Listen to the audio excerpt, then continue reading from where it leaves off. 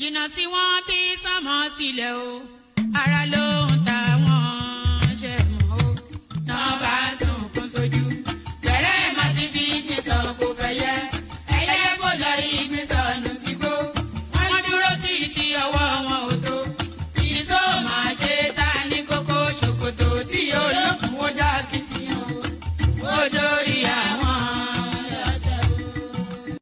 àwọn lọ́tẹ̀ o.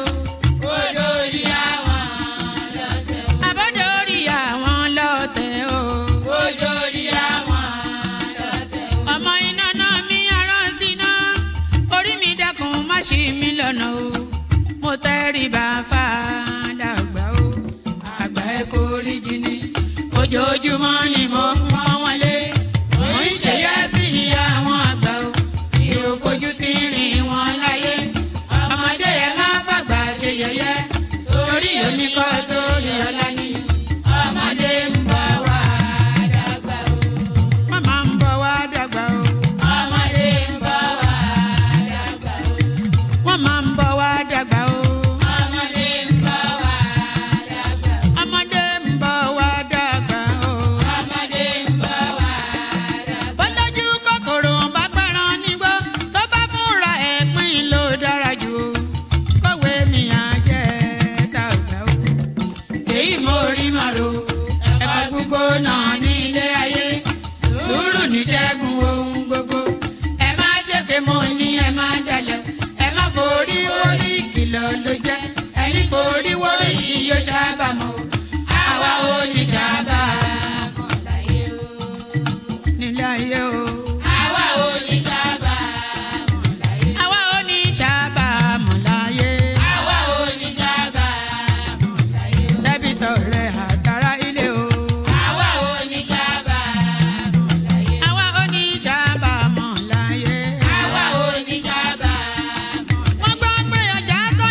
Ṣòkòtò wọn múra wọn sáré kẹrù sọkọ o àyànmọ́ ògbóògùn o wọn ò béèrè lọ́wọ́ orí orí lọ́mọ mẹ́wàá lọ ìyàwó ohun tí ẹ wá lọ sí Ṣòkòtò ohun bẹ lágbo Ṣòkòtò mo sọ àkúnlẹ̀yàn ọmọ ẹ̀dá láyé kò lè yí padà mo ń tẹnu mọ́ o olórí làlá bàrò orí làlá bàrò olórí làlá bàrò olórí làlá bàrò olórí làlá bàrò orí mi gbé mi níjà o olórí làlá bàrò làlá bàrò olórí làlá bàrò oríjà jogun ìkànnì wọn rí má fi wá fáyé mu nílé ayé wa o olúwa àgbẹ̀ wa níyà o àmì nílé ayé wa ó tilẹ̀ jẹ́ pé ọ̀tá kọ́ ni wá ó tilẹ̀ jẹ́ pé ọ̀tá kọ́ lẹ́yìn ṣọ́wa nínú àpamọ́ kìnìún ejò olóró àkékè ṣọ́wa nínú ìdàgìrì ayé dáàbò ẹ̀bùn wá fi ṣọ́rẹ́ ṣọ́wa o mo sáàdì ọba bá lókè mo sáàdì ọba bá lókè o mo sáàdì ọba bá lókè mo máa sáàdì ọba bá lókè o. Olúwa gbé wa níjà o. Mo sáàdì ọba bá lókè o. Kó má fi wá sílẹ̀ o. Mo sáàdì ọba bá lókè o. Olúwa má fi wá sílẹ̀ o. Mo sáàdì ọba bá lókè o. I'm going to be president of this country, whether you like it or not, and I will preside over the affairs of this country, including presiding over you. I think you must start adjusting to that reality. The sooner you do that, the less chest pains you'll have when that reality comes.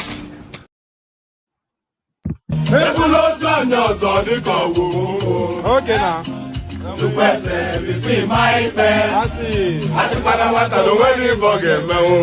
Okay.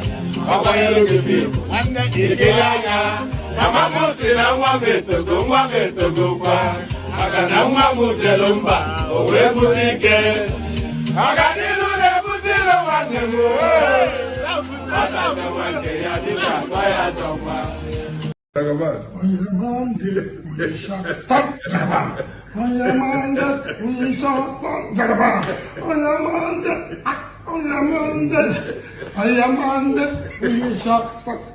Yes, sir.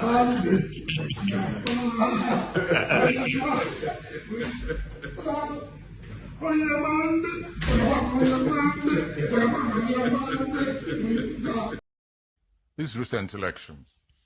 It's unfortunate that because the two things happened, first of all. One party took over the labor movement, which is one of my favorite movements also. And then it became a regional party, more than, whereas it was a marvelous breach into the established two camps. Peter Obi achieved something remarkable there, that he broke that mold. Yes, however, he did not win the election. In addition, my own organization has a monitoring unit. You know the one I'm talking about. And so I could say categorically that Peter Obi's party came third, not even second. And that the leadership knew it. But they wanted to do what we call in Yoruba, Bajue.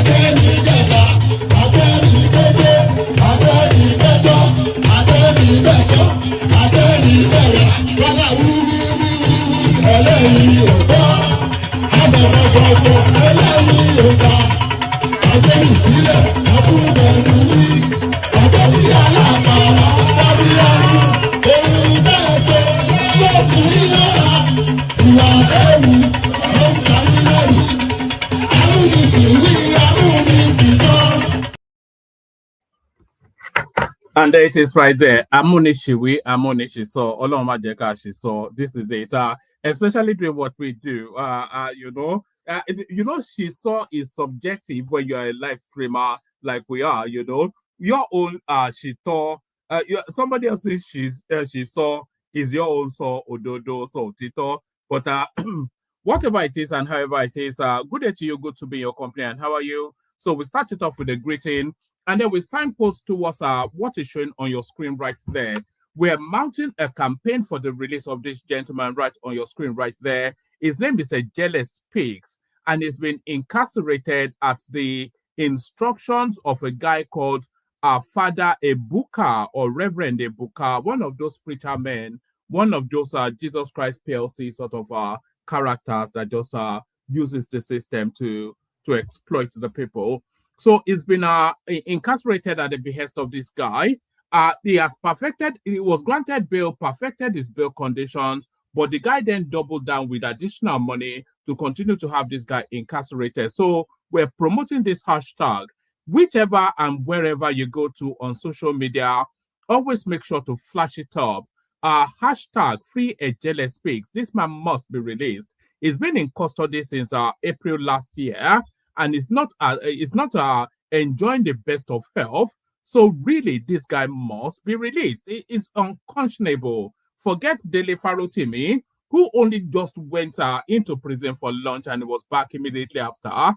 This guy now, for no justifiable reason, still in incarceration. It will not stand, it cannot stand, and I will not stand for it. Hashtag Free Jealous Pigs. It must be freed. I insist, it must be freed. So hashtag Free Jealous Pigs and hashtag free up your wallet as well in the manner that Ayo is showing right here. So follow the lead of Ayo, which is always a good thing to do, as he welcomes the session with the handsome multicolors of several super charts. So that's Ayo right there, welcoming the session, setting it off on a good chair. So like we say, we have the anticipation of 5 people. We're going hard on the super chats this year. No compromise, no nothing. We just want all the contents of your wallet. So empty the contents of your wallet, if you please, onto the platform so that we can invest in what are we investing in? You know, I always say it when people try to justify why they're asking you to super chat. All I need is a laptop. I have a laptop, or I have several laptops here. Most of them are smashed up. Then I get another one and smash it up again. I have some ring lights just to illuminate the space. I have something that purports to be a microphone, which is not even plugged in now. Let me plug it in now, and that is all you really. You know, all you really actually need all you actually need to stream is an iPhone. Let me just tell you. There is this Kenyan girl that goes. Hopefully, tell me if you can still hear me. So where is this currency from? RS. Is that tell me where you are, Abimbola Tubosun. You know, yes, there's this Kenyan girl. She goes by the name Miss Trudy. A lot of you may know her on social media. Yeah, she's a big time. Brazil, well done. Oh, como estás? Como se llama? Está bien, obrigado, and all that. So that's Abimbola Tubosun. You know, a lot of Nigerians are actually in Brazil now. I know somebody that actually went there to celebrate the birth of his child. His wife lives there. One of our regulars on this platform. I'm not going to mention him by name because he's not giving permission to do that. So como estás? Como estás? Obrigado, obrigado, obrigado, and all that. So that's to Abimbola right there. But like I was saying, you don't actually need anything other than a smartphone to stream or YouTube or whatever. And I was citing the example of this young lady called, I do speak Portuguese actually. I used to once upon a time. I did languages as part of my many educational whatnots. Yes, let me just get through that. Yeah, there's this Kenyan lady called Miss Trudy. She live streams using she YouTube's only using her phone. And as big as she is now, I think she must be in the millions of subscribers by now. She's still most comfortable just using her phone to either video or stream. So you don't actually need more than that. So anybody telling you that donate the content of your wallet because they have to do this and that, it's all a lie. You know, I just want to spend your money on Jack Daniels, that's all. So if you want to sponsor my Jack Daniels or Remy Martin's habit, then super chat show us the stream. Actually, I put your money into crypto. That's what I really do. If you want to know what I do with it. So yes. So hashtag free Ejele speaks and hashtag now let's free up one man. So hashtag now let's free up one man. So there it is. Good day to you. Good to be your company. And how are you? We go again like we always go. So the protocol. And by the way, I have a little bit of a news for you. We might be having a very, very big name guest either on Friday or on Saturday. I'll show you who he is rather than tell you who he is. I spoke with him. Yes, I'll show you who he is rather than tell you who he is. I spoke with him even as early as 11 today, and it may well be all systems go. So we may be having this gentleman join us Friday or Saturday, but I'll tell you more about it. I'll tell you more about it tomorrow. So this year also is going to be all about guests. So if you know anybody that you feel you'd like to interact with the platform, please send their names to me. You should all have my Instagram handle by now. But if you don't have it, I'll send it again. You know, it's people that actually facilitate these guests. I don't know anybody, but by one quirk or the other, this guest always just find their way to land on our screen. So if you have anybody or know anybody that would like to be featured on the platform, those are my details right there. Just send me their contact. Just send me how to reach them, and usually I'm persuasive enough to persuade. So any guest that you want to appear on the platform, send their details in. All right. So good day to you. Good to be your company. And how are you? The protocol remains the same. Click on the like button just as soon as you're coming in. We want to set a minimum bar of 100 likes per stream throughout the course of this year. So if click on the like button, if you will, you'll be doing the platform a real favor. Click on the like button. If you are not already subscribed, please subscribe as well. So that's very important as well. We want to hit high numbers this year. This year is all about numbers. So your support gets us to our target. So click on like, click on subscribe. If you want to come and join me on the screen, click on the hyperlink that says StreamYard. I'll send it again so it's immediate to hand. And then super chat towards the stream as exemplified by Abimbola right there. And of course, Ayo as always. So do that.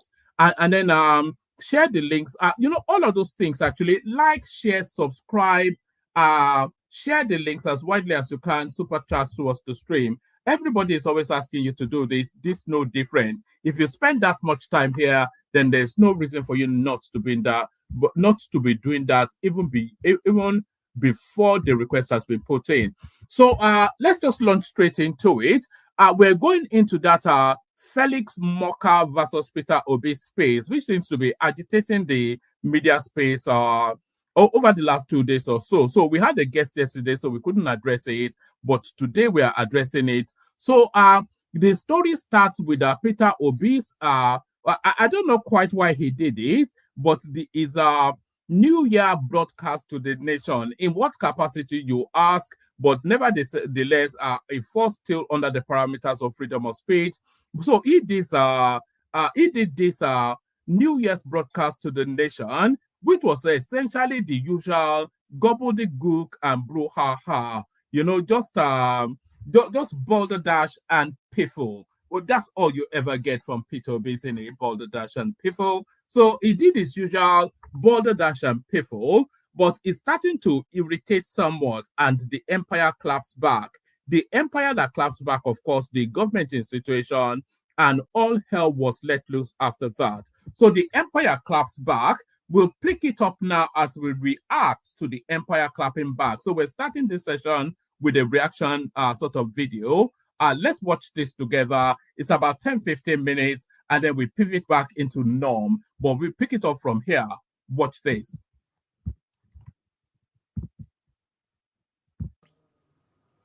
Well, to help us take a look at Obi's statement, we have joining us in the studio, our Lagos studio, the spokesman of the All Progressives Congress, Felix Morka. And thank you so much for joining us right here in the new year, Felix.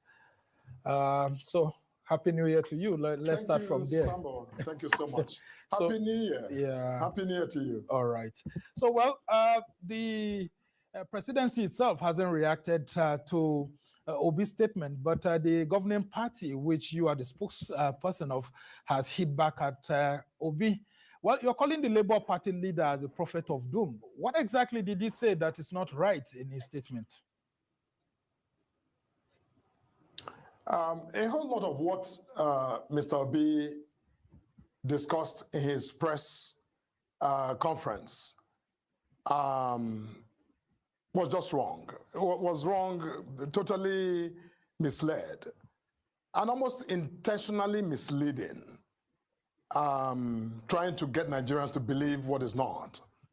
Now, I am sure that even those who are listening to Mr. Obi, the Nigerians who listen to him, would disagree substantially with his assessment of the state of address of, So this guy is right. If you had listened to that Peter Obi broadcast, like I said, it was balderdash and piffle. It was the totality of the summation of absolute nonsense, no coherence.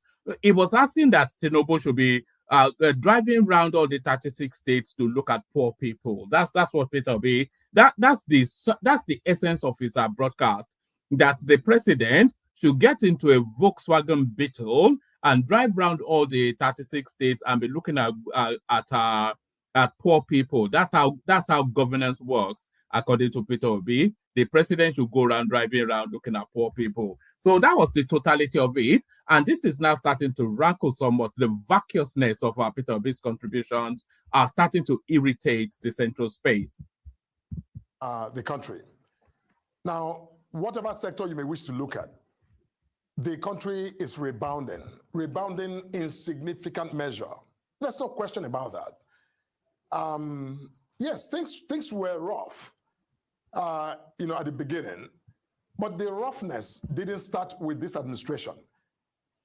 As a matter of fact, the reform that Mr. B was, speaking to, were, initiated to correct and radically reposition Nigeria for prosperity. Because, when this government came in, things were just not right. But the president took very hard look at the state of affairs and decided to, enunciate very bold policies to radically transform our economic life. And by the way, we seem to be somewhat lost in the fog of it all, not to pay cognizance or not to pause for a moment to acknowledge just how that country has changed within still under 2 years of this guy in Aso Rock's administration. He changed the national anthem. Have you forgotten that? It changed the way education works. Have you forgotten that? It's changing the way credit is being administered. Have you forgotten that? The infrastructure, so much has been done in less than 2 years, and this guy right there, your dear friend and my Peter Obi, is telling him that forget all of those things that you're doing, get into a Volkswagen Beetle and drive around the 36 states plus the FCT and look at poor people. So this is it now. It's just unbelievable stuff. Unbelievable. Life. Now, 18 months later, we are seeing the results of that. So right now, I think the conversation shouldn't be about whether or not those decisions were right or wrong. We should be looking at what is now the obvious, emerging impact, outcomes of these policies. And they are pointing in the positive direction. So when Mr. B says that everything is worse today than it was yesterday, I disagree, and I think many Nigerians would disagree with Mr. B because that's not an accurate assessment. Well, he actually says that most of the borrowings by the Tinubu-led administration are not tied to specific projects and investments, and that we seem to be very high on borrowing, but very low in terms of specifics when it comes to projects. And he says that the president seems to be traveling more abroad. I'm not sure that Peter Obi is paying any attention to David Umahi because I don't know, or Yemsin Wike. They are carrying out projects and completing them at a decent speed, at a decent pace. They are carrying out and completing projects at a decent pace. The pace of administration, at the speed of movement. Look at how quickly they pass things through parliament. Look at how quickly they execute something. From the germination of an idea to the fruition of its blossom, all within a step and a hop. So I'm not sure. We are getting daily bulletins from the Lagos Calabar Superhighway because some content creators, I hate that term, content creators, some video loggers, they've made it their mainstay to continue to document the progress of that road at a fast and I'm not quite sure projects are being outside of China. Nobody carries out projects at the speed that project is being executed. So I'm not going to forget Peter Obi, man. And I should stay more at home, spend much part of 2025. So I really hate, we are at some point going to tackle all this stay at home which president actually stays at home in his country? The world is a cutthroat world out there. And you are saying that your president should stay in bed and wait for the world to come to him because you have oil and nobody else has it, so they have to come. It shows very much a vacuum between the 2 ears of anybody of that thought that the president should stay at home and do what? To be frying dodo with Remy in the kitchen. What to do? What? Yeah, to be driving around the 36 states to look at poor people like Peter Obi recommended. Unbelievable nonsense. to not only stay at home, but to travel around the 36 states by road. And then, of course, use public-owned medical centers. I mean, shouldn't be some of the standards that the APC should be setting if indeed things are getting better.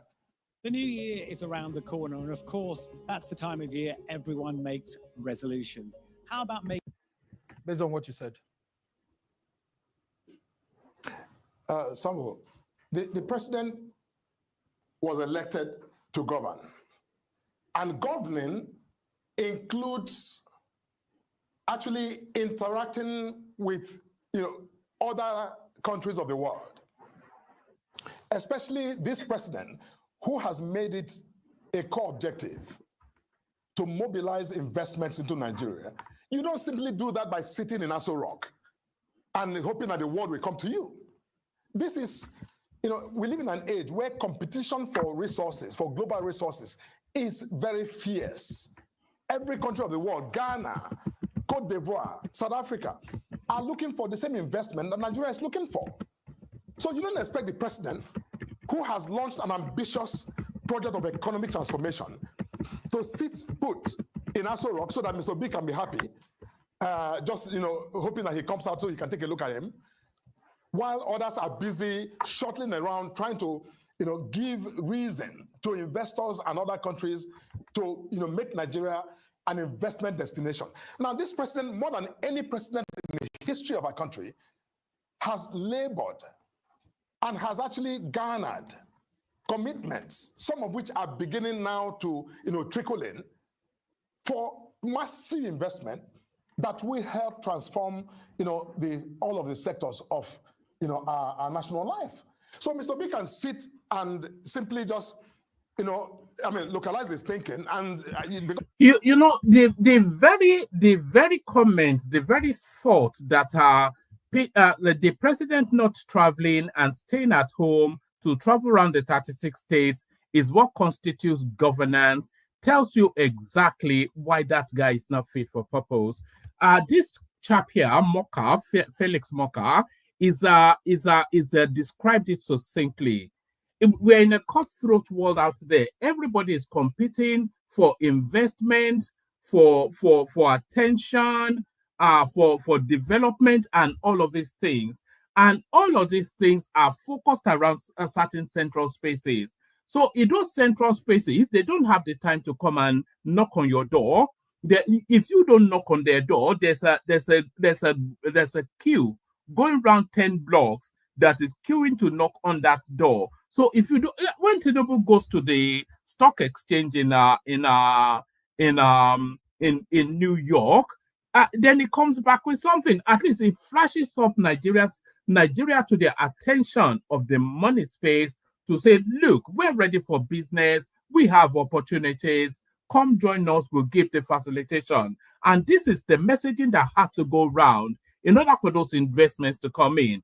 And this, our dear man here from Anambra State, is saying, no, that's not the idea. The idea is to stay in Nigeria and drive. Can you even believe that? Can you believe it?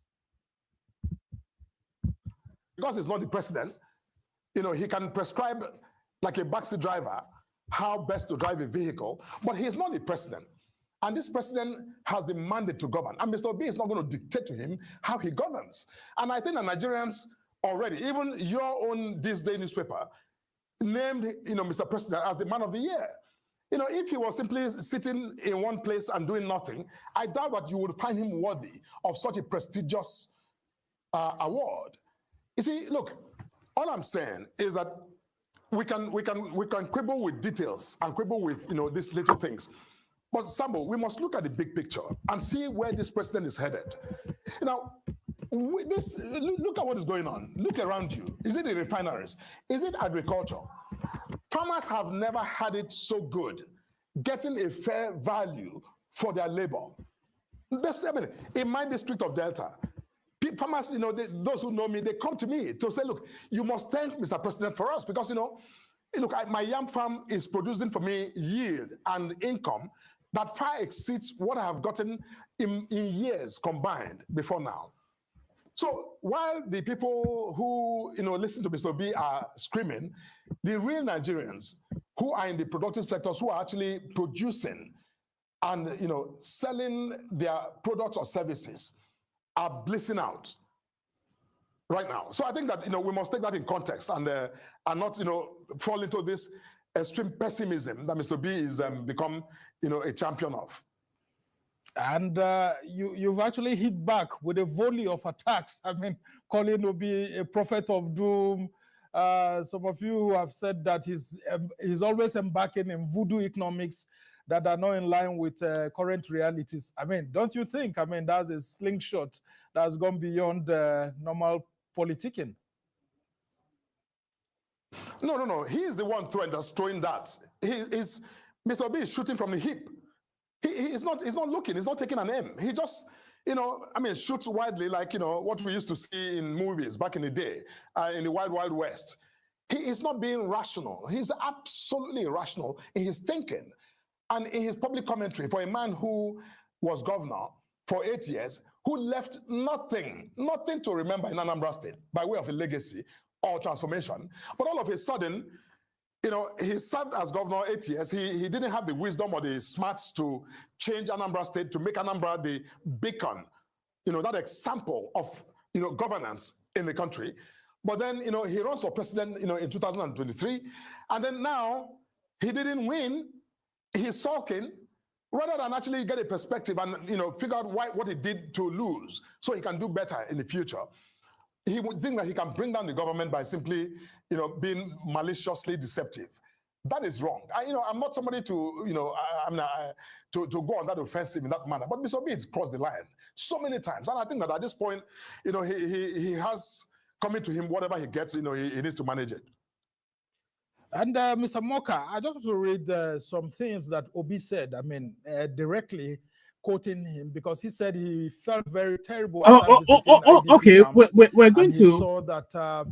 We're going to go back just 1 minute. There's something he said there that we need to, because it is this statement right here that triggers everything that follows suit in the country. But then he runs for president in 2023, and then now he didn't win. He's sulking rather than actually get a perspective and figure out what he did to lose so he can do better in the future. He would think that he can bring down the government by simply being maliciously deceptive. That is wrong. I'm not somebody to to go on that offensive in that manner. But Mr. Obi has crossed the line so many times, and I think that at this point, he has coming to him whatever he gets. He needs to manage it. All right, so that is it right there. So that is where that lands, and hell broke loose after that. Peter Obi has crossed the line too many times, and this time, whatever he gets coming to him, he has to manage it. So that's what the guy said. We heard it twice. He's crossed the line, Peter Obi. Whatever he gets as a result of that, he has to manage it. So that's what he said. But now, how has that been digested? That has been digested as a threat to Peter Obi's life. So yes, that's the leap that was made from that comment you just had then to what we're now seeing play out now. Here is Peter Obi talking the ambers of it. Oppositions here are actually in difficulty. If I tell you what I face, what I go through, what my family go through, you wouldn't even believe I will still be standing and going around this country. But I've made up my mind that if this is the end, so be it. Because we can't allow the country. It is difficult to be in opposition in this country. Extremely difficult. Because everything is against you. People don't even want to see you. They don't even want to talk to you. I see colleagues that greet them at the airport, they don't even want to reply. Because they feel they don't want the government of the day to see you or see them greeting you. Your businesses, everything you're involved is being dismantled. That is not a country. We need to show more commitment to the future of our country. None of us is going to live here forever. So we must build a better society for our children. And to build it, some of us will take the risk. That's the part of what Dele and co are also going through. And not just him, every person. So that is Peter Obi stoking the ambers, and very quickly it's being picked up by his lieutenants. So we go on from there to this. Comments made by the APC National Publicity Secretary, Felix Morka, during his weekend appearance on the Rise News, stating that the Labour Party leader Peter Obi has crossed the line on national issues so many times, and that whatever he gets, he should manage it. Spokesperson of the Obedient Movement, Dr. Eunice Atanko, says the movement considers it a direct threat to Obi's life and a dangerous signal that Nigeria is ascending into authoritarianism under the current APC administration. Well, also in a statement on his X account, Peter Obi said, quote, "We are increasingly transforming into an authoritarian and repressive regime where freedom of expression is being systematically suppressed," end quote. But the All Progressives Congress, in a reply on its X account, says the statement was being misconstrued. The APC wrote, quote, "After losing the argument, typical Obedients have resorted to spreading false and malicious information." This was what Morka said on Arise this week. Take a look. Shooting from the hip.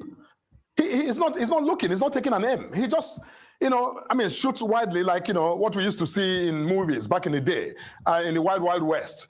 He is not being rational. He's absolutely irrational in his thinking and in his public commentary for a man who was governor for 8 years, who left nothing to remember in Anambra State by way of a legacy or transformation. But all of a sudden, he served as governor 8 years. He didn't have the wisdom or the smarts to change Anambra State, to make Anambra the beacon, that example of, governance in the country. But then, he runs for president, in 2023. And then now he didn't win. He's sulking rather than actually get a perspective and, figure out what he did to lose so he can do better in the future. He would think that he can bring down the government by simply, being maliciously deceptive. That is wrong. I'm not somebody to, to go on that offensive in that manner. But Mr. Obi has crossed the line so many times, and I think that at this point, he has coming to him whatever he gets. He needs to manage it. Well, joining us now is Honorable Ikenna Azomchine, former Labour Party governorship aspirant, Anambra State. Thanks for joining us on Newsnight. Let's start. Just before we hear this guy's commentaries, but just looking at him, they said not to stereotype people, but if there's anybody that is identical to a stereotype, this guy is an identical to a stereotype. Just looking at him, I wish she hadn't told us his name. You already know who he is. You already know what he thinks, and you already know what he has to say. I bet you it's not going to disappoint you. It's typical of his type. But let's hear him then. Just tell us the usual hoo-ha. Start with what we've just heard. You're here with me in the studio. Felix Morka's remarks that Peter Obi crossed the line and should manage whatever comes his way.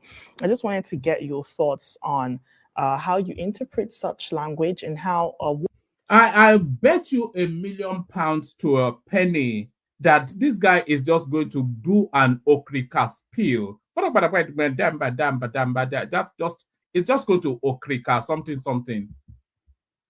What this signals about the political climate we see right now in Nigeria. Good evening, Nigerians. Good evening, Obedience. First of all, I think Mr. Morka is playing a script. He's possibly trying to impress his masters because he was talking about Peter Obi's achievement in Anambra State. I think he has to go back and read properly before... No, nobody has to go back and read because that question continues to sustain within the space. Peter Obi tells us often, every single day, he tells us what constitutes good governance. So luckily, fortuitously, we have had instances of him govern. So can he exemplify what lasting legacy he left behind in the space that he governed for 8 years? There is categorically, absolutely, either in policy thrust that sustain, either in infrastructural build that holds. all of his successors slam him. Obiano slams him. Soludo slams him. That it was a categorical failure, and even the National Bureau of Statistics, they told us then that his predecessor Ngige and his successor Obiano, they statistically did better than him in the governance of that space. So what exactly has this guy done that puts him on that parapet to perch on that perch to look down, nose turned up? Anyway, let's not do that. It's just, I cannot abide it, tempering to address P2B's performance in Anambra State. But first of all, we have to warn Mr. Morka, or whatever he calls himself. Felix Morka. Look at that. Whatever he calls himself on national television, uncouth or inelegant, Prince Morka. Obedience are very patient people. We are wounded in 2020. Obedience are very patient people. Can you believe that? And we accepted it, and we kind of accepted our principal's plea for us to be calm. But let him be warned that anarchy is at the corner. By the time he starts to threaten P2B, he has no right to come and speak the way he's speaking. P2B is a decent man. In fact, obedience are angry with P2B. Okay, let's talk about what Peter Obi has said, right? He's expressing concerns about Nigeria transforming into what he calls an authoritarian and repressive regime. Do you share his view? Well, P2B as an opposition leader, you are not expecting P2B to come and, It's very difficult to describe Nigeria as an authoritarian space, or the administration institution as authoritarian. It's just a misuse of language, isn't it? It's just this vacuousness, this lack of expansiveness in our oration that leads them to those simplified language. Authoritarian doesn't even know how to spell the word. What does that even mean? Authoritarian. What is authoritarian about a space that continues? The amount of abuse that comes towards the central space all the way through. Even under Buhari, there was a somewhat of a semi-tolerance of it, and they keep on using all these vacuous words: authoritarian, draconian. Maybe somebody swallowed a missionary somewhere. Say hallelujah songs to the government. The government is practically not doing what it promised the Nigerian people, and there has to be someone speaking here. In civilized countries, they face themselves and they spill all these things face to face. Is it because our democracy is for dragging? You should be able to accept criticism. And I have not seen anything P2B has said that is too bitter for anyone to accommodate. P2B has done a fantastic. It's not so much what he has said in any particular instance. It's just this doomsday merchant sort of punditry that he runs around governance. That's just what people are starting to tire of somewhat.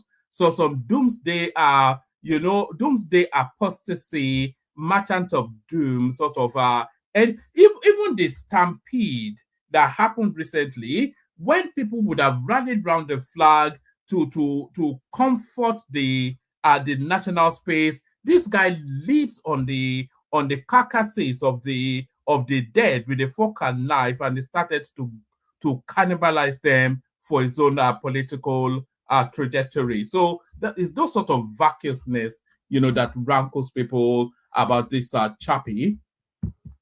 Fantastic job of being an opposition with concern about the Nigerian people. We are calling. Which one is concern? What's even? It's even now trying to reinvent the English language. I did tell you that it was going to be some okrika diddly. On the APC government to call Prince Morka to order. He has to withdraw his statement. In fact, he should be arrested for threatening the opposition that he has crossed. Which line did he cross? We are telling the government what they ought to do for the Nigerian people to live. People are dying of stampede.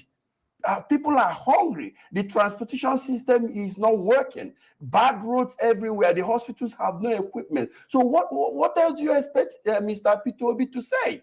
We are even not happy. The obedience are not happy with Peter Obi that is not doing enough. And we are telling Felix Morka. So what do the obedience expect Mr. Peter Obi to be doing? What we expect him to do now is exactly what he's doing now, pointing those areas where the government should pay attention for Nigerian people to be able to breathe. And that's why we find it absurd that someone, I think he needs a position in the APC. I think someone should... he has a position already. You see, it is just the emptiness of it. No, why did they even... It's the spokesperson of the APC. So I think he has a position. Anyway, let's just abandon this guy. He has nothing to offer. It's just a vacuous, empty head. A vacuous, empty head. But let's stay within that narrative still. But because a lot of people are latching onto it and trying to make hay, even though the sun is not shining. A lot of people latching onto it, trying to make hay, even though the sun is not shining. Article says Tinubu's regime setting dangerous precedent in crushing opposition figures. So, which opposition figure have they crushed? It's the vacuousness of it. It's just they can't even string it together. Former Vice President Atiku Abubakar has castigated President Bola Tinubu for bullying and crushing opposition figures, describing his conduct as setting a dangerous precedent for future occupants of the nation's highest office. So, which opposition figure has he crushed? That's just the question. Days after APC spokesperson Felix Morka said Peter Obi of the Labour Party crossed the line and asked him to prepare for what is coming to him over the latter's New Year's message, Mr. Abubakar excoriated Mr. Tinubu for not knowing how to take critical feedback of his performance. He cited the arrest and prolonged detention of Mahdi Shehu, a Kaduna-based opinionated activist whose constant criticism, anyway, let's just leave all that. You see, they're struggling, aren't they? He cited the arrest and prolonged detention of Mahdi Shehu, a Kaduna-based opinionated activist whose constant criticism of Mr. Tinubu landed him in cell by the Secret Service agents. Another evidence of Mr. Tinubu's strategy to silence critics. Mr. Abubakar said the activist arrest and the threat against Mr. Obi does not bode well for the administration, which many have already perceived to be oppressive to dissenting voices. So, which dissenting voice have they oppressed? That's just the thing. The activist prolonged detention adds to the growing concern about the erosion of freedom in Nigeria. If there's anybody that has crossed the line, it is the Tinubu administration, whose continuous vilification of opposition figures as mere irritants to be crushed is a dangerous precedent. Mr. Abubakar schooled Mr. Tinubu on the rudiments of democracy, particularly that it thrives on the healthy exchange of ideas, where the criticisms and contributions of opposition leaders are vital in promoting accountability. Such language, rooted in hostility, has no place in a free society where civil discourse and engagement should reign supreme, Mr. Abubakar said in the statement. Mr. Obi alleged to have received threats to his life over his New Year's message and encouragement, etc., etc. Mr. Abubakar asked APC's Mr. Morka to tender an apology to Mr. Obi over his threat-laced comment. So, a threat-laced comment. So that's a psychedelic use of language right there. His threat-laced comment. So his threat-laced comments are. Let's see now what Morka has to say. This is Morka. I did not threaten your life. Stop lying. APC spoke. So that he will get what is coming to him. That's the threat to life. That's how Obi has leapfrogged that statement. This guy is threading a dangerous path. I didn't threaten your life. Stop telling lies. APC spokesperson replies P to B. Felix Morka, spokesperson of the All Progressive Congress APC, has denied threatening the life of Peter Obi, the 2023 presidential candidate of Labour Party. On Monday, January the 6th, Obi, a former governor of Anambra State, claimed his life was under threat due to his criticism of President Bola Tinubu's administration. In his New Year's message to Nigerians, Obi raised concerns about the hardship citizens are facing and institutional corruption. Responding to Obi's remarks, Mr. Morka had described him as a prophet of doom and said he has crossed the line so many times and has it coming to him whatever he gets. This statement led Obi to allege that his life was being threatened. In a statement on Tuesday, January the 7th, Morka rejected the accusation, saying Obi should stop spreading falsehood. Whilst everyone has a right to free speech, no one has the right to peddle misinformation or outright falsehood, he stated. The right to free speech granted by our country's constitution is not Mr. Obi's exclusive right, but a right that is available to all Nigerians, including Morka. Mr. Obi cannot disseminate misinformation and demand or expect that no one should disagree or challenge his false narrative. Mr. Morka also accused Obi of leading a mob that issues threats. Remember when the Obides threatened to do something to Reno Omokri's daughter, amongst countless other threats that they issue on a daily basis? And these are the people that, anyway, it's a funny space, the Nigerian space. Mr. Obi cannot disseminate misinformation and demand or expect that no one should disagree or challenge his false narrative. Mr. Morka also accused Obi of leading a mob that issues threats to those who oppose him, myself included. Do you know how many times even today, I was threatened, you know? If I want to start logging these things with the authorities, I could send quite a few people to jail. And I could have a few, anyway. People should be cautious of how they speak online sometimes, you know. All those threats is not allowed, you know. Mr. Obi cannot disseminate misinformation and demand or expect that no one should disagree or challenge his false narratives. Mr. Morka also accused Obi of leading a mob that issued threats to those who oppose him. Many eminent and highly respected elder statesmen have been serially attacked, humiliated, and bullied by Obi's online followers. Obi has never condemned their conduct or called them to order, he alleged. Obi must think himself to be Nigeria's sacred cow, the super citizen, quintessential, without blemish, beyond reproach, always right, never wrong, and endowed with the supreme and inalienable right to deride, castigate, intimidate, blackmail, and incite Nigerians against other political leaders who disagree with him, even those who defeated him decisively in the last election.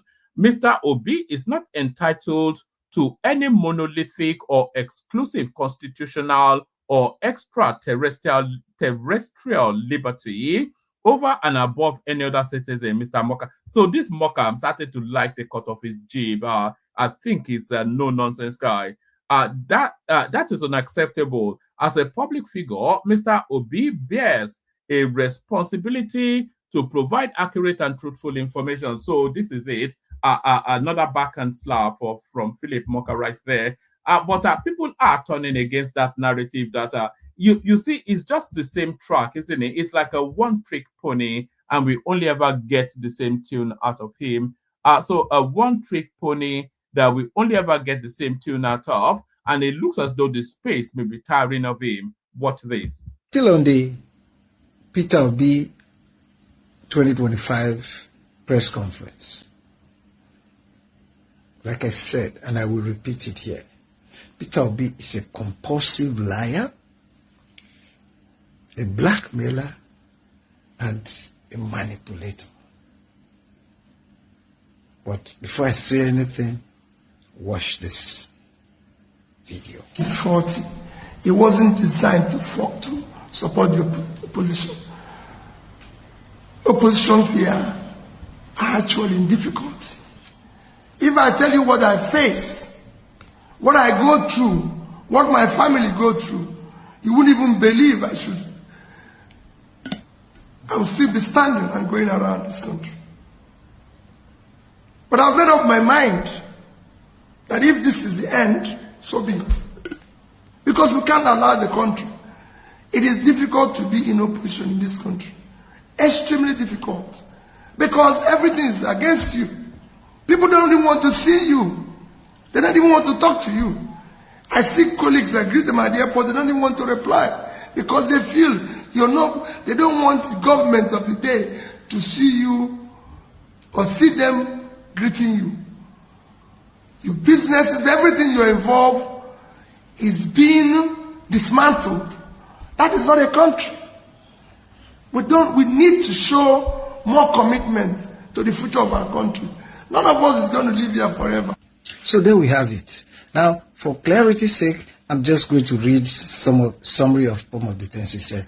Opposition here are actually difficult. If I tell you what I face, what I go through, what my family goes through, you wouldn't even believe I should still be standing and going around this country. It is difficult to be in opposition in this country. Extremely difficult, because everything is against you. People don't even want to see you.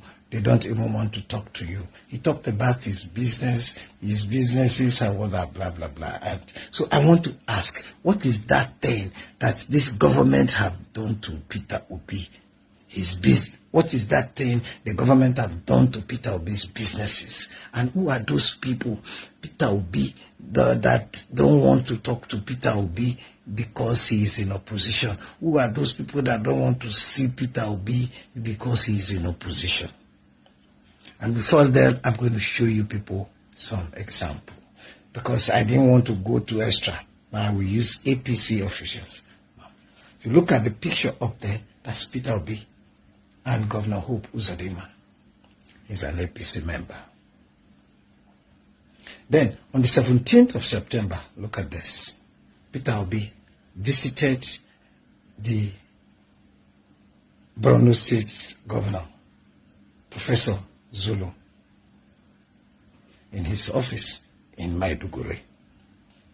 Then, on the 21st of October 2024, Peter Obi and his team again were in Dutse to commiserate with the Jigawa State Governor, Alhaji Umar Nemadi. Now, Nemadi is also APC. And then if you look at the next picture there, that is Peter Obi and the Senate President. The Senate President, Godswill Akpabio, and other APC National Assembly members and officials right there in that video, in the picture, smiling.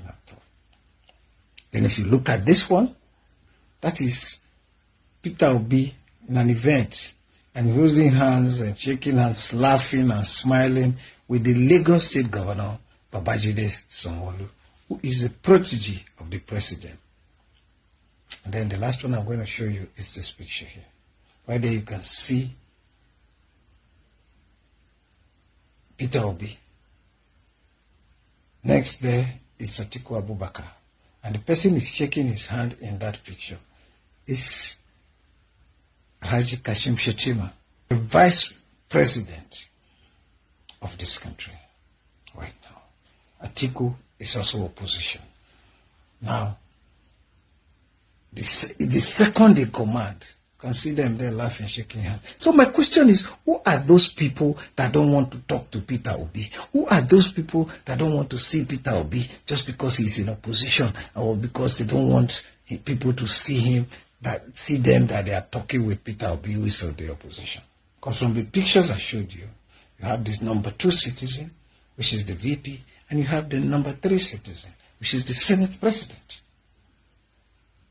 And you have the governor. So if these people can be in the same place with you, can have fun with you, can talk to you, can see you, can enter bus with you, who are those people that don't want to talk to you or want to see you because they don't want to be seen with opposition? And what the government done to Peter Obi's businesses in this country, they should tell Nigerians. You see, leadership comes with character. But I've never seen a man who blatantly lie like Peter Obi does. I've never seen a leader without character like the way Peter Obi displays.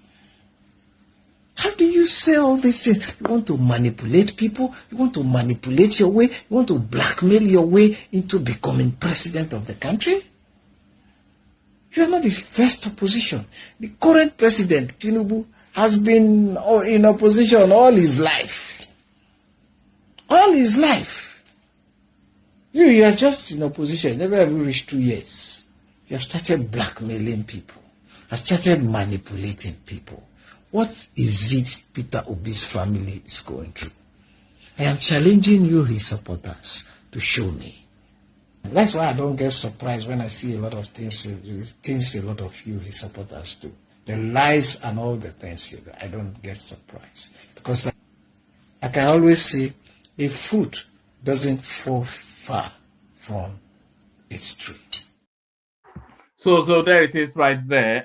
Peter Obi, the Lamba man. It's just when he says good morning to you, you just go outside. It's almost midday. It's just a ridiculous. Let's just leave that guy, man. It's just too nonsensical to spend too much time on. Former Kaduna Governor El-Rufai spotted at SDP headquarters with politicians days after denying defection rumors. It's quite a curious thing, actually, because we had a guest yesterday, as you know, the presidential candidate of the same party, SDP, in the last election, 2023.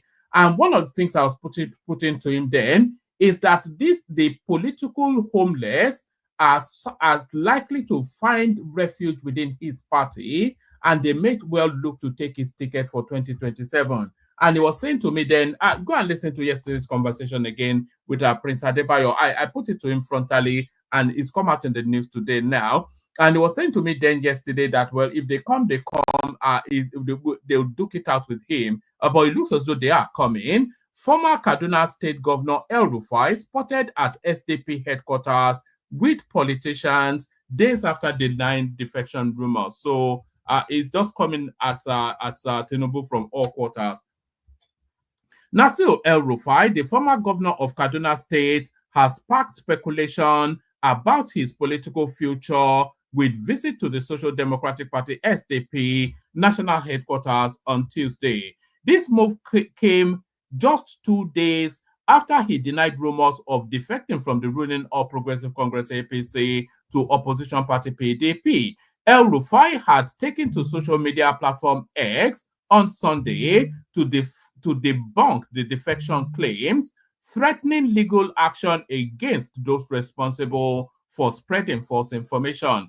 Please disregard. And by the way, this is about the fourth time now that Peter Obi is visiting that SDP headquarters. So it just to be keeping tabs. Not Peter Obi, El-Rufai. It is about the fourth time that El-Rufai is visiting that space. Please disregard the patent lies and rumors about my political affiliation. I have referred the lead peddlers of the fake news for further action by my lawyers, he wrote. A post shared on Facebook by Liberty TV and Radio Chairman Kaduna, Kaduna and former chairman of XYZ, Ahmed Tijani Ramalan, revealed the moment El-Rufai met with other prominent politicians at the SDP office on Tuesday. Ahmed, who posted the photos of the visit, said the meeting was held over plus to form a unified political platform that will unseat the ruling All Progressive Congress in the 2027 general election, Ahmed wrote. At the Social Democratic Party SDP national headquarters today, Nasiru El-Rufai, Major General Hamza Al-Mustafa retired, Segun Showumi, who we had as a guest, as you know, Senator Gada and other political actors are gathering looking for a unified platform for the 2027 presidential battle. In March 2024, El-Rufai made a similar visit to the SDP office in Abuja, which I referenced just now. However, according to his spokesperson, Muyiwa Adekeye, following last year's visit, it was merely a courtesy call in response to a prior visit from the party's chairman, Shehu Musa Gaban. You know, reading out this readout,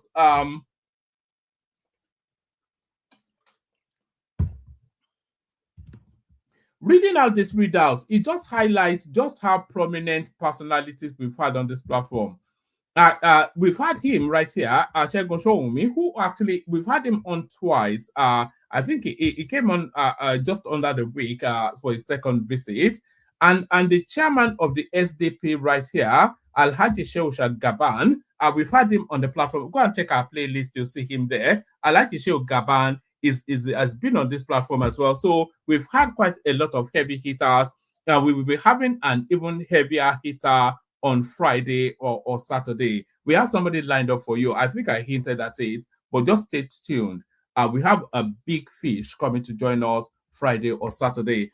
I won't say much more until tomorrow when I've been able to finalize. However, according to the spokesperson, Muyiwa Adekeye, following last year's visit, it was merely a courtesy call in response to a prior visit from the party's chairman, Shehu Musa Gabam. El-Rufai's team emphasized that the visit did not indicate any impending political move. So at least El-Rufai has shown his hand now. I think it's more, I do not see El-Rufai moving from the APC because, of course, he's anchoring after power and is still young enough to succeed Tinubu. So I think he is just is playing for attention to say, look, I'm still here and I'm still a potent threat. El-Rufai articles allies hold closed-door meeting with SDP in Abuja. So the articles ally will probably almost certainly be Segun Showumi. So I'm bringing you this one only because our call for our campaign for Jele Speaks, it looks as though it's reaching great quarters of influence.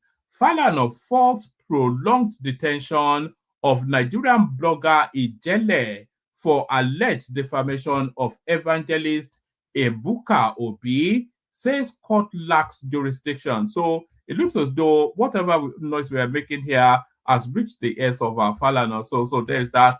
I won't give you the readers on that just to manage the time. What else do we have in terms of readouts? What else do we have? Let's move on from there to this. All right. All right. Let's go to this one. We'll be doing a separate session on this one, but let me just hint you at it. This is from Forbes. It says a massive opportunity. How hotels, nightclubs, restaurants, and luxury car rentals drove Lagos $75 million tourism boom in December. So now we're talking about Dirty December, and we're going to be looking at the figures. I'm not quite sure I'll be taking the figures from Forbes because there's some set of figures coming in that may well be mind-blowing, and I think the Lagos state government is actually gearing towards it for next year. Nigeria's commercial capital, Lagos, is proving to be a magnet for travelers every year during the festive period known as Dirty December, with new data revealing how the city's annual celebration contributes to the country's economy. Independent research by advisory firm MO Africa Company Limited shows that between November the 19th and December the 26th last year, Lagos Murtala Mohammed International Airport handled. So look at this. So this is where the potency start. I want you to pay keen attention to this. So start to collate the numbers and then start to add dollar signs to them. So independent research by advisory firm MO Africa Company Limited shows that between November the 19th and December the 26th last year, Lagos Murtala Mohammed International Airport handled around 550 million inbound passengers. So 550 million inbound passengers within that time bracket, a good 90% of them have come home for Christmas. So there's that. And then coming home for Christmas, put a budget price to it. So coming home for Christmas is a minimum $5,000, and to the bigger ballers, almost $50,000 spend. I even have a meme of some guy that spent $7,000 over 7,000 pounds over 3 weeks in Lagos. So add those figures. 550 million people, a good 90% of them are people traveling essentially for the festive season. And what is the budget for that? And then out of that, 500,000 people, 550,000 people, how many of them park their location in Lagos? I'll say a good 80% of them will be Lagos mainly located. So these are just figures that we need to, that's money right there. Anyway, you can make a year's money just within the 3-6 weeks holiday period in Lagos that these people come to do. Independent research advisory firm MO Africa Limited shows that between November the 19th and December the 26th last year, Lagos Murtala Mohammed International Airport handled around 550 million inbound passengers. Nearly 90% of these arrivals were Nigerians living abroad, flying in primarily for leisure and tourism. Kayode Omoshebi, CEO MO Africa Limited, says his team surveyed hotels, airports, short-let agents, and nightclubs to compile the data. The top 5 countries of origin were United States, Canada, Italy, South Africa, and the United Kingdom, with most visitors heading to Lagos, Edo, Delta, Ondo, and Ogun states in Nigeria. Lagos alone attracted an estimated 1.2 million tourists. Of those, 60% were domestic travelers driven by insecurity in southeastern Nigeria. The influx of visitors brought a surge in hotel bookings and short-let apartment rentals.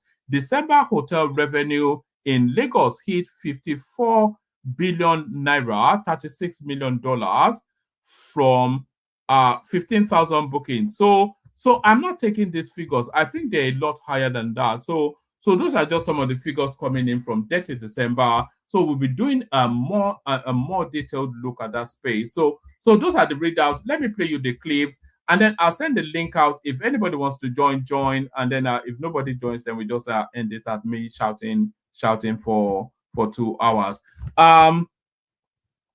So let's go through the clips that we do have. Let's go through the clips. We kick it off with this one. This is the Oyo State governor doubling down that he's not going to remove the handcuffs or the shackles from the ankles of the Olori of Ife. Watch this. 35 innocent souls were lost.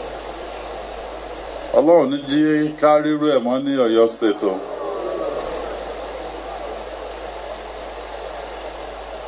Quite a number of people, they've been reaching out to me, saying, "Oh, this thing happened in Anambra State. It happened also FCT. Nobody went to jail. Why is it in Oyo State that some people are going to jail?" I said, well, Oyo State is not Anambra State. And no matter how highly placed, justice must be done. Judiciary 1B, It's in their court. If you think you can grant bail pending the trial, I don't have anything against it. But trial, the people must go on trial. So, people come to me, and I've been saying to them, Oyo State, even if this entire country decides not to follow the rule of law, Oyo State we will follow, we will dare to be different. Oyo State will dare to be different. I did ask Prince Adebayo about this yesterday, and he was saying then that this guy is just using the Olori to cover his bad governance. So here is our chief of defense. Pardon me. Here is our chief of defense staff on Al Jazeera telling the international world how we're handling security or lack thereof within our country. It did us proud. I thought it did. Just can't understand why anybody will wake up and say that we're killing people when we're actually not doing the same. And guess what? Where the Giwa barracks you were talking about, we have all the humanitarian agencies working there. You have the UN working, local and international organizations are working. Are we saying they are complicit?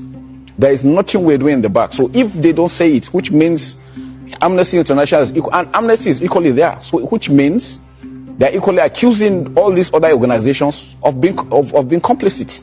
So just to be clear, you would be prepared to go to the ICJ in The Hague and answer these accusations? We're not scared of anything because we don't have anything of such. We've seen Boko Haram regroup, and regroup, and regroup. What is your answer to that? That you have in some way fed the insurgents? The problem is that I think we've talked to the international community. Let's find out the funding. When they started surrendering, by the time we left, so as we speak, we have over 120,000 that have surrendered. Most of them, when you find them, they are coming with hard currencies. How did they get them? How are they funded? How did they get the training? How did they get the equipment? What is your suspicion? Well, maybe an international conspiracy. You don't know. Who knows? How are they be able to sustain themselves for 15 years? That is one question I think everybody should ask himself. For Nigeria to be able to hold them, and you go to Nigeria, everything seems to be working well. You must have an idea. I mean, let's not talk about international conspiracy theories. Let's give some hard facts. Well, I just leave it at that. I'm sure they know, and I'm sure everybody knows that these are the challenges we're facing, that needs to be addressed. So the UN need to come in to ensure that, because we need to trace the funding. How are they sustaining themselves for 15 years? What does the UN coming in mean? What does that look like? Track the funding. It's international flow. We don't have control over that. Whose interest is it to see Nigeria destabilized? Well, I don't know. You don't know. Your guess is as good as mine.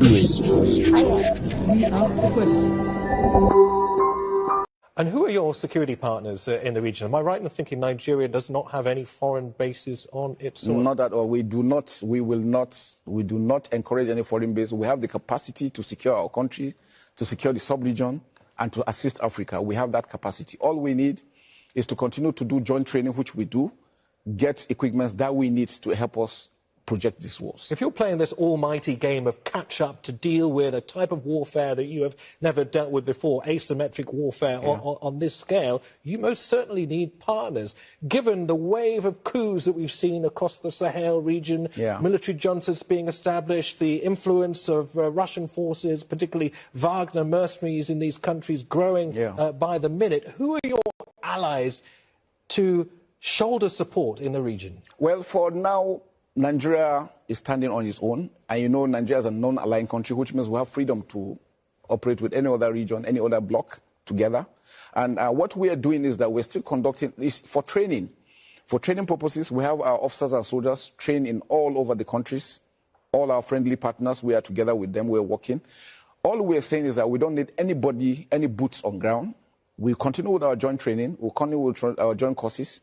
All we need is the ability to get these equipments that will be able to, and I will show you that we can secure our own area. Why are you so resistant to boots on the ground from friendly nations? Because it creates more problems. In what way? In what way? I mean, you imagine you bring country X into your country. The next thing is, you know, most of the other terrorists will also want to come because they have grounds against them.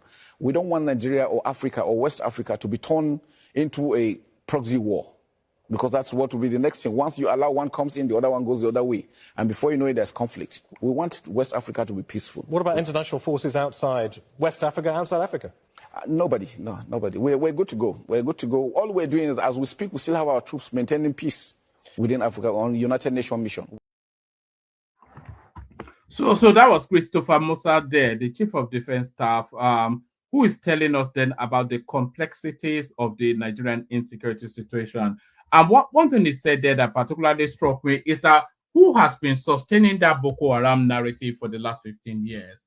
He says when they catch these people, they find them with hard currency. How, you know, the one thing that I've always wondered as well, how do they fuel their vehicles? How do they buy food? All these things, all the basic mundane things, how is that being done as they continue to live in the shadows for 15 odd years? So, and how are they getting the weapons? You know, all these things, it gives it an international flavor. And this is what it's been confirmed by the Chief of Defense Staff. So that's the Chief of Defense Staff right there. So that's the Chief of Defense Staff right there. Let's go back to Dirty December and take this unique perspective from it. This guy speaks to is an Abroadian that visited Nigeria, and this was what struck him: the classism within the Nigerian structure, the classism within Nigeria. This is what struck him, and this is how he explains it. Watch this. See the classism in Nigeria, yeah? Just too crazy. I saw this tweet, right, and it summed up perfectly. Still on the... See the classism in Nigeria, yeah? Just too crazy. I saw this tweet, right, and it summed up perfectly everything I saw in Nigeria during my time there. And it's not exclusive to one thing. Like, you can literally see it between friends, families. Here, your status isn't just about what you have. It's literally about how you show it as well. I mean, just look at this ape. The way I've seen people talk to their drivers, their helpers, it's crazy. Like, these people are humans too. And it has to be said, man, a lot of well-off people there are just not nice. Like, it's just too clear. But you see, the thing is, yeah, it's like the system forces you to pick a side. Be the big man or get taken for granted. And let me tell you, I learned this the hard way on my trip to Nigeria. We had a driver. This guy was nice, very polite, solid guy, or so I thought. He was new. So one day we asked him to wait for us after he dropped us at an event. Just wait. Tell me why my man decided to drive from the island to mainland to go and drop something off. So the car breaks down now, yeah? Called him to ask him where he was, and do you know what I heard? This guy was abusing me on the phone to the mechanic, calling me a fool and telling him I'm disturbing him. Not even sure he knew the phone was on or that I understood Yoruba, but that was all I needed. And that's the thing, I feel like you can't win here. If you're nice, they'll show you shaggy. If you're firm, they'll say you're mean. The system forces you to put on the front, to be harder, to be colder, to be tougher, just to avoid getting walked over. And you find that people come back home and start doing the same. And why not? Because it's what they see. And now it's created a system where everyone seems to be in survival mode all the time. Then you have both the top and the bottom ready to exploit each other. More often than not, the top win. And it's led to a culture where people just don't trust kindness anymore. To me, it doesn't have to be this way, but like, it's gonna take a long time to change. Like, respect shouldn't be about fear or money. It's about seeing people for who they are, not what they have. I don't know. That's what I just noticed when I was there. If you got different opinions, let me know. If you agree, let me know as well. One thing is clear though, it's clearly a problem and it needs to be sorted out. So there it is right there. Classism within the Nigerian structure is a winner takes all. That's the Nigerian system, isn't it? You cannot go to Nigeria and be polite to people. They'll just walk all over you. It's just the unfortunate reality of it. But here is Arise TV now, who seem to be somewhat taking slow steps now from the headless mob into the reality of governance. Watch this. The federal system. There's a federal government, the state governors, the subnationals. We often put our spotlight on the president, but we don't look at the state governors. Why would something of this importance have had 4 meetings cancelled where they had the opportunity for consultation? And in the 5th meeting, 15 minutes was allocated for such an important proposition. And then when the bill comes out, they come out to complain that, oh, they were not consulted. These are the questions we need to ask our leaders, because if you don't take very seriously things that affect your people, and then you come out later on, it's almost unfair, and it almost seems as if it's half-truths. There wasn't anything around the fact that, oh, they came to approach us, but we didn't have time to listen to them. And now that it's been done, consultations have been done, you come out and say, oh, no, we're not told, we're not informed, it was done through the back door. I think it's very unfair to the amount of work that this committee has done, especially bearing in mind the benefits of this tax reform for the most vulnerable in Nigeria. Now, one of the things that was emphasized in yesterday's conversation by Mr. Galadima was, the VAT. But he ignored the other parts. In fact, what Mr. Oyedele clarified was that the VAT would benefit the state, and if the state governors themselves say they don't want to increase it, he's fine to not increase it from 7.5%. But what he was trying to do was put a balance that since they'd be taking away, exempting a lot of people who were low-income earners and some businesses, then let's increase for those who are able to afford it, so that we're able to meet that balance. But if they're okay with it, then he's fine with it. This is what consultation and dialogue ought to have done, not that we keep slowing down the process. And I'm glad that he cited, and I end here, he cited the PIA took 10 years, the RMA 20 years, 20 years. It's the 11 years because of this bureaucracy that is not beneficial to Nigerian people, because a set of people are not doing their jobs. So let's go back and ask our state governors, why were they not available? And then why are they now crying wolf right now when the thing has gone through the process and delaying a great transformative bill for the benefit of Nigerians, because some people feel like, their egos are being bruised. That's how I see it. Okay, I don't know whether it's good form for me to review my own work, because I was the one who yesterday interviewed Alhaji Buba Galadima, and also after that, after him, interviewed Mr. Taiwo Oyedele. But I would just like to make some very brief comments. The first thing is that, first we had on This Day Live, the Sunday talk show, Alhaji Buba Galadima, who made various allegations. One, that the North was not consulted, or rather, major stakeholders were not consulted. Two, that there were members of the Oyedele Committee on Tax Policy and Fiscal Reform who had gone behind to say that, their input was not considered, and that what was submitted to the federal government was something cooked up by Oyedele himself. Three, Alhaji Buba Galadima also said, look, that he supports the position of Northern Elders, League of Northern Democrats, Northern Governors Forum, that bill should be withdrawn to allow for proper consultation. Now, immediately after him, we hosted Mr. Taiwo Oyedele, who is the chairman of the committee that was set up by the president in August 2023. And what he did basically was to debunk all the allegations by Alhaji Buba Galadima, or rather, the allegations by some stakeholders in the conversation. And he said it is not true that they did not consult widely. That it is the same people they wanted to consult that did not make themselves available. Governors Forum was approached 4 times. 4 times they turned down the committee. The 5th time that they agreed, they said they had only 15 minutes. Please hurry up. Will this thing bring revenue? Exactly. They were more interested in revenue. They didn't want to know the nitty-gritty of the matter. He said they met with 120 ulamas from the north to explain these things. Now, he said they also asked for governors from the 6 geopolitical zones. So there it is right there.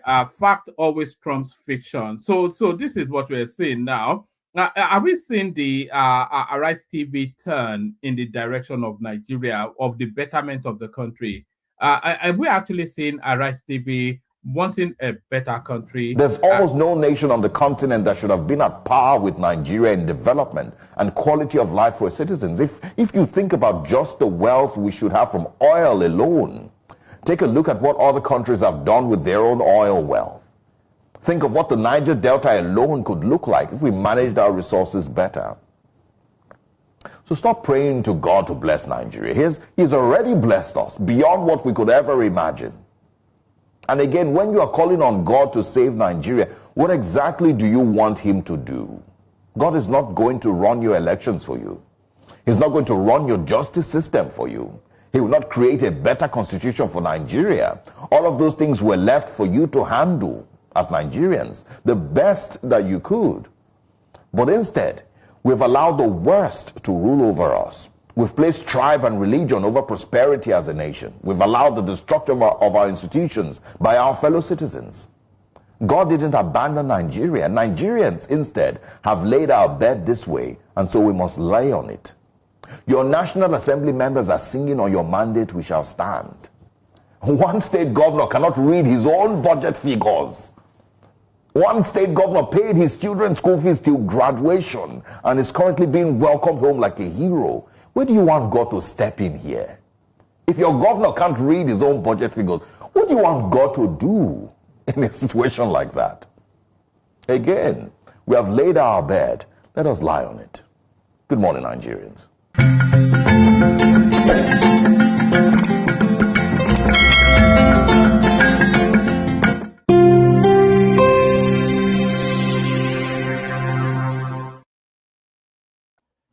So that there's no single word of what that guy said that I can disagree with.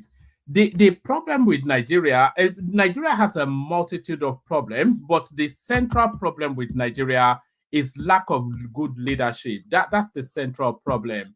And that central problem is the one that we have to tackle one way or the other if we are ever going to evolve as a country. So we don't have good governance. We don't have the right, like you were saying, a governor that cannot even read his own budget. So that tells you then that the next 4 years of that state is already in the bin, you know. So we have an abundance of resources and we have excruciating poverty. So how can the two marry? How can those two statements exist in the same parameters? An abundance of resources. Well, apart from the Congo, I defy any other country to claim to be as resource rich as Nigeria. But then Nigeria is one of the most grueling poverty spaces in the world. So how can those two statements coexist in the same hemisphere?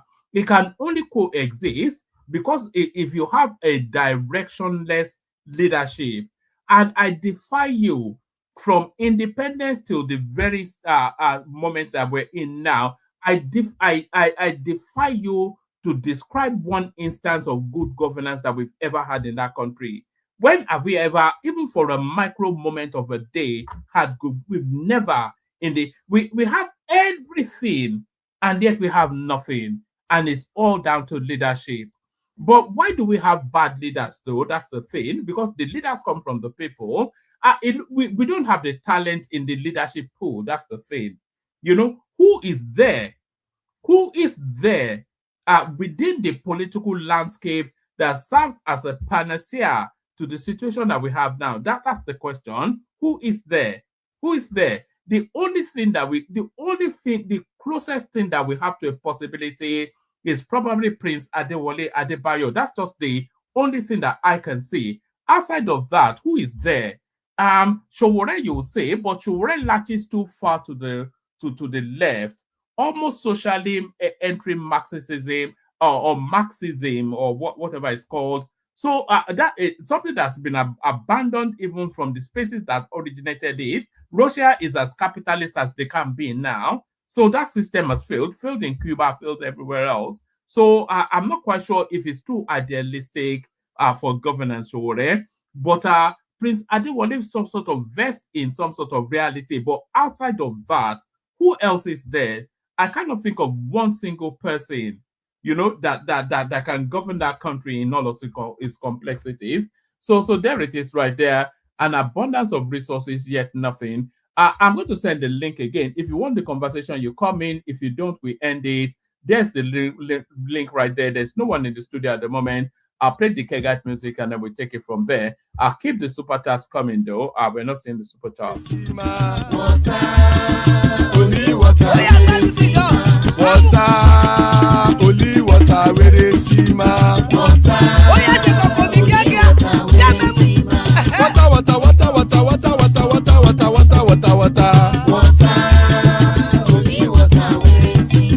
Hapa o naido.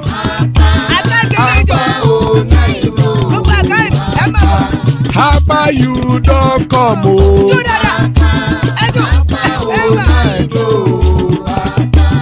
Hapa o naido.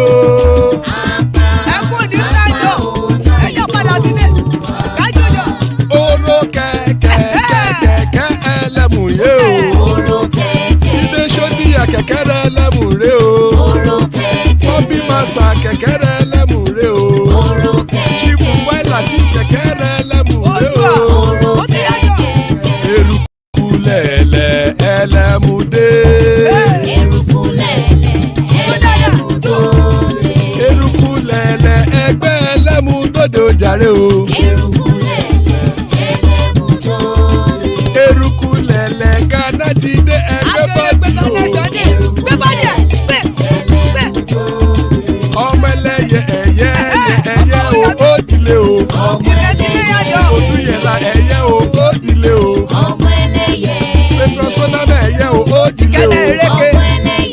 ṣòdùkẹ́ ẹ̀yẹ rẹ̀ ó dìde o.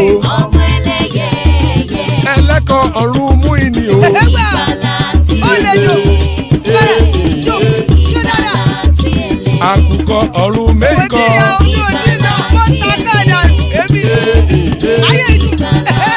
ikú kò ní ríwà gbéṣe o.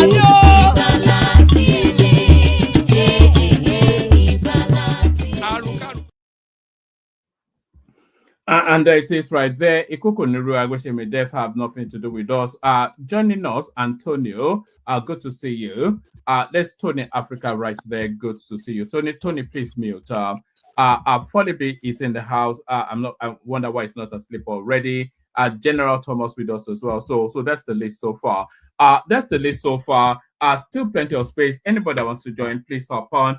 We kick it off with Antonio, who seems to be a new voice to the space. Antonio, unmute and speak to us. Antonio. Good evening, one man. Thanks for having me. Yeah. Good to have you here. A real delight. Where are you joining us from? I'm joining you from Italy, but I'm holidaying here. I'm based in the UK. Oh, right. Brilliant. People holiday in Italy. Where are you? In Sicily? No, in Milan. Not just like the summer holiday, yeah, but that's for the Sicily. But it's just a brief shopping holiday in Milan. Yeah. Yes, that's always good. Good to have you. So this is your first time here, isn't it?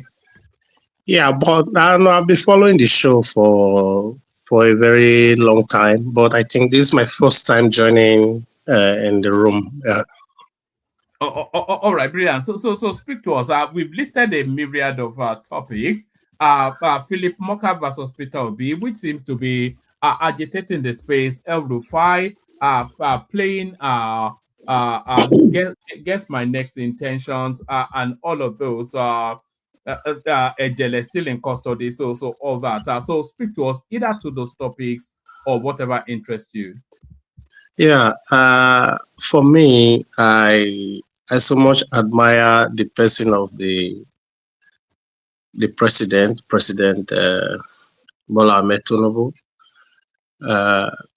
Before he became the president of Nigeria, because of the way he played the politics of a unifier and a very dogged politician, and he struggled for this democracy. I don't really believe these shopping or window shopping politicians that we have today that can just jump from one party to the other because of their stomach infrastructure or whatever. Why I respect our current president so much is that, before now, why it was even the military era, he fought for this current democracy that we all are enjoying. The time of the brutal dictatorship, like the likes of the IBBs, the Abachas, up to the era of the Abu Salami, he fought to the extent that they even exiled, So, but in his time now, he shouldn't allow some gullible politicians that think they are close to him to make his politics or his policy or his governance, let me use the word, his governance to seem even worse than that of when we had military dictatorship ruling us. You might want to impress the president, you might want to impress your party, you might want to impress your partisan political people, but this is a country. The president is not governing APC; he's governing the whole entire Nigeria, being Labour, SDP, well, any party, So they should allow a dissenting voices. It doesn't matter how Peter Obi want to criticize. The only thing that is, if he's calling for anarchy, like, the people, my supporters, obedient, let's gather at Ojota, whatever, let's gather at Ego Square, let's flood the street. people, you can say that to him, not in granting press, tell you whatever or criticizing the government. The APC used to carry coffin while Jonathan was ruling, because sometimes if you are in most of us in the Western world, we listen to when the Congress of the United States, where they battle, where Republicans and Democrat banter words on the floor of the Congress, the MTG, Majitelo Green versus the other one versus AOC. People banter. It's politics. If Badenoch is grilling the current prime minister, you think they grill each other. Starmer, yeah, they grill each other. So you cannot see one other minister from Labour Party now coming to her and be castigating that anything that he wants. No, I think Morka he was overzealous. Yeah, you can pinpoint, like you pinpoint his point and cutter him with that, but up to the threat of anything that he wants, if you come to him, no, I think it's over. The president should still caution his spokespeople, because he fought for freedom, he fought for democracy. So as he is governing, he should also. He has been in opposition all his life. Nobody, if Ivo Obasanjo did not even, and he's oppressing with financial, he squeezed him financially while he was governor of Lagos, but he used other means to create his funds. That's what he has been an opposition all his life. So you should understand what opposition is all about. Not this. He shouldn't allow these sycophants, to rubbish him and not brand his party or his governance of not tolerating dissent voices. That's just my own take on that. Obi and the Morka stuff. Yeah. Do you think that this government is intolerant of criticism? Do you think they are too sensitive? To me, the president might not be.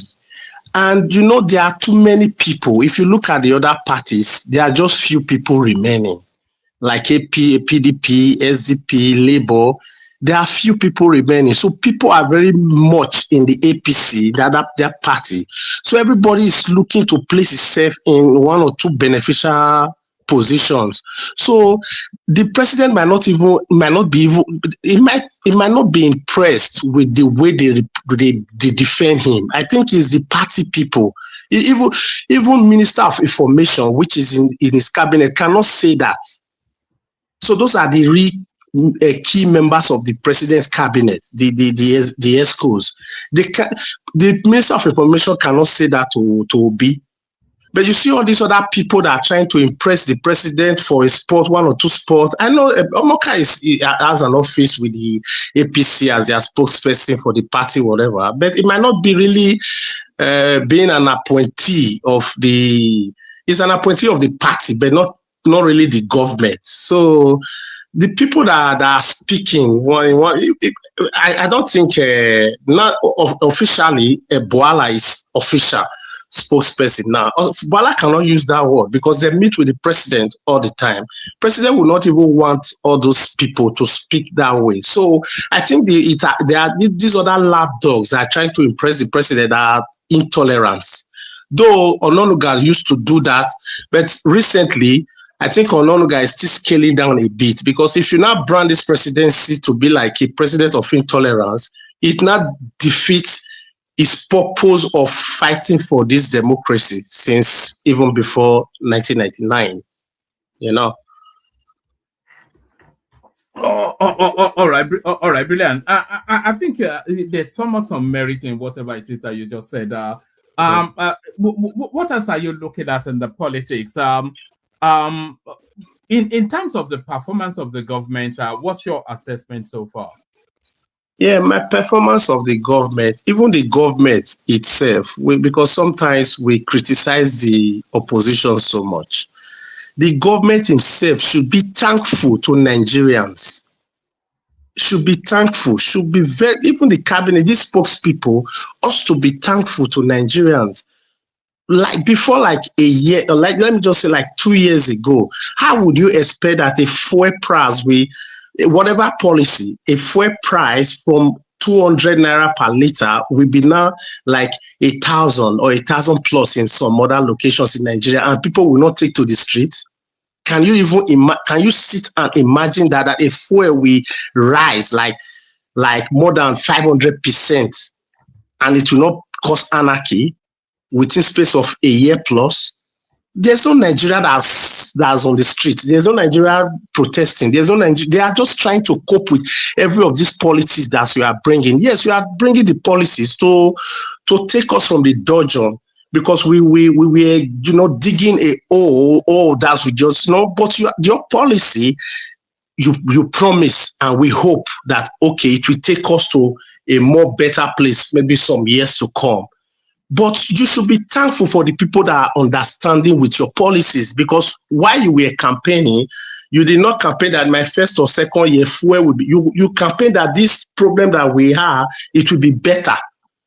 So, but you taking that bold step from the first day took people by a shock, and people just like to bear with you.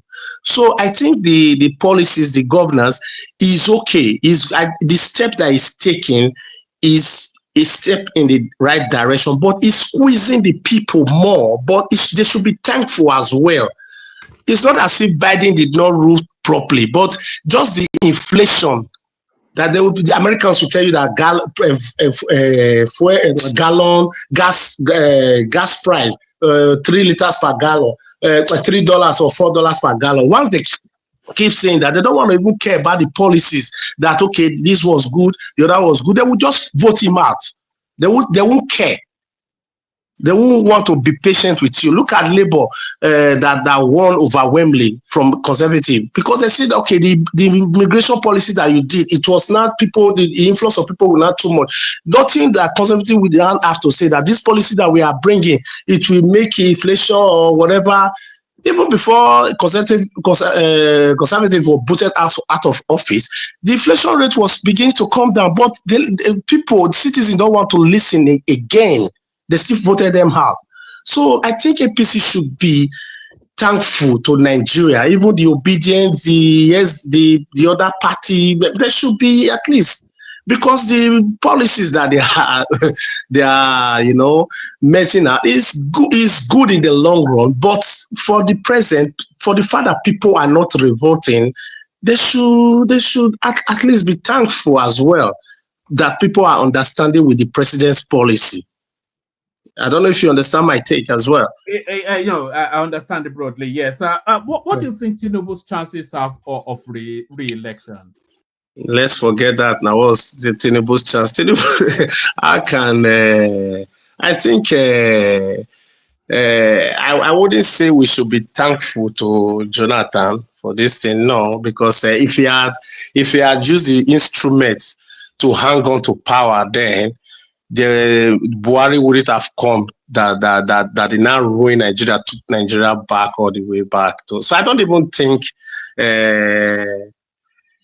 Tinubu that mastered politicking, that even nobody gave him a chance in the last. I'm not talking about the general election, even the primaries of the APC. Nobody gave him that chance, but he still find a way of winning the candidacy, which now proceeded to him winning the general election and became president. In being president, you cannot even, when all states are falling to APC, what do the governors have to tell him that we cannot deliver our states, or maybe the INEC chairman cannot deliver for him? I'm not saying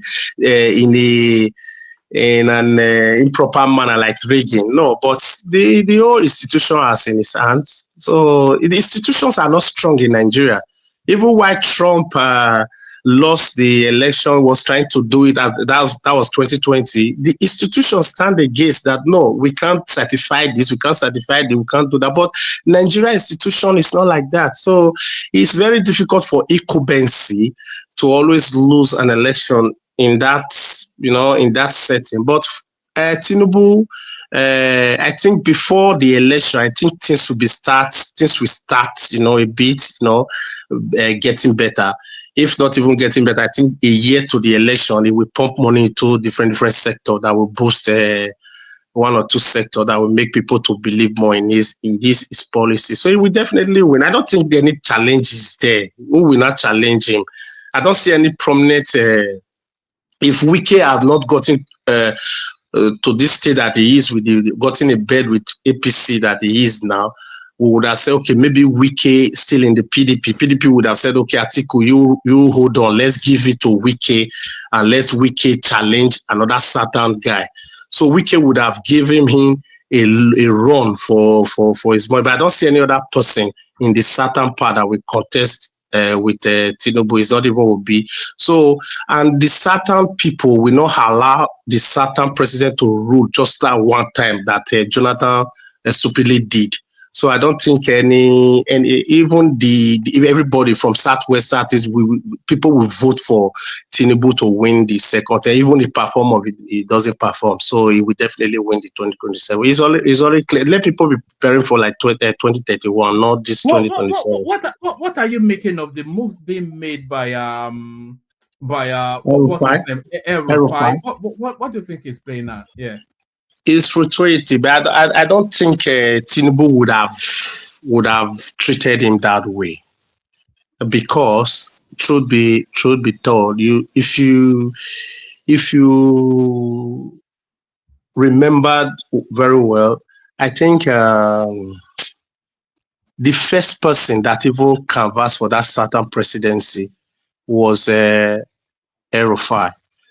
Though people might have one or two things against him, or might have one or two secrets against him. But I think even if they are saying that they have hand in what all those insurgency, whatever, allegedly in the northern part of Nigeria, people might still say that to the current vice president, allegedly as well, that there was a one known whatever that they found in government. So there are still some link between one or two of them. But I think presidents would have ignored some talks, and maybe if not that ministerial whatever, it would have still be his pal. He wouldn't have just neglected him, just bring it to the house of the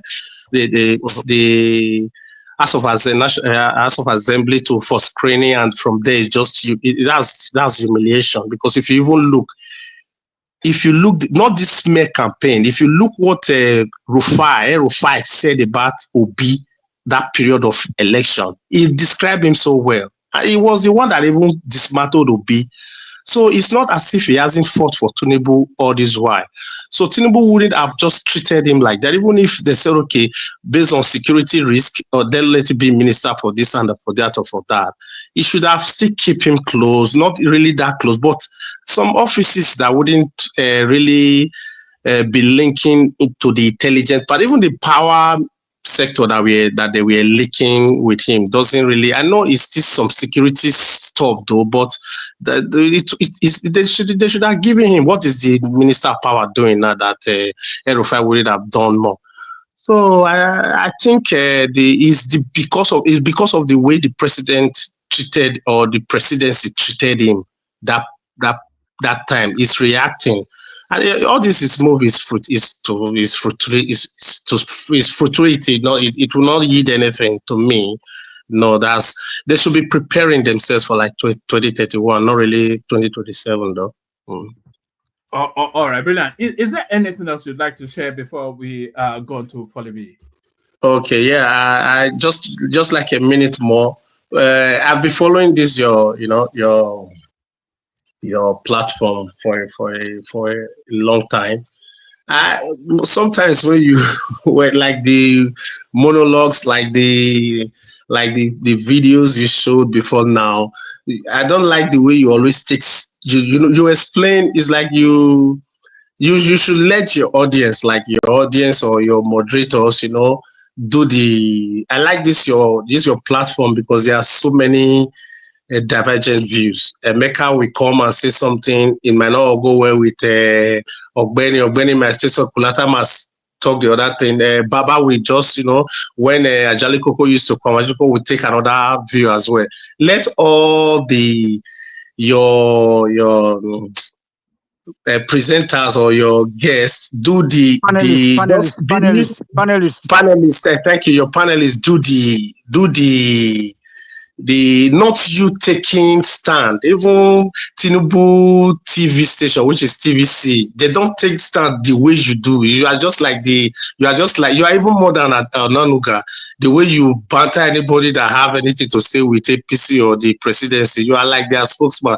It's not good for you as the moderator, just to be partial, to be pretending as to your be partial platform. sometimes. You just even if what they are saying doesn't make sense to you, just let your panelists, handle that, and don't start that by your own view. You might end up with your own view, but it's like we listening to you before your panelists comes. It's like you've already, you were calling that guy the guy that came to defend the OB, and as you say, we just took the. I don't know what you use, but you've already concluded. So what are we not coming to? What are your viewers not coming to listen? It's like you've already picked a side, that's only another thing I want to say before I let you go to another person. Thank you for giving me the opportunity to speak. It's my first time. Thank you. Yeah. All right, thank you, Antonio. Stay with us. You can interject, and that feedback at the end. Yeah, I listen to that. I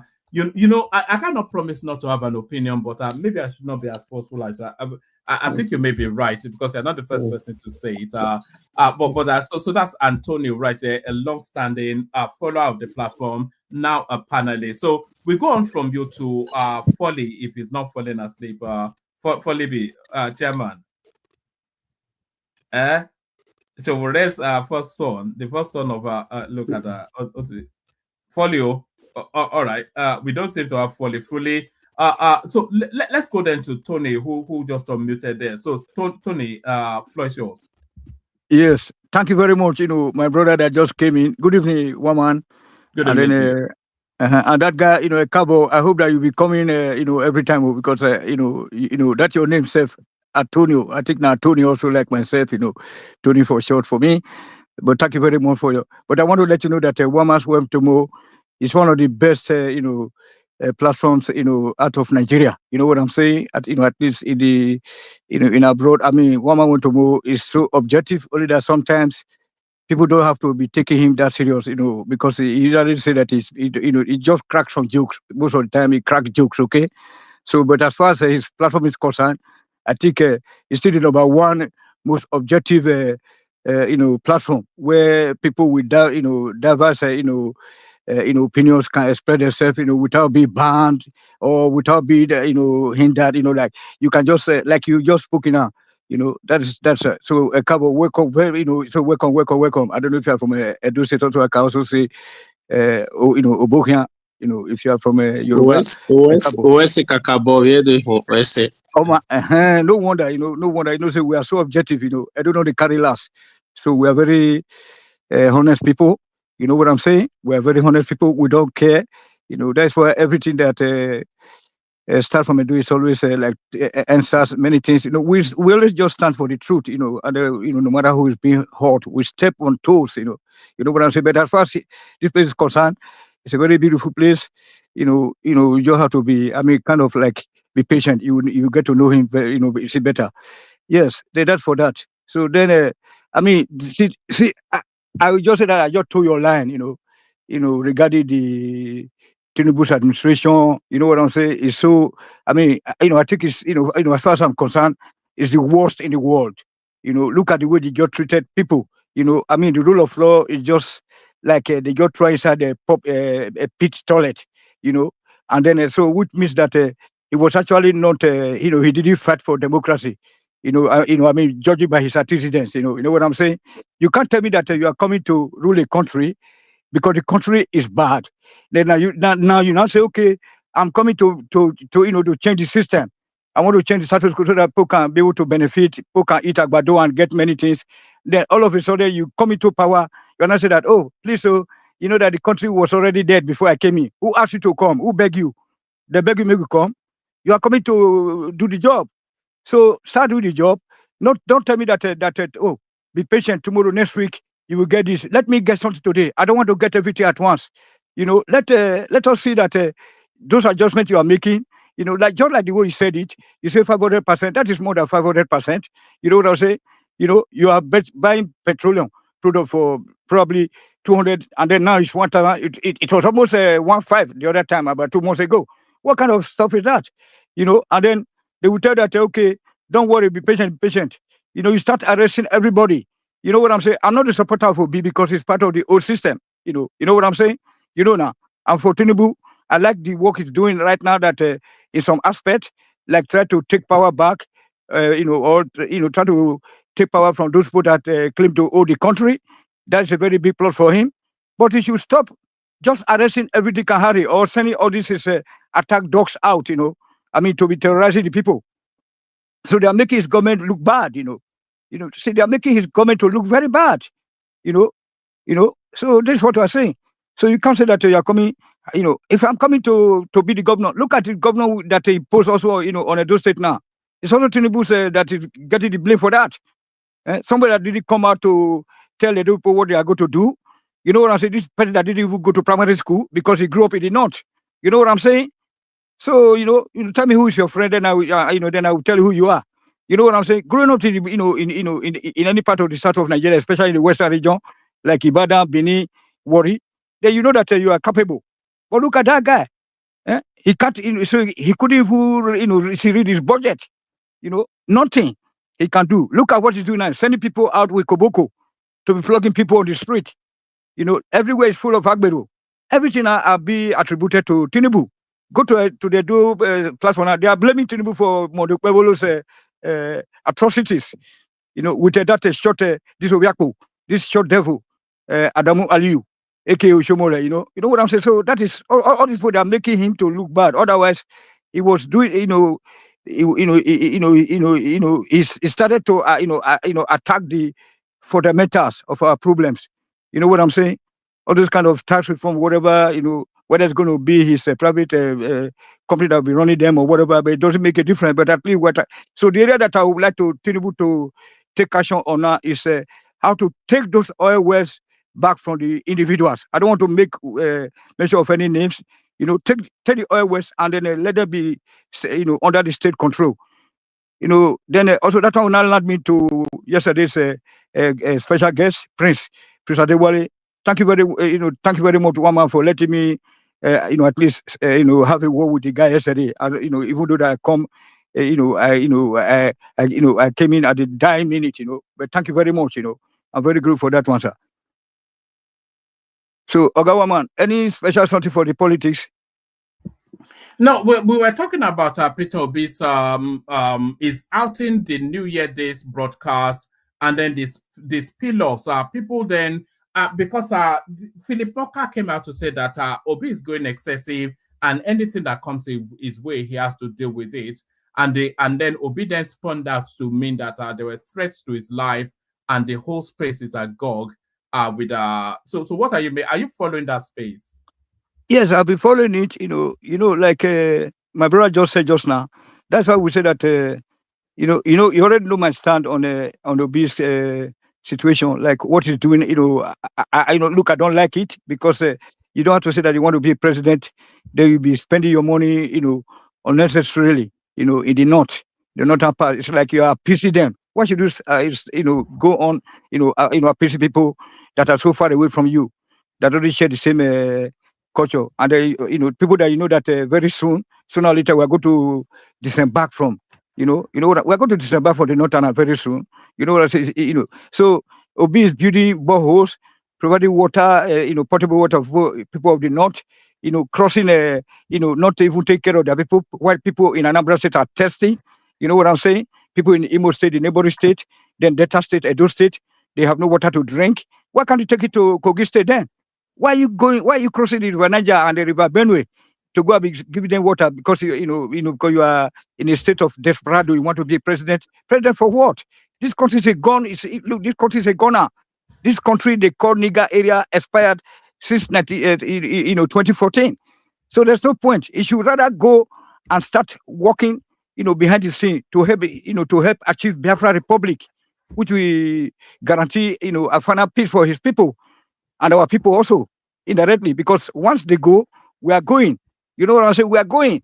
Whether now do what Republic want to call it, being a donation or whatever, you combination of the look for the name to with the job people, you know, with our people and the Yoruba. Okay, you know, so you know, Bishu, they didn't let you be a president. You can't be a president because this boy did not have to vote for you, or you have to wait for another 10 years, 20 years. What kind of country is that? That a time will come, this one will be president, then after 8 years, the other one will tilt back to the south, then either a Christian or not. What kind of country is that? I think it's high time that we embrace the reality, that the truth that this country is not a country. You know what I'm saying? And then we thank God that it has expired officially since 2014. So let us, let us stop doing all this kind of stuff. Like, I mean, you should support Tinubu now, right now, indirectly. You should stop going around, moving around, try to synergize with Southerners, with the Yorubas, with the Igbos, and everybody, and the Calabar people. Let us work together because the Northerners are united. Just as people from the South are saying, middle belt people, they are working with their fellow brothers and sisters from the North, whether you call them Fulani or Hausa, they are the same. They have the same family. Just as we, of the South, South Nigeria situation are also interrelated. Look at our culture. We are the same people. Igbo, Yoruba, Bini, whatever you call them. I think we are the link between everybody there. So we know that we have linkage with Igbos, with Yoruba, with the Ijaws people. So we should work together. Let's stop fighting each other. So we should stop all this all these shenanigans. Try to even though that he cannot be a president. You know what I'm saying? He cannot be a president because do you think he knows that? Do you think he knows he cannot be president? He knows because I don't know. Because this kind of stuff, like I don't know, people, I don't know who's pushing. Probably that woman, that Aisha Yusuf, Aisha Buhari, that Aisha Yusuf, that Nortana, who's that woman who's residing in Edo State, now claiming to be Edo, just like Adamu Ali Oshomole. They are not from Edo. Make I tell you now, woman, because you don't know most about the people there. Those people there, they are just like poor Ilorin.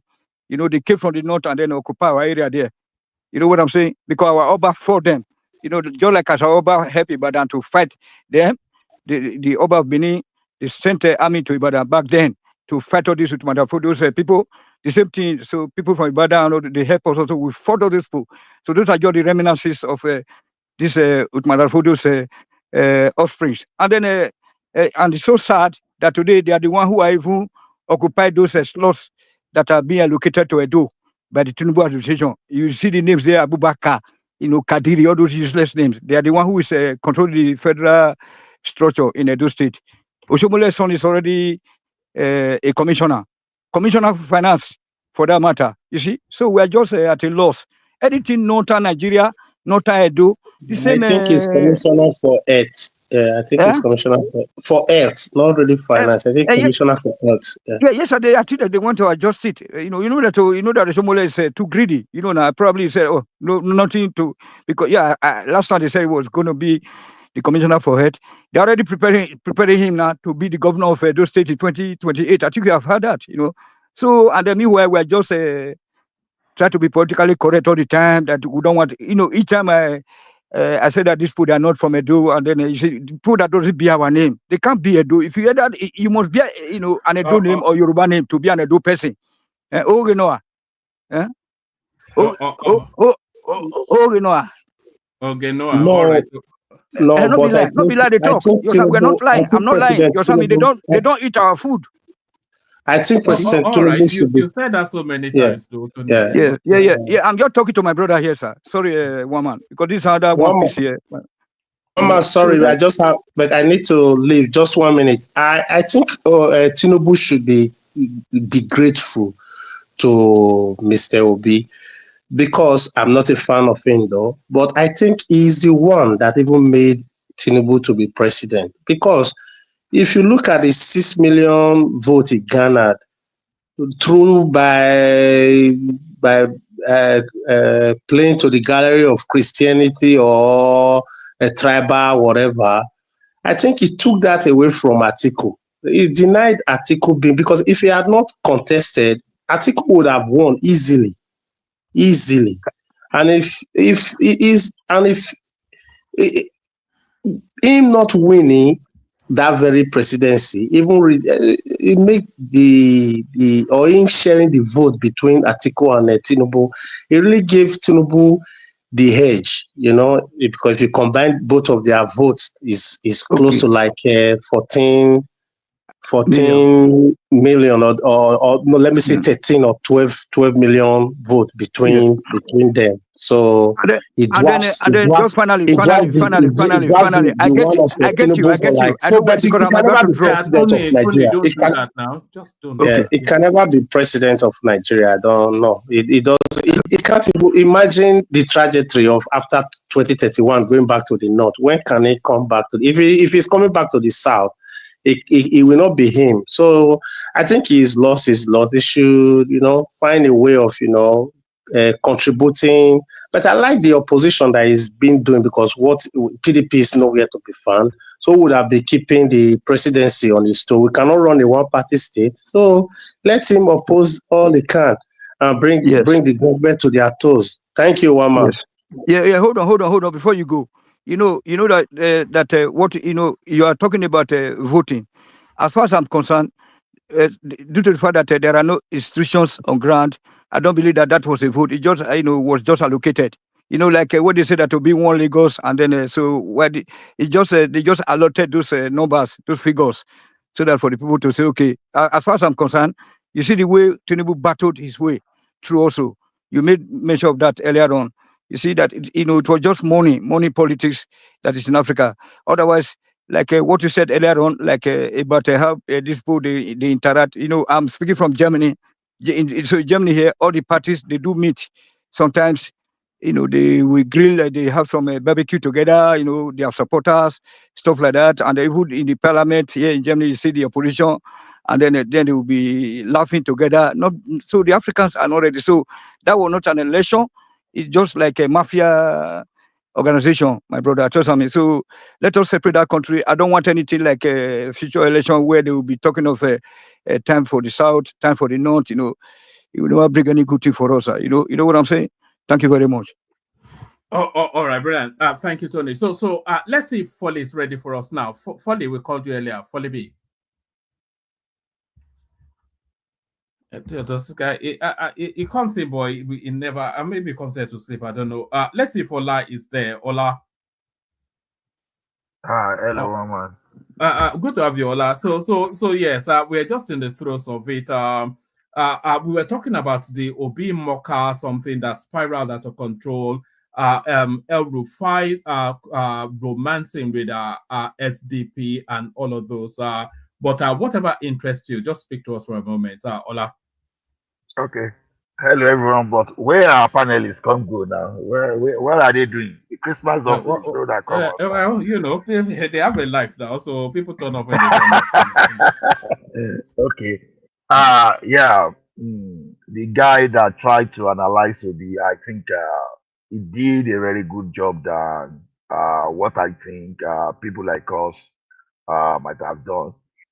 Because the thing is this, I am someone that I like opposition, but the quality of opposition is what concerns me. You see, there are ways to oppose. You take a real fact of what the government is doing, you look at it and you flip it. I say, okay, if the government had gone this way, they will have done better, and you can now back it up with fact and figure. That's one thing. And by doing so, you are promoting quality, quality the political awareness within the polity. Not when you now leading everything with lies, because that is a problem.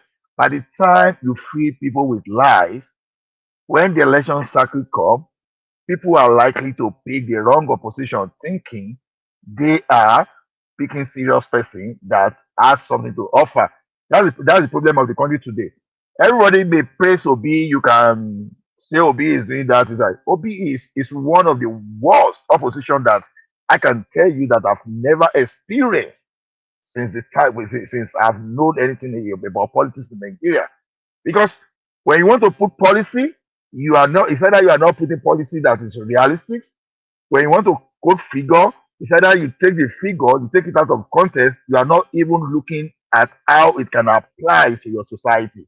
That is poor. And when you play politics like that, it's very dangerous. It's a dangerous thing for our country. People may just be looking at it, it's good.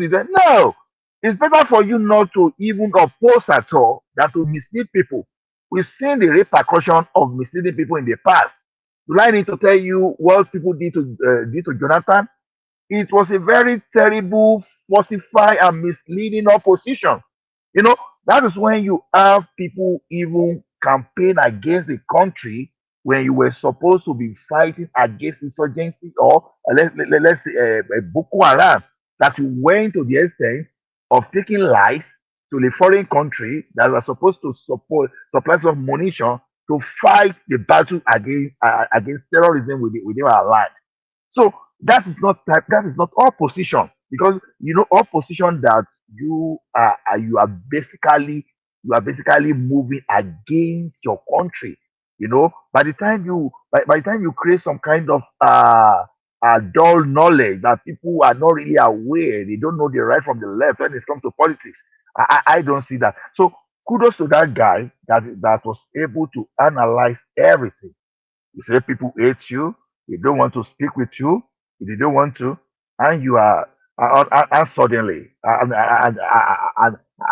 suddenly you claim to be a victim, whereas you still romance with these people.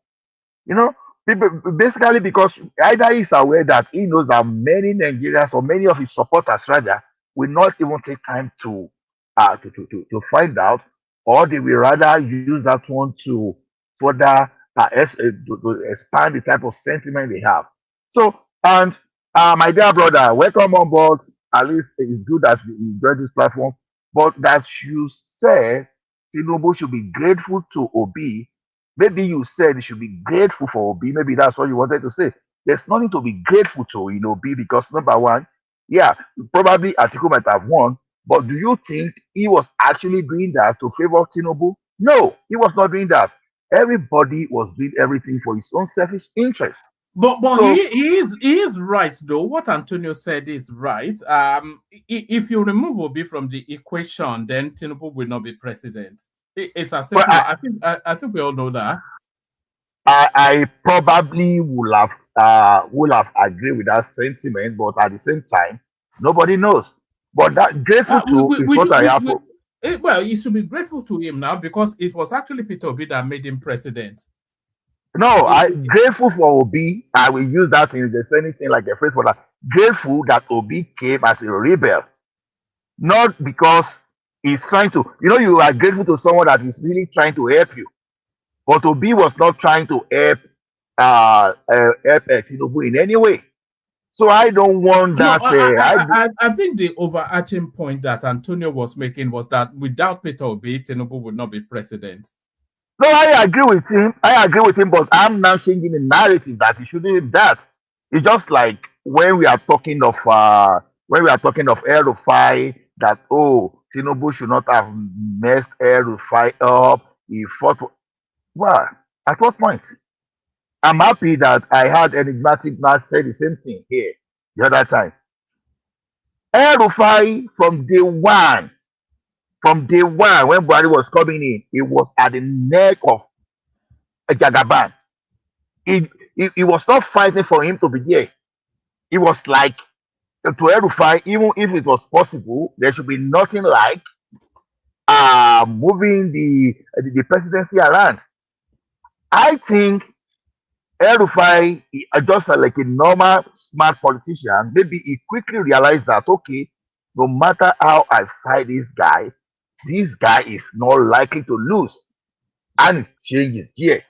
That you now see that okay, since I'm moving towards this way, I will But decide but to but, move but along. there was nothing to suggest that Tinubu was not likely to lose now. If Tinubu did not get the backing, it would have lost now. Okay, see that is what it looks like, right? Now look at it this way: as at that point, they had You know, no if option. if El Rufai had not formed that consensus to push that power should transit to the south, Tinubu would not have gotten that ticket. If you want to look at the Tinubu presidency, a lot of it is down to El Rufai and Peter Obi. Now, I think I do not really agree. I do not really see. Sidelining Tinubu that time on paper, it was very easy, right? Just like, like saying Jonathan could easily sideline. Although I know that Jonathan did not use his power because, he made a statement because he knew the implication that, okay, uh, the blood of any Nigerian, that my addition is not worth the blood of any Nigerian. You understand? He said it because he knew that if he try to wait his power, he knows what will be the consequence. And this guy said, okay, I will not be that type of politician that I want to put the life of Nigeria at stake just because I want it. Do you think if Buhari were to be in Jonathan's position that time, would not have gone ahead? What I'm saying in that essence is, even if you try to change the narrative in that 2022, it will not be as straightforward as people were thinking. We see whether we like it in that country today. I said it.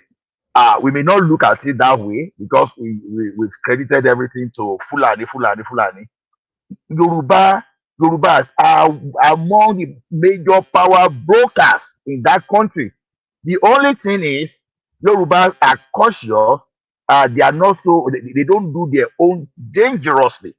But then when it came to that Tinubu period, you never knew the type of force that you were going to get because don't forget that Yorubas were culpable in that 1966 when the military attempted, when you say Wild West and all those wealthy and co. In the 1983, who were the major culprits for that for the military to come in? It was Yoruba on those states was at the forefront. So whether we like it, so you never knew what was going to happen then. So saying Tinubu will not go, I totally disagree. I think a smart politician look at where the tide You was going. think Tinubu could have gotten the he could have gotten the APC ticket without El Rufai support. Do you think that? It could have gotten the ticket, and if he didn't get that ticket, it would have seriously be another thing entirely. You know what that man said? He said if he tried, if along the line was defeated, that the way he will come back. That statement was loaded. That man, okay, for that man to even ask about Toshiba, he said, you could see from his face that the guy was battle ready. The way he just waved everything up that I don't have a shy that there's nothing that Tinubu could have done now. If he hadn't gotten that ticket, he would have gone to SDP. I think he'd opened that window for himself. And if he had gone to SDP, he would not be president. Atiku Abubakar would be president. Okay, yes. Okay. Let me tell you something. I don't. You know that even when I'm telling you, I'm reminding you. Without Tinubu, Jonathan would have probably not become the president of Nigeria. Yeah, we know that. Yes, right. Without Tinubu, and he came out to say it boldly, and nobody has countered Tinubu at the point we are talking about that. If it was because of him, even Buhari would not have become the president of that country. That is why it works. So when you see political brokers speaking, they know exactly what they are doing. And one thing the credit we need to give Tinubu is, this guy knows the right time to strike at the right time not to strike. For him to have waited patiently till the moment he contested, he knew exactly what he was doing. If that time when he came out was not right for him, the only window that actually people say that Tinubu timed it perfectly, but the only window that actually opened for him, there were two windows that opened for Tinubu in 1999 and then now. But in 1999, that window did not really open for him because the military were going to pick the president, and it was essentially whoever Abdul Salami and Babangida picked, and they picked Obasanjo. So that window didn't open. And then in 2007, the window didn't open for him because the power was going to transit to the north, you know, so that window didn't open for him. So the window that opened for him would have been post Yar'Adua. So if Yar'Adua had completed his 2 terms, then Tinubu could have come in. So that window opened. But then what happened to Yar'Adua happened, and then Goodluck Jonathan came in. So after Goodluck Jonathan, then the window didn't open for Tinubu anymore. So another needed to come in, and that was then Buhari. That was then when he started to act deliberately in his own self-interest. So using because if Jonathan has served 2 terms, then Tinubu's window closes completely. Use Jonathan to force, use Buhari to force Jonathan out, and then so it wasn't that so he waited patiently. The window never opened for him. It's just the thing. Yes, the window never opened for him, but he bought all tools needed to open the window. Because look at it, it's okay. Because what we just said now is to even give credence to the balance of Tinubu.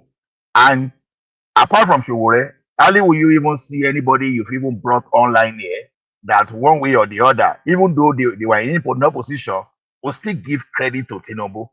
Now, see, this guy calculatively, he started building his own people, putting them in places where that when it is time for him to come, if we get to that place, okay, he knew that there's no way for him to contest against Jonathan.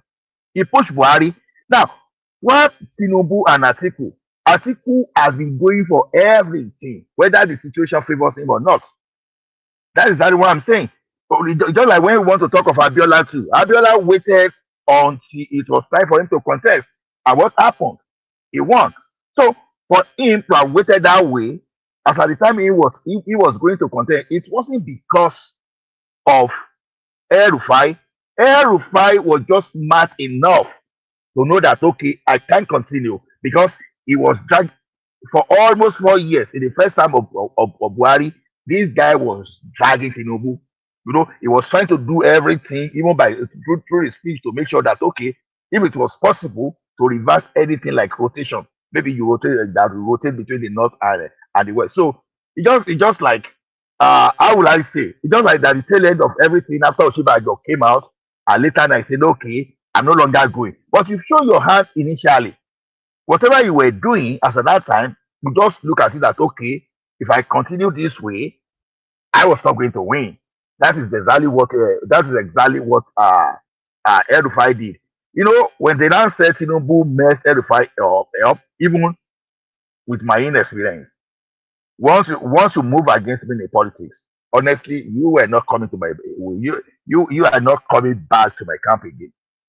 You know, it is not everybody that we that will be careless like Jonathan. Because what Jonathan did during his own time is this: you saw people moving against you, but in order for you to pacify them, you started putting the people in the key position. What did they do? They never repay you back. Instead of repaying you back, they even further work against you. So I never believed that Tinubu will be that stupid. So I don't give any credit to El-Rufai. To me, no, I don't give. After all, it wasn't El-Rufai only. Ganduje was there, was standing behind him. So many No, northerners it were was standing. it was El-Rufai that galvanized that space. Do Yeah, you remember? Do you remember it was El-Rufai that fought that Naira swap thing at the Supreme Court to open the window for Tinubu to roll out the money for the election? Do you remember? So what did he do at the Supreme Court? What did he do? To the fight for the Naira swap, that they were going to stop the old Naira being legal tender, and he forced that should not be the case. See, to me that You don't Naira. remember all that. Okay, I don't really want to go heavily into the Naira something, but I was just citing it as an example of. Or it was El-Rufai that made the push that power must transit to the. It was all over the news. Any camera going, it was saying power must transit to the south for the equity and balance of the country. He did that, and then he fought the cabal in the Aso Rock he fought the cabal in the CBN. He did all this, you know, and then I don't think that our memory is so short on some of these things. No, it's not short. It's not short. It is the type of today's event that I would have loved the type of enigmatic to be online there because we share the same view on this air to fight. See, everybody. Okay, why do you think? Why do you think Wike will still be fighting Fubara? No political leader want them to be, want them to be retired before their time. So the matter of naira swap was not only about presidency alone; it was even going to affect the gubernatorial election already too. So El-Rufai himself still wanted his own person in Kaduna. So the same, so other governors. So they won't play to that. They won't play to the level that they will be allowing Emefiele just to go by just to go like that. So to me, whatever we saw that time, everybody was just fighting for his own space, not really because of for Tinubu. Okay, now another thing is this: whosoever whosoever this guy wanted to annoy that time, even El-Rufai may not even be comfortable with him too. This guy they were trying to push. So it could mean anything. But say, okay, if if my enemy, if someone, if my enemy is fighting another enemy just for him to sustain himself, it doesn't mean that he is supporting me. So whatever El Rufai did that time, he did that for himself, not for Tinubu. Because you can, I don't see apart from talking because he's fluent, because he's so eloquent that can confront, that can stand in front and just talk, doesn't mean that he is the one doing it. Others, okay, El-Rufai could have talked, and if others would not even follow, they will still not follow. So to me, we have to give credit to this man Tinubu because people may not like him. Kudos to them for not liking him, but he has paid his due. Like someone correctly mentioned here that time, this was the guy, even when the military was there, he was fighting. So it's not as if Tinubu just started from nowhere and is fighting today. He has been fighting even in the most dangerous time just to have this. So there is nothing that is doing now that was doing under Buhari because if someone could fight Abacha, you know what it meant to fight Abacha. I don't think anybody could be as brutal as Abacha in that country. I don't think we are ever going to see someone that will be as brutal as him. He fought to the point that he escaped outside the country, and they still find a way to fight him outside that country when they knew that Abacha could even be targeting them because they were changing location too. So now, are we saying that guy will suddenly be afraid of Buhari, even though he was the president, but the power as the military president did, is still the same as the power as the civilian president. So to me, let's give credit to Tinubu for what he has done. All this El-Rufai story, I don't want to hear. Personally, I don't believe it. So it's just a way to find a way to dilute someone's achievement and just to say, okay, you don't want to give your enemy credit, and you are saying, no, okay, it was El-Rufai that helped him. If no, El-Rufai didn't do anything. El-Rufai just looked at he was losing out after fighting this man for almost 8 years. All of a sudden, you turn 3 months to the end of 3 to 6 months to the end of to the end of the end of Buhari regime, and you are saying no, yep, no, he didn't. He should have helped him for the past 7 years. The previous 7 years, the 7 years preceding that that final year to that election year. So to me, I don't believe El-Rufai did anything, and I'm happy that it's not part of his government because personally, El-Rufai in a good country, El-Rufai indirectly by paying bandits, he indirectly helped to finance banditry in that country. Because when you were giving money to bandits instead of using security forces to win them, what are you doing? You are indirectly empowering them. Yeah, it could be ignorantly, I'm not saying he did it intentionally, but as a leader, you should have done better. What happened after that? People now look at a banditry, appear to be lucrative. What happened? They started even holding the federal government to ransom. And people are still saying there's insecurity in Nigeria. I was even surprised that the chief of defense staff, I love that guy because he has spoken well in the recent time, because the way what people could not say, he was saying everything. And to me, the guy is just bold. Um, and I wish we've had this guy has been there for the past 10 or 20 years, because this guy seems to know what he's doing. Now, with all those money paid for ransom in the past, and we are still saying we don't know how they are financing. With the way these people rob bank and they looted Nigeria Armory, and we are saying we don't know how. So I think we can do better there. All right, Brian. Thank you. Let's bring. We're still waiting to see if Folly B is with us. But Folly, if you're hearing us, you can indicate when you're ready. But as we wait for Folly, let's go to Patoski, who joins us. Patrick, it's a happy new year. It's been that long since you were last on. Thank you. Too much Thank brandy and champagne. Yeah, kind of. I was just having my time with my people. Yeah, that's always good. That's always good. Yes. Ola, well done, Jerry. I was going to call you. I'll still call you later. Meanwhile, okay, guys. So what's there to discuss? No, we were talking about the Felix Morka, Peter Obi situation, which a lot of people. It was a casual three-way. Hello, can't hear you. Can you imagine? No, I think one man system emphasis maybe will be back. I can't hear you. Oga Patoski. My brother, God bless Jerry. Yeah. Oh, that Daniel, you saying that you're playing for Christmas? No, I came home. But I came back again. How was Christmas? Christmas, one fashion about Christmas, and I was I was doing some automation. I'm telling you. Yeah, no, I was a little busy. No, although on the Christmas Eve days, we had some family friends that visited us.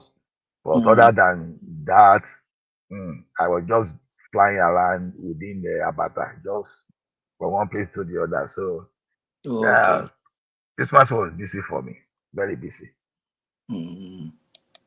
Yeah. So, but what's the Muka? Who is it? I don't even know about the story. Yeah, no, we are talking Patrick, about how far? Happy New Year. Same to you, my brother. Now this festival they start now for all the villages for Edo State. Small. They did do it for your village also now. All this one. Yes. Now generally they play the sweet. All the villages. Part of Undo also, all those everywhere. They kill Now cow, they kill pig. Okay, I see you. So, Patoski, the one of the topic is Obi said people has been avoiding him and they are running away from him because of the political. It's a political action that he took. So someone came out and analyzed that who are those people running away from him. They were showing the picture of him with the vice president and the who is who in the political sector of our country. So basically, that person was just countering him. That's one of the points. Then the chief of defense staff on Jazeera was asking the presenter, talking to them about the international gang up against Nigeria. That if not, the United Nations should get involved and find the sponsors of Boko Haram in Nigeria. So those are those are part of the topic trade. Yeah, Obi is but I don't. Obi safe. Obi. I don't know. And Obi has an opportunity to. He shouldn't blow it. He has not lost it yet. You understand? He can still make some choices. He can still, you can still take certain position, but you shouldn't blow it. The way he has played his politics in the past, he blew some opportunity, but he would have learned from it, try to build on that. He still has something to build on. By now, he should be talking about things he would have done if he had been president. By now, he should have his own think tank that will be helping him to roll out policy that, okay, if I had been president, I would have done this. Because he's addressing a generation of people that lost somebody that is very articulate, very intelligent, very constructive. And he could have taken the advantage of the current, though temporary suffering because of the policy, because of the situation and the policy of Tinubu, things are a bit tough because they need to amend things.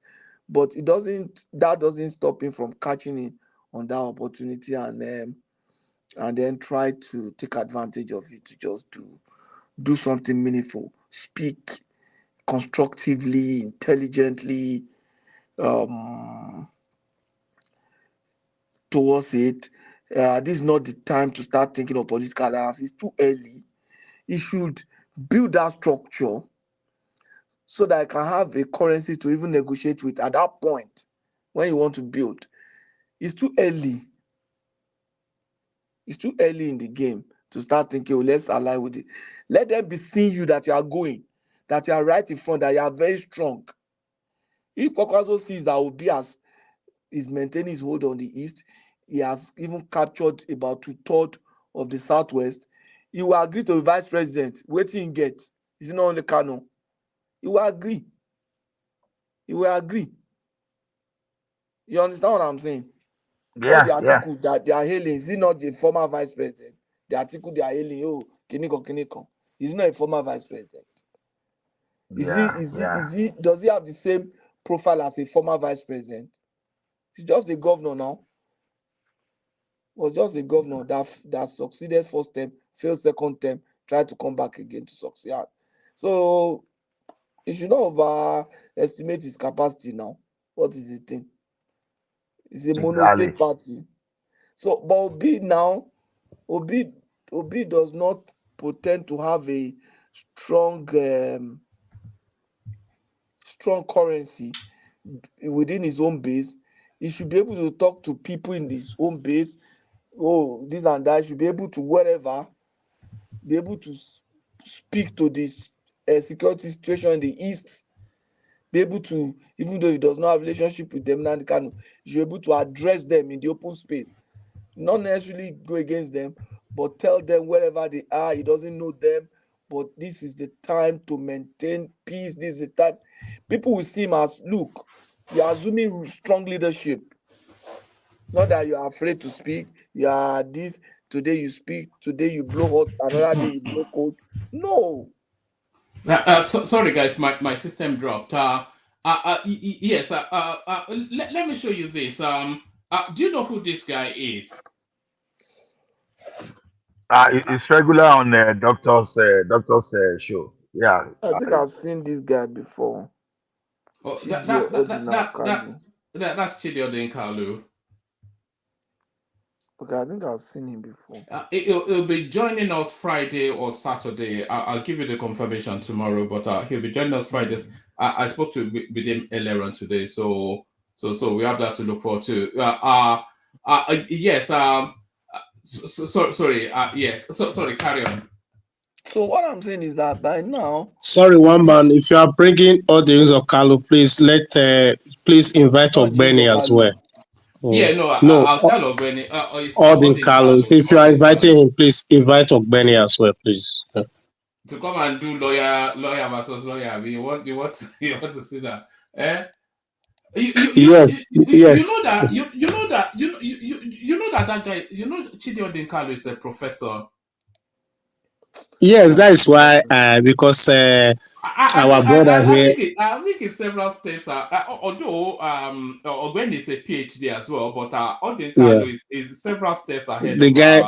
Odinkalo is ahead of Ogbeni. Odinkalo is fast. Odinkalo is fast, but I respect Ogbeni as well. So I like because we can't just be letting him to be free flow. At least Ogbeni should, a bit, maybe where he can follow him up with 1 or 2 points as well. One man, on behalf of Ogbeni, I think I take exception to that because the fact that he's a professor and Ogbeni is still not a professor, I humbly disagree. It doesn't mean he's ahead of Ogbeni. So it depends. I'm only quoting Ogbeni, who said exactly that to me. Yeah, I decided, well, okay, if that's what he said, but I don't believe. I will be of a neutral person, let them come and throw the punch. No, in a healthy manner, not necessarily argue. Let them come and educate us. We are waiting for them. Whichever way, let them Yeah. come and talk, and let's see Abi? what they have to say. Let's see what they have to say.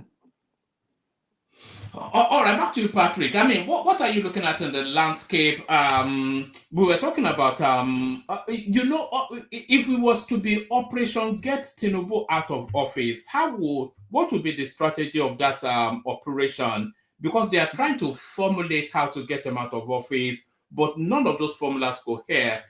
We saw El Rufai, Segun Showunmi, and some article acolytes, all of them gathering at the SDP office to have meetings in the shadows of the dark. Is still that operation, and we see Peter Obi playing his own angle. So, what exactly gets this guy out of office? The fact that they are even trying to do it now shows that they are not mature. They are not likely to succeed. That's the point. The fact that they are even trying to do it now shows that they are not even likely to succeed. You get what I'm saying? Yeah, I don't get it though, because they should It's be too early now. strategizing. It's too early. Too early, Ke. That's the point. Yes, it's too early. We have, just like I was saying, we have players in that game that whose work cannot be currently evaluated effectively. You understand? For example, Ebi is a major player in that game, but we don't even know his political value now, because now he doesn't have as much National Assembly members as he had before at the beginning of this tenure. And we don't know whether he will still be able to get some people back. He has only one governor, and off-cycle elections, I think they've had most of them. He still has only one governor. His political base is not speaking to them as before. I think one of the mistakes that will be made was that after the presidential election, and it shows that he didn't do well, he didn't go out straight to campaign to support.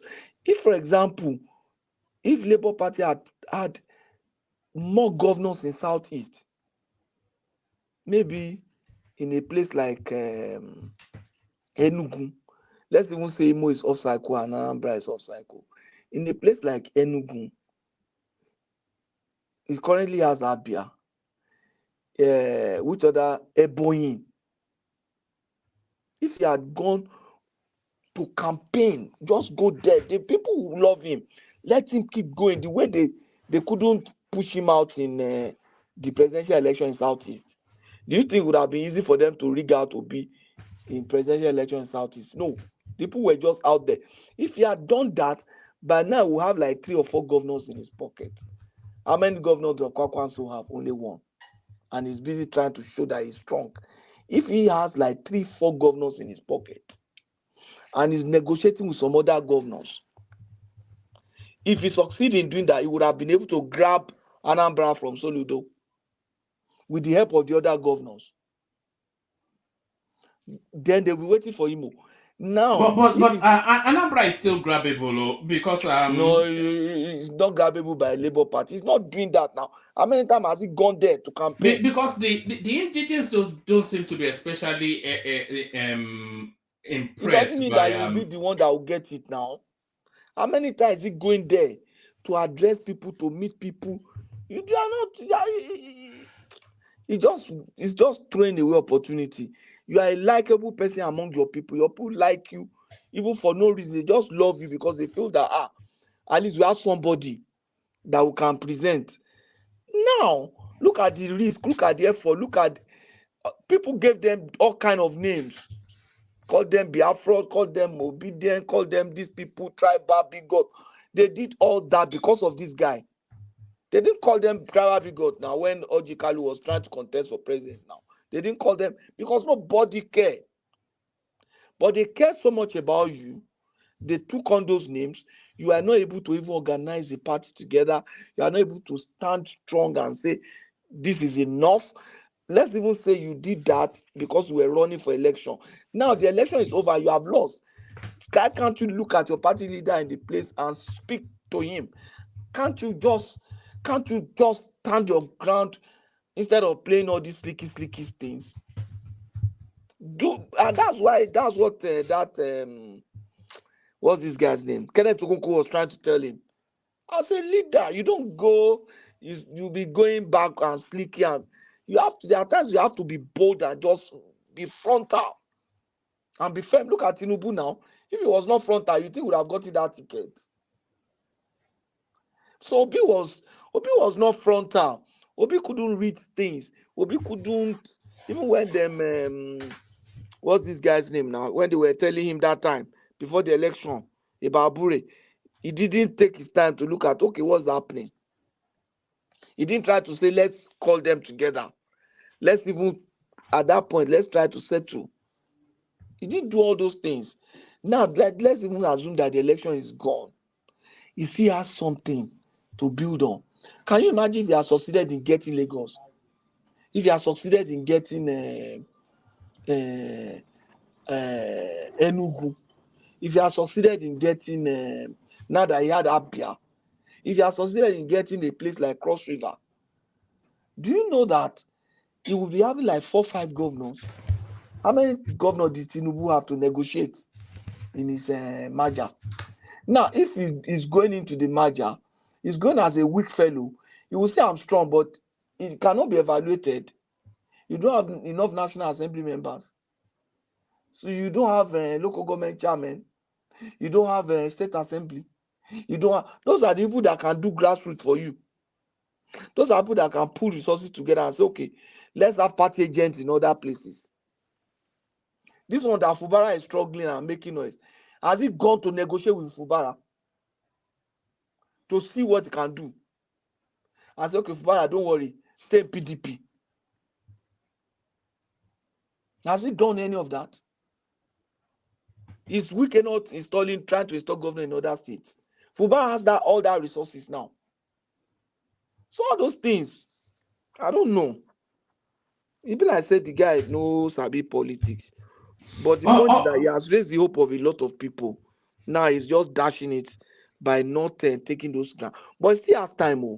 If he wants to do something, I think he should go take a vacation, go and do meditation, go and study all those Harvard that he went to. Yes, you know what you just said there is exactly what should be the record. It should have taken time off, and it should still just take time off to gather your thoughts and actually it's not just start strategizing. Yes, it's not by even now taking you are putting structures there. You are putting people in the social media space, not just random people that will talk anything. You are putting people that will spin discussions, mode opinion. You have the money, except you want to be you want to be stingy to yourself. Put the money there too. Get those people engaged. Start using them. Start using diaspora. Start using in a tactful way, not the way they abuse everybody. They now know that the abusing no go work. You can't abuse me to vote your candidate.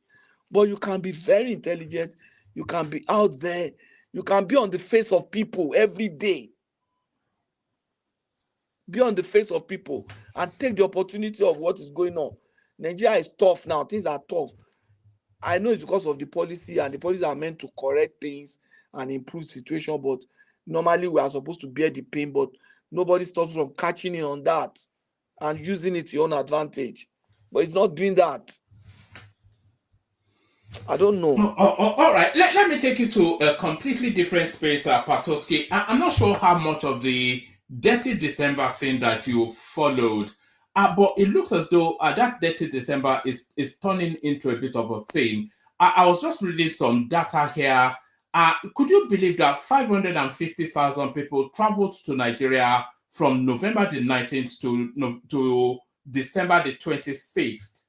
You know, what are you making of that? 500, over 500,000 people just within that 6 weeks period thereabouts. A lot of them concentrated in Lagos.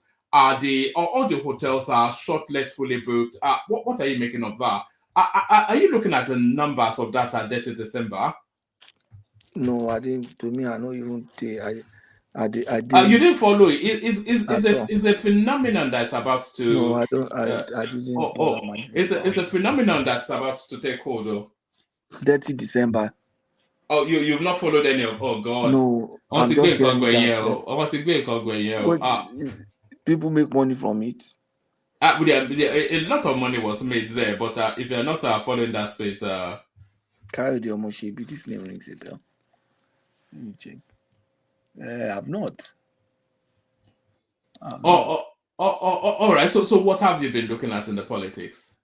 Yeah, our prime minister just resigned. Yes, Justin Trudeau. I saw that in the news cycle. What does that mean? I saw a Nigerian girl actually trending on social media saying that apparently the guy that is coming in to replace Trudeau is promising to deport 5 million people and all that. He's coming to do what? The person that is replacing Trudeau is promising to deport 5 million people. That's what they said. That's what I heard. I don't know. I don't think so. The Conservative Party, they are not favoring the immigration. They are not favoring the immigration policies of the Liberal, but I don't think they are going to go to that length. The deporting people, all those ones are not. They are not likely to happen. You understand what I'm saying? Those ones no go happen. That's just the truth. Have they not identified who's going to replace him already? I thought that was The party is going to decide that. The party leadership is going to be. They are going to elect a new leader of the party latest maybe by March. So that's when Palisi has announced his resignation, and that's the good news for some of us. He has been there now, Ola, for I think about 10 years now, so since 2015 or so. So you don't have timed tenures like You know, it's like it's like a British, the parliamentary like the system, British just like system. UK. Yeah. But okay, UK, you have term. No, we don't have term. Yeah, leader of the party. Yeah. We don't have time something. Yeah, that's the way they structure Canada to just like UK. I don't think Trump was making fun of him and addressing him as the governor of the state of Canada. It was coming out to say that Canada should be annexed to the United States. So I think earlier on today. I know some Canadians that would like that. And he's still looking to buy Greenland, whatever. I don't know that guy, man. We're in for some. Buy what? There's a country called Greenland. Oh, Greenland, yeah. Yeah. Donald Trump wants to buy it. Greenland. Yes, he wants America to buy it. When is it going to be sworn in? I think I don't know. It's sometime this month, isn't it? Yeah. At one chance. No, we'll see one chance now. The guy is going to run his tenure and he's going to try to please his people. It's always January 20th, one man. Is that? January 20th, Trump will be sworn in, you know. January 20th, have you? Yeah, it's always 20th of January, you know. The world will change forever on that day. In America. January 20 by 10 a.m. Yes. Be sworn in as the 40. What are you making of president? What are you making of what we're seeing from Elon Musk? You know, he's been running some funny commentaries all over social media, even talking to UK politics and all that. The guy is taking his own position only. He doesn't. He looks like he's interfering, right? Yeah, even in German politics is interfering. No, I think the immigration thing and what is happening to Europe are the things that he's talking about. And nobody is trying to talk about the problem behind that thing. That's why is the whole world afraid. Look at what happened. Before that thing came to that point, a lot of people have been talking. Someone like me, I've also seen that, but I mean, I'm not a big boy, so nobody will hear me. But I knew that was going to happen. We all knew that was going to happen now. When I came to London, there was a time I don't even go to that point. I visited London first 2010, and I saw what was happening, the acquisition, the conversion of, I mean, the way things were, And then I said, no, this doesn't really look like the London we look forward to coming to. But it's so bad now, so terrible. Nobody wants to go. I don't want to live in London for nothing. I can't even bring myself to live there. Yeah, UK is dead now. Anyway, they're letting any and everybody into this country now. Yes, now I rather go and live in South Africa or even Rwanda than coming to UK. For what? So it's like that. And look at Germany. Tony can speak to that. Look at what is happening in Germany. Look at the situation there. Look at Sweden. Everywhere, see, the tide is just against the black people everywhere. It's not tied against black people. It's the cause of the immigration. People should come to countries, right? But people should whether they are coming to file as asylum, document them as asylum seeker. Make sure The problem is that let me tell you about the German one is that the German doesn't accept a black immigrant. They accept white people, even though they are putting they are having bombs in their pockets. So what they are doing here is like kalu. So they are taking like 1 million Syrians, hoping to get probably 100,000 out of them. So it's a risk. You don't see during the Christmas recently they have to go and bomb a Christmas market. Every year they kill a lot of Germans. I will send the link to one man went to move. Yeah, look at that.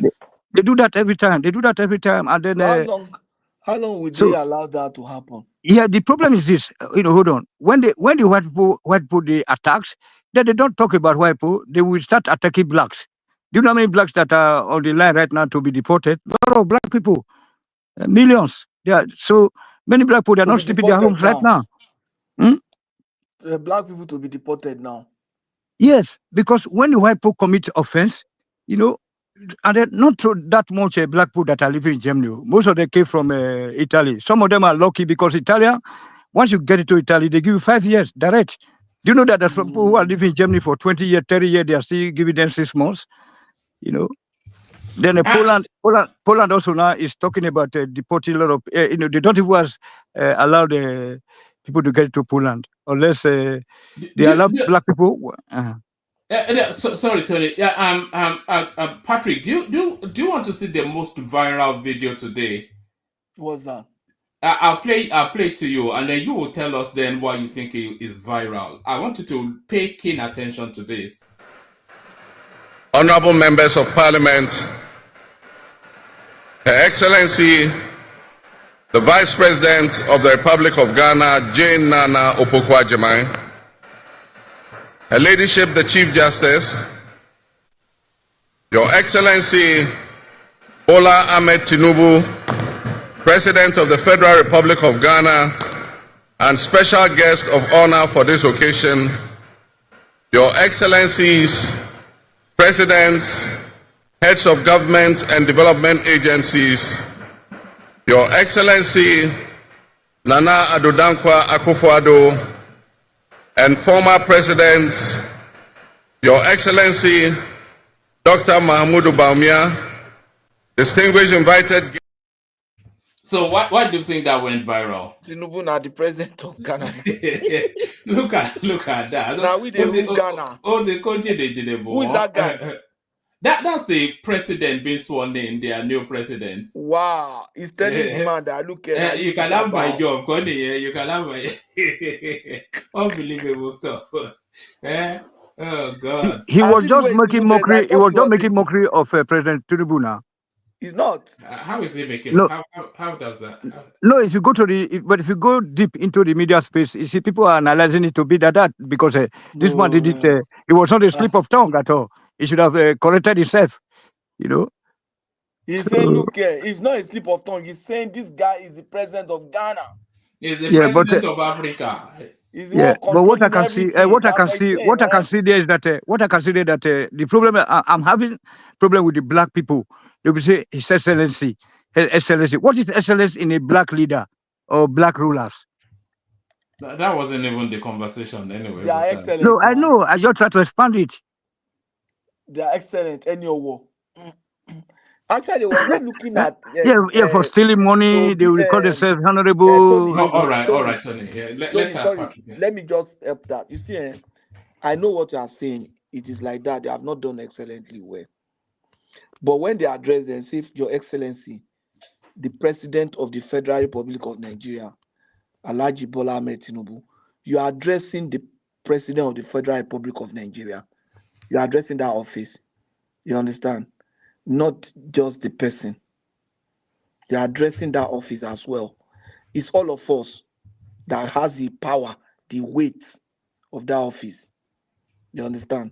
So that's why my brother. My brother. That's why things are not working in that's why things are not working in Africa because Europe don't do that. They don't call him Mister Mr. Trump, Mister.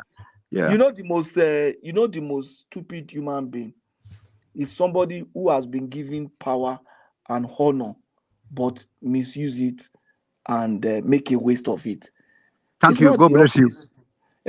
So now it's shame on them, not on the office. It's shame if they don't do well. You know that was my you know what you just said there, Patrick. That was my quibble with Shore when he came on, and I think it went the wrong way somewhat. So maybe I regret that a little bit. Maybe I should have been a bit more, But I was asking him why he did not prostrate to the Ooni of Ife when he went to the palace, and he said he doesn't prostrate to any man. And I was so why did he go to the palace? I was even explaining to him that it's not the man on the throne, but the throne at the court itself. That's what you were prostrating to. That throne is older than him. Yes, so it's not even whoever. It doesn't matter who sits on that throne. It's what the throne represents, and that. So that's what people prostrate to, not the man. You don't prostrate onto any man.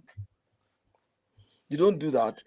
But the point is, if the man on the throne makes a mess of it, it is not the throne, it is the man. I like to use scripture. The Bible says that a man that is in a place of honor and that does not realize it or misuse it is worse than a beast. You understand? That's what it means. That's what the Bible is saying, that if somebody is in a place of honor, they've made you a king, and you misuse it, you dishonor it, you don't realize it. The Bible says you are worse than an animal. That's what it means. So the position, even if you are a bad person, when you come there, the position is supposed to drive some senses into you and make you realize that, look, you have responsibility. Out of 200 million people, God give you one opportunity out of 200 million people, and you go down, your name will go down in record history that you are a president of the Republic. How many people in the world, out of 6 billion people, how many people in the world had the opportunity to rule a country? You understand what I'm saying? How many people in the world, in the entire human history, how many people have had the opportunity to rule a country? God, but that doesn't make a difference, Patrick. Like our Obas, our Oba will prostrate. You have not allowed me now. Okay. If God give you the opportunity, are you not supposed to be grateful God by making sure you use that position properly? You understand? You are supposed to say, God, give me the opportunity. Don't worry. I'll make sure I do my best for these people. But if you go ahead and misbehave, it is not shame on God. It is not shame on the position. It is Thank you, sir. Thank you, sir. Just like Awolowo now, even though he died, people still remember him. They see him as a president Nigeria never had. Yes, thank you. Thank you. It's Our like people now, that. they know they forget them. But Tinubu has the opportunity now.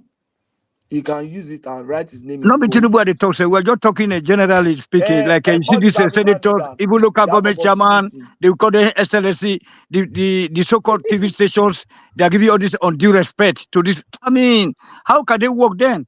How would they work if they are being honored, called honorable and everything? I beg you. Actually, because we pay lip service in Nigeria, actually, they are not honorable. Let's be objective. They are not. Thank you, sir. Thank They are you. not honorable. They not do well. I don't think there is really a Nigerian president that is honorable. But let's just honor this seat. That's just the point. And the where we borrow the democracy from, they don't call them honorable. Look at the Germans. They just call you simply. And anytime they mention of your name, they will state your position and your party. You know what I'm saying? If a minister is doing something, they say, okay, this minister from SPD or the other one from. But our place, they just mention their name, You know, honorable. Nigeria, we like title, eh? Yes. Very bad. There's one boy. The guy is called his name Reverend. He was on Facebook. Young boy, you know. And I respect him. He's a young guy. He calls himself Reverend.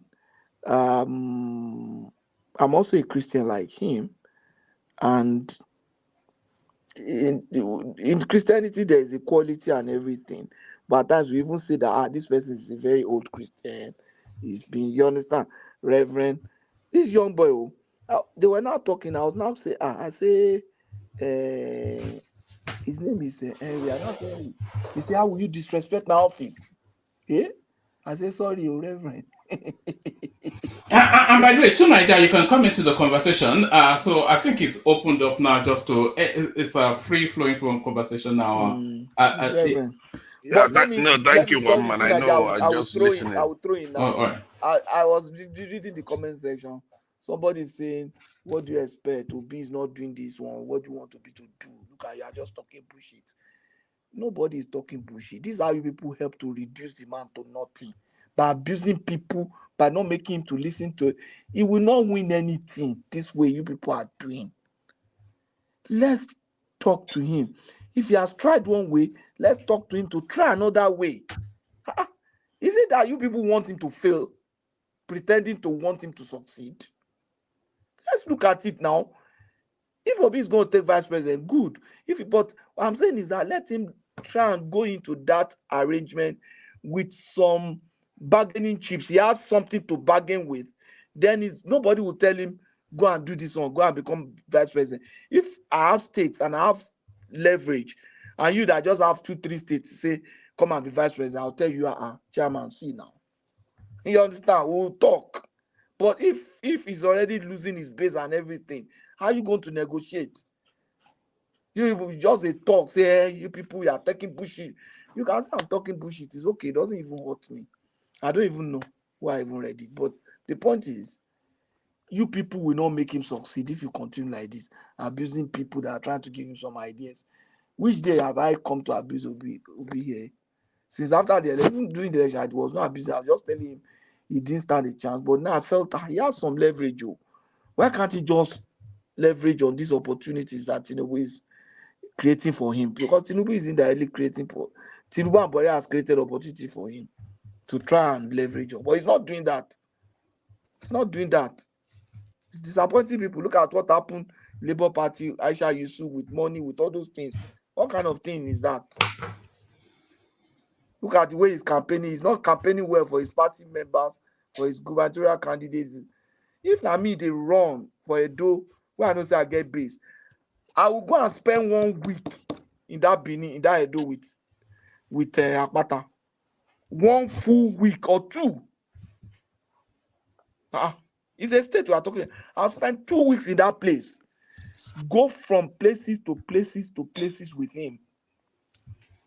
After I'm not running election.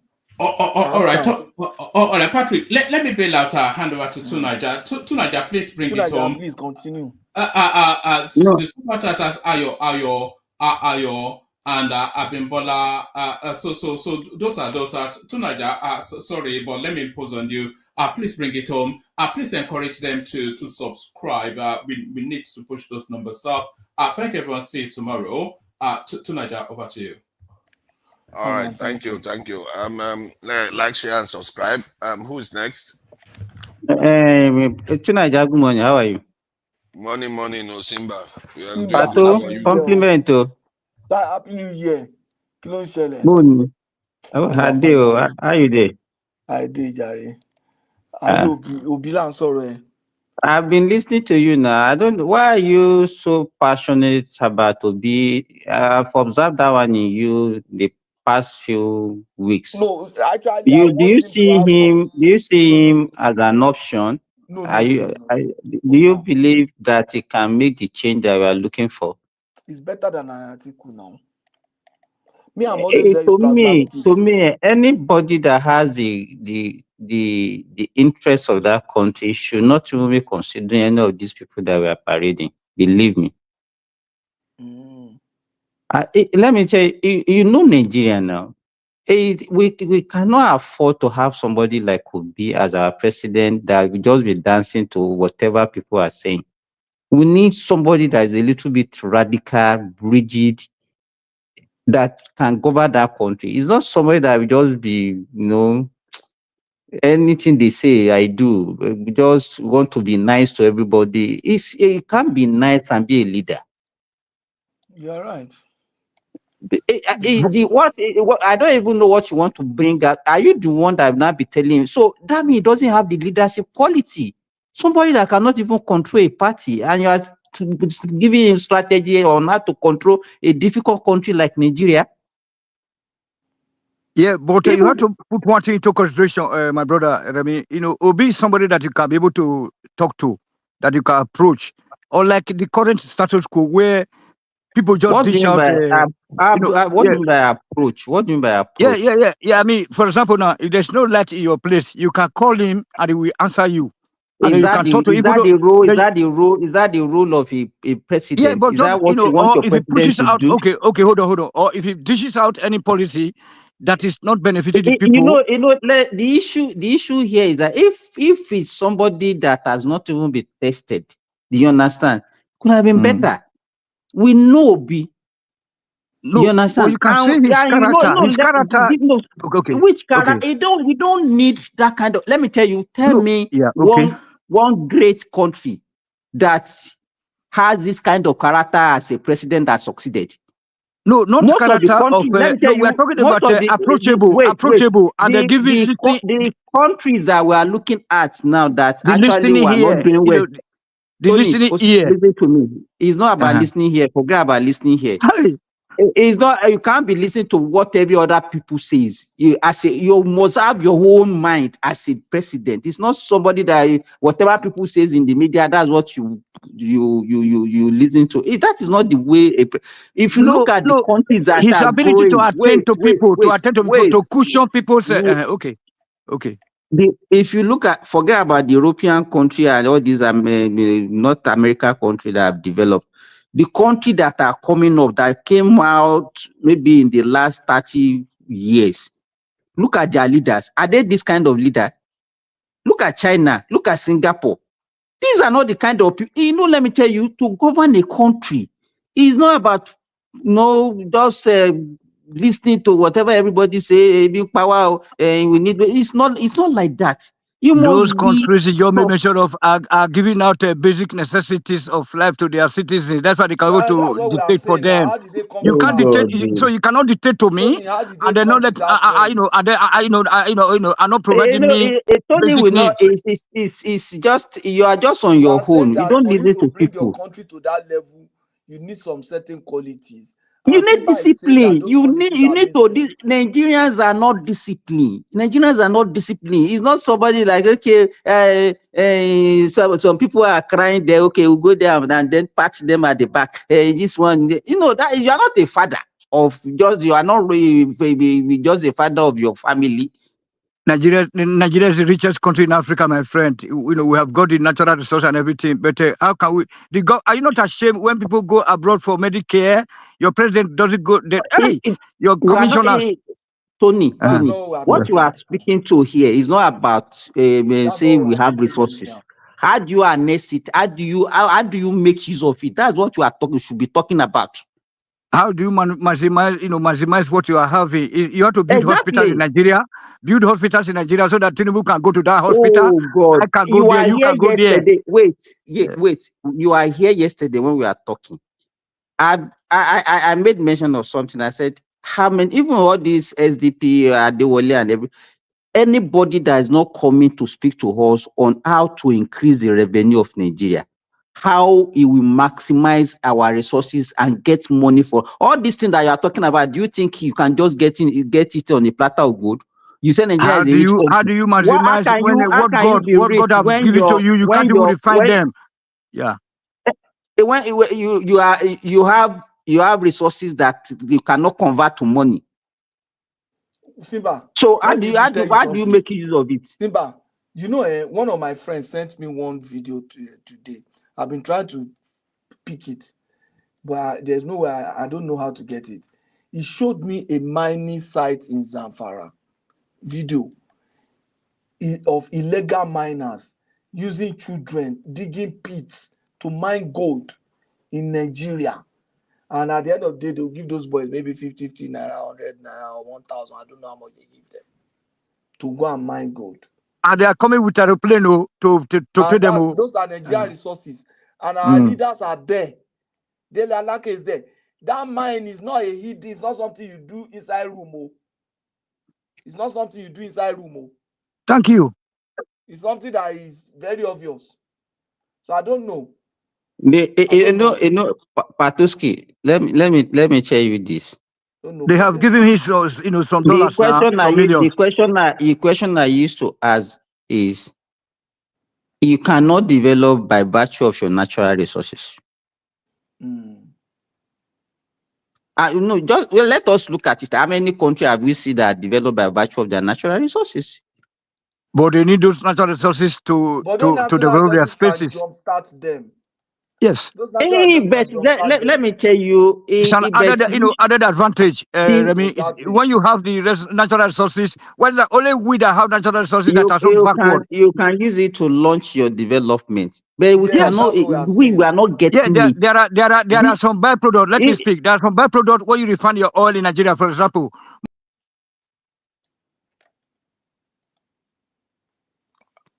Continue. Tony will not let you talk. Continue. What did you remember? The issue here, as by Patu, as you said, you can use it to jumpstart, but it cannot lead you to development. Because let me tell you, the way we are, we cannot be unified. And it's not only peculiar to Nigeria. When we are talking about our own problem, maybe because we are too tribal. Okay, what about the other countries that are not too tribal? Because of our colonizer. Ethiopia was never colonized. How are they fearing? You understand? It's like we can't even identify the problem that we have. We only speculate. Okay, maybe this is what is causing our problem. Okay, let us go to regional government. Okay, let us divide. The country that are divided, are they good? Are they doing well? Are they doing well? They are worse off. It's like we have to come to the round table and look at what is actually our problem. To me, I don't see our tribal or whatever as the issue. It's even an advantage if you can use it well. Look at the talent that God has given us across the country. Look at my guys from the east. Very talented. Look at the north. Look at the south. Look at people from south. Look at southwest. Look at everybody's got talent. Patuski, there is another thing that we used to say. During the time of regional government, things were so rosy. Nigeria is a lie. It's a lie. It was, in fact, it was so toxic that time. Even that toxicity that time was more than what we are experiencing now. But people don't know history. There was no history, so people just believe that things were working that time. Simba, let me tell you one thing. My oldest brother, I told you my oldest brother is a doctor. They would have killed him. He was a small boy, young boy. A boy that was not even up to 15 years old. One low knocker Onoka demo. And they wanted to kill him in Ikire. That's how they would have killed somebody that eventually became. Maybe that was maybe that 1963 or 1964 Yes, that election. was their time. That's how they would have killed somebody who eventually became a doctor, became a very senior military officer, created opportunity for people like me and so many other people around. Just because one person saw him and said, I want to know what Onoka. The carpenter across our house that knows him and knows my parent was the one that carried him and said, that's how they would have lynched my brother. Patoski, in my hometown, my father in the late 70s used to show us the houses that were burnt, and those houses were there to today, they all repaired. In the name of demo. In the name of, don't forget about demo, in the name of election. Not 83. I'm talking about what happened during the Wete. Action group. During the Wete. If you see, if we go back and then look at this, in fact, I listened to one man. He was saying that in the national election of 1965, that actually culminated in the coup of 1966, was massively rigged. When you talk about massively rigged. No. So that the regional government did not work, because if you look at how did the Midwestern region emerge? Rigging no one now. You understand? It was even they even said that as at that time they know that the Southwest was the Western region was not, they don't even believe in Nigeria. The Eastern region they were not even believing in Nigeria. And even at a time, they said the people that actually led the coup, Murtala was the one that led the coup, the counter coup now, not Gowon. For 66, have you? For 66, the retaliatory coup was actually led by Murtala. But they said that Murtala is a radical guy. The coup that saw Gowon coming. Gowon. Yes, they now said, okay, who can they bring that will have a national acceptance? Gowon did not participate in the coup. Yeah, he didn't participate. That if they have left Murtala was even planning is to even let the North to leave Nigeria as a whole. But all these things, we don't know. We are not a student of history then. So most of us will come here and say, regional government, let everybody be on their own. A regional government, let everybody be on their own. It's in the nature of human being to think that the former days are better. In fact, it's very common with us in Nigeria. Now, even people are even comparing Buhari. People are even comparing Buhari with Tinubu now. That before Tinubu came, things were so good. We can even buy. I used to laugh and say, okay, is there any government that came that you don't compare? Even Abacha. Even when Obasanjo came in the first time, we were saying, Abacha was better than Obasanjo. Nigeria, how can you be saying Abacha was better than Obasanjo? Are you man cow?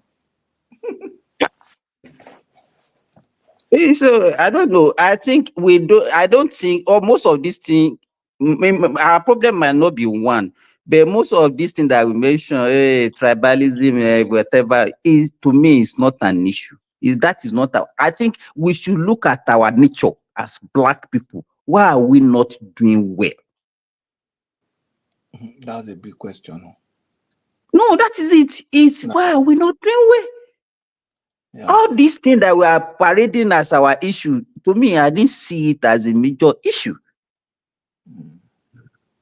I think maybe because we are too selfish. It's selfishness now. That's what leads to corruption now. Somebody would look at what that Emefiele did. Somebody took all that kind of money. At a point, some people were saying, they're persecuting him because he's from Southeast. All that money. Tunaja is there now. Tunaja, if you talk too much about Emefiele now, Tunaja will come at you. And these are the people that also say, okay, we won't come here. He will say, now, why is it the only one? And that's what we do. Look at that. Look at It's not, and you know that is why some people say it's not as if Nigeria hates corruption.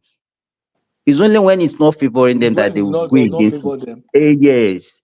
And mind you, at times you can't blame them too. What did they do to that accountant general? Look at how much that man stole. Buhari just left him. At times when I just look at that Buhari at times, and I support him, but it's making me to regret it too. I'm telling you. I know why you supported him looking at what happened in 1983. That was what people thought Looking he at would what come happened and in do. 1983 and looking at the situation of Jonathan. Jonathan was actually messing up. It's God that saved Jonathan for not winning that election. Yeah.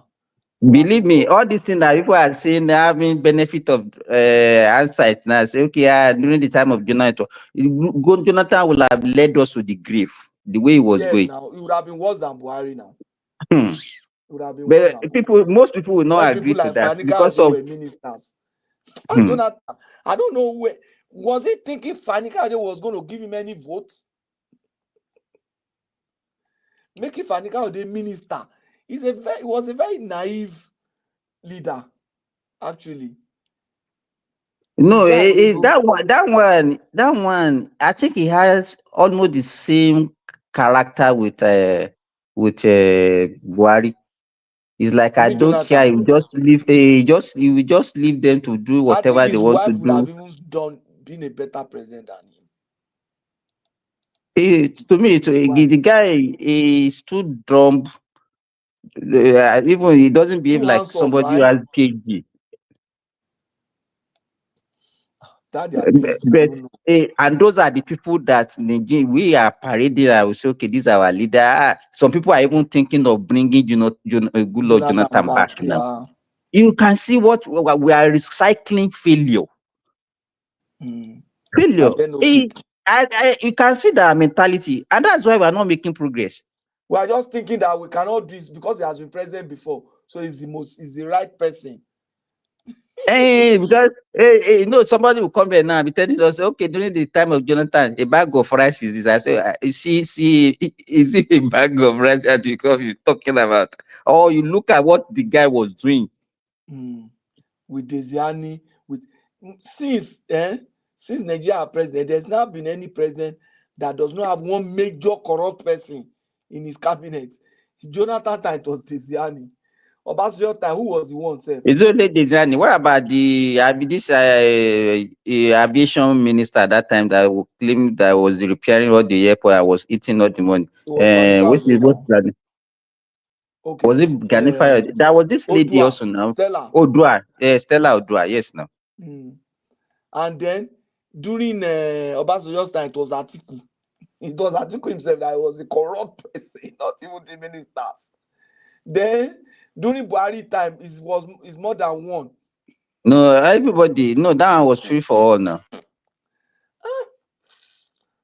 How can you call yourself CBN governor? You are still in office, and then you bought fleets of cars preparing for presidency, and you label it, and you see you are. I don't. Why is that one done? And Buhari left him. That's why I felt that maybe it was his tenure. Good evening, everyone. I think it was not really. Good morning. Good morning, Bishop. Ogasima.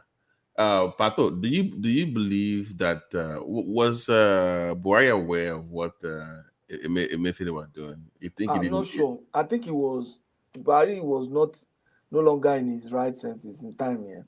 So he didn't know. Nobody told him anything. You don't believe that he knew he had any clue? Didn't know.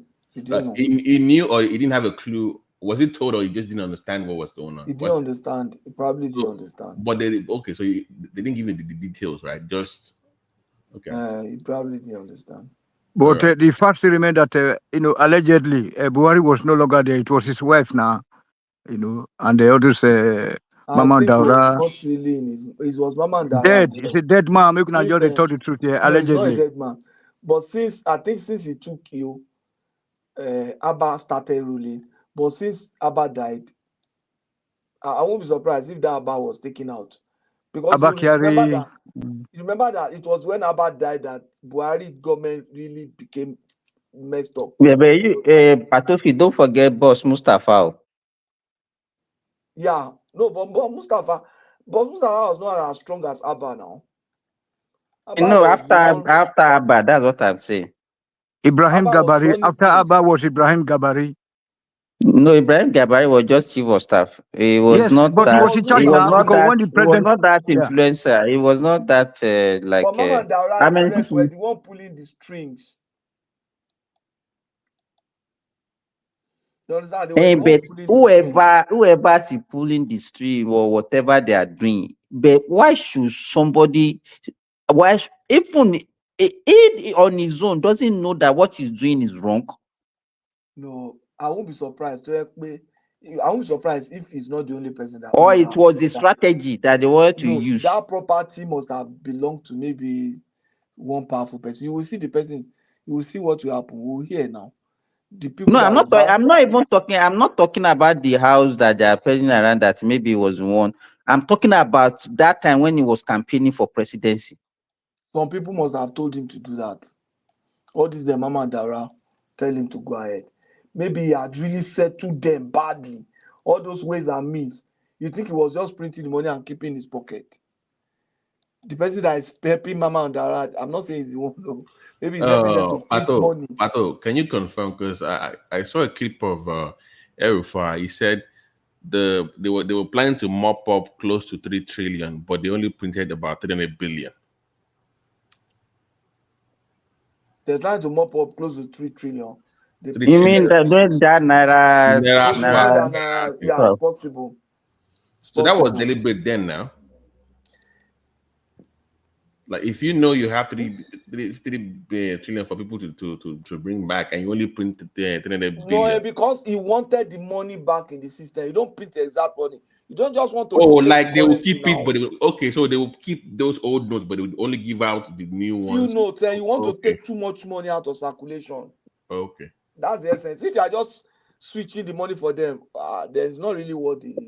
But in Patoski, you remember the last time we had the change of our currency was during Idi Agbon regime now, Idi Agbon Buhari. And it was done seamlessly during that period. Nobody will dare print. You won't die. When all the politicians were already in prison. And that time, our banking system was not that sophisticated. There's nothing like any transaction or whatever. It was basically cash economy. No, but Simba, the population was not as much as it. The Nigerians were not as rich as this. I mean, I'm not talking about politicians and Nigerians. How many millionaires do you have then? Do you know how many millionaires we have now? And even our consumption pattern was not as bad as this also. How many people, how much money do you even spend per day? Most people are just feeding on what they grow, on what they can get, whatever. I'm sure the total money that the whole of my street in Mokola will spend in a month is not up to what Big Cubana will spend one night at the club now. The total money the whole of my Mokola Alafia street Ibadan will spend in a month is not up to what Big Cubana will spend in one street. It's not even up to half of what you spend on one seat in the nightclub now. So to tell you the size and everything, we were living well, nice thing and everything. So but Patoski, it was relatively, you can say relatively, it's just that thing is relative. Because what people are considering as suffering now, those times we didn't see as being as suffering. No. Yeah. You understand? That time you need to go and fetch water on your head. You need to go to farm. You eat what you see. People are that's what I'm saying. That people are living better now. No, people still fetch water now. No, but relatively. You don't see people now going like 2-3 kilometers or 4 kilometers to go and get water. People, the only difference is that they get the water in their car. People still fetch water now. It's still, to me, it's still a better life than what we experienced those days. Yeah, that's sure. Every generation should be better than the previous one. But it's not that the rate Even now, the kind of food that we consume now was not the type of food that we used to consume those days. But is it better now than those days? To me, no. I can say this. Nourishment. It's better in time of nourishment. That's what I'm saying. It's better. Now, right? Yes. On that one, I'm not so sure about that. Let me tell you this. Patoski, let me give you. I can say it based on what I experienced. Let me give you. In the late 80s, in the late 90s. Before you finish, let me give you one point. You can say that now because you are not on the same pedestal as your parent. You know why I'm saying this. Let me tell you, it's not even about me. If your dad was on the same pedestal with you in that time, it would have been better than what you are eating now. I'm talking generally, Patoski. Let me give you, for example, in the late 90s and the early 2000s, if you come to the hospital, come and see all these kwashoko, marasmus children. You understand? There's hardly a day that they will not bring one. You understand? But what we noticed was that the thing started from Lagos. If I could remember around 2006, 2007, one of my colleagues did a study on malnutrition. And when she went to defend that research in Ibadan, they were asking her, how did you get this patient? Even in Lagos, Ibadan, axis, they used to get them those days, but at the time, they just disappear. People don't come with that kind of problem again. But it's now limited to the northern part. So we still used to get them in Ilorin. In fact, when she presented the proposal for that research, they were even asking them that, how will you get your sample? Do you understand? But as at that time, we are still getting them in London. They will just bring them. You see some of them, they will be so big. You think that they are well nourished. Meanwhile, it's water that fills their body. Some of them will look at all those Somalia baby that you used to see. You understand? You understand? But these days, nobody can. If you say we want to do research on I think you can say extreme poverty has reduced. But in terms of diet, that the quality of the food we used to have before, I think it was higher quality. And because the Naira had higher value too, our purchasing power had a bigger, definitely a lot more power. No. It should be obvious now. Our purchasing power has reduced by 50% in just the last 2 years alone. Then, if you wanted to travel to the UK, you had enough money to let me to Niger. Patoski, that time that we are talking about, if you want to eat yam, will you eat yam with fish or eat yam with egg? You eat yam with fish. Oil and salt. It's only oil and salt. Come on. See, maybe you guys are very, very poor and like properly poor people, but it's not from our background, Nisha. You know that time if you are comfortable, use Ororo and salt. What are you going on like that? See, I was in Nigeria. I beg you, tonight, you don't even know the time that we are talking about. You small boy, you are talking. You that doesn't even know what happened in 2000.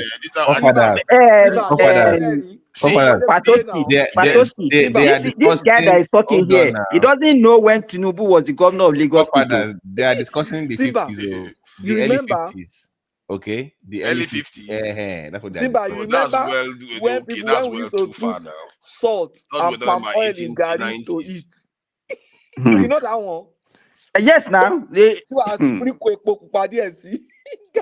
if you go to Nigeria today, you now add water to soften it. Simba, hold on. If you want to know that we have problems in Nigeria, almost all the young people I know, a lot of them have one illness or the other, and many have ulcer. According to the guy, he says you go to university, a lot of the students are suffering from ulcer in Nigeria now. So why do you think all that is coming from? And that's why I don't think the diet is very good. And Let me tell you, I don't in even know Nigeria what I don't even know what you are talking about. What do you mean by ulcer? What do you mean by ulcer? Stomach ulcer. Now they are getting stomach ulcer. A lot of students From what? have it From now. what? From what? I think according to the student, he said maybe because of they are drinking a lot of Gary or something like that at university. And they say so, and they Empty told you stomach that now, it's Gary that causes ulcer. Or noodles. Empty stomach. Empty stomach. Hey, Empty wait. stomach. Let me tell you, it's not hunger that causes. It's not hunger that causes ulcer. If you people don't know, it's not hunger that causes ulcer. We have, in fact, yes, it's not hunger that causes ulcer. Can noodles cause it? Eh? Noodles, the processed noodles that those pack noodles, can it cause it? Let me tell you, ulcer. One, you must have a genetic predisposition first before you can have it. Two, there are some food that can actually aggravate it. You understand? It's not really hunger that causes ulcer.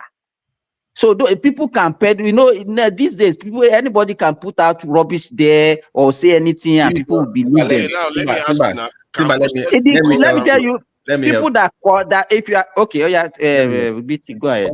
Do you know the number one cause of stomach ulcer? H. pylori. Number one cause of what? H. pylori. Does he know what H. pylori is? So you know how you eat all this we do everything. If you don't wash it properly, if it's not well, if it's not it's an infection now. It's going to go. It's a microorganism. That's number one cause. Not that you are starving necessarily. That's not the reason. Okay, you are talking about ulcer. Yeah. Yes. What you asked now. Okay, let's see causes of ulcer then. Let me find. No, don't go online. The doctors are talking to you. No, it's like Wikipedia now. It's just his own. It's always Wikipedia now. Now one layman go right. No, it may be correct, but it could be that the other causes too that may be relevant to the Nigerian. No, you have two professionals, so let's not bother ourselves. Look at that. Haven't you heard that these days AI is more intelligent than one individual? Not one. You have two. So if you cook away do Babati, if you cook away do all those gems will die. There's a difference between the risk factors and the cause. So once you cook away do, if you cook away do all those gems will die. They don't have them in the West now, but people still get us in the West, like the hypo. I don't know what he mentioned that are causing it. For me, when I was growing up, it's only one person I knew that had ulcer. Now, the young people, they have all kinds of illness. From hunger. Tunaja. You are the moderator. Tony, okay, you are the moderator. Tony, hold on. Tunaja, let me tell you, it's the pattern of consumption that causes it. If you are used to a lot of alcohol, it can bring it out in you. If you are eating, drinking all these acidic fruits that people are now drinks that are all these your energy booster or whatever. There are so many things that people are consuming these days that can cause ulcer, that can aggravate it for them. Yeah, but isn't that the point I'm making? That you are saying that these things have improved now, but I'm telling you that previously it was healthier than now. He said hunger. That's what we are saying. That's where you are is hunger healthy? We are not saying it's healthy, but it's okay. The primary cause of ulcer is what we're telling you. When it's not healthy. Even if you take your NSAIDs, can cause ulcer. Your aspirin and all this stuff. If you take it it can cause it. So even if you have Crohn's disease or like Simba was saying, ulcerative colitis. Yeah. So you can't say ulcer is no, that's not true. No, I'm just saying what I observe and what I also see in the young people in Nigeria. Like what you said, if it's hunger, it means that people are hungrier now than previous. It's not hunger. Stop. Look at that. Hunger now. Why you see I want to agree, but what he wanted to put out there, he still want to see it. There is hunger that is causing it. No. What I want to say is that now the dietary needs of Nigerians are not being met. Pando, what is Pando? Simba. Pando is not very good. Pando is processed food, and processed food causes cancer. And we are going to see the consequences of all this. You are just talking now. You are not talking. Those days, people consume more of natural things, not processed. You understand? So our diet, so it's not hunger. That's what I'm saying. Just it's hunger. There are so many things that we are consuming these days that are not good for our health. But Simba, you're making a point against your own point. You said it was better now. I'm saying it's better before. Wait. When you talk about nutrition, we talk about the nutritional value. It's even from the side effect of what you are consuming. Wow, nutritional value, but it gives you serious problems. Okay, if you want to look at it like that, if you want to next time, if you want to eat, put the best nutritional value and put cyanide in it and see how that nutrition is going to go out. As long as you eat poison, the point is that the quality of what you are eating, something is wrong with it that is giving you sickness now compared to what it was before. Nigerians were one of the lowest rated in terms of diabetes before now. Nigerians didn't get a lot of diabetes. Cancer rates in Nigeria was lower. But all these now are going up, like in the West. They are all going up now. Let me tell you the way things are going. Let me tell you. That's what we call intergenerational malnutrition. You understand? Let me give, for example, if your parents are malnourished, you are going to be born malnourished. But peradventure, maybe suddenly their economic status changes, and now because of that, you are now rich, you want to now be consuming all those things because your body is not actually programmed to be able to consume those things, to regulate all those excessive things that you are taking. Because let me tell you, if you are born, we are not born with the same number of cells. So some people are born with maybe, let's say, 1 million cells. Some people are born with maybe 500,000 cells. Then even the size varies. You understand? If you are born in maybe your parents are not malnourished and you are born like that, you'll be able to actually accommodate anything that you are taking. But people that are already malnourished, then maybe peradventure you are now rich and then you want to be consuming all this food in excess of what you're supposed to take, you are going to end up with either diabetes or all these non-communicable diseases. That's what is happening. And that is why before is more of infectious diseases than non-communicable diseases. Communicable diseases, that's what you call all those infectious diseases. But now it's more of non-communicable disease, hypertension, atherosclerosis, and it's because of what you are consuming. I agree with you on that. And then even our lifestyle, our lifestyle, those things that we used to do those days that we could now consider as being suffering, people working on them to disagree with them. That people used to go, whether you like it or not, you do a forceful exercise. You understand? Look at our schools those days now. You know, I can disagree with you if I feel like don't mind these people. Look at our children. People are teaching. Look at our children now. They go to school. They will maybe probably it's just a 2-story building or a 3-story building. They don't do any exercise. The parents don't do exercise. The children don't do exercise. With empty belly. Children that are hungry. That exercise one is another. Children go to school with empty stomach. They go and exercise to die. No, but you know, that time I would trek from Mokola to Kebola. The country is not working. Pato, do you even know what is interesting? Even when my parents give us fare or the driver does not, you want to trek with your friends. Yeah, so I will tell the driver, like, don't call. I'm like, oh, guy, don't come and pick us up. We will now take the money, that 5 naira or 2 naira. Wow. We will now buy fish on the road and bread. Guguru. We'll be gisting on the road now. Yes, you'll be gisting. Like, yeah, with your friends. Strolling along. Yeah, but Nigerians do a lot of exercise though. Do you know that now we have more of obesity now in Nigeria than what we used to have before? I think I am the one of Simba. You know, Simba, I sit down for 10 making the 15 opposite hours point a day. now. Things are not health outcomes for Nigerians are getting worse. And I think it's clear that processed food causes cancer. Instead of us to be reducing the consumption of processed food, we are increasing it instead. In Nigeria. Because to Nigeria, people are getting lazier. They don't cook. They rather go to They don't have money to buy food. They cannot cook. They are buying cheap food. So people are unemployed, hungry family. Processed food is more expensive now, Tony.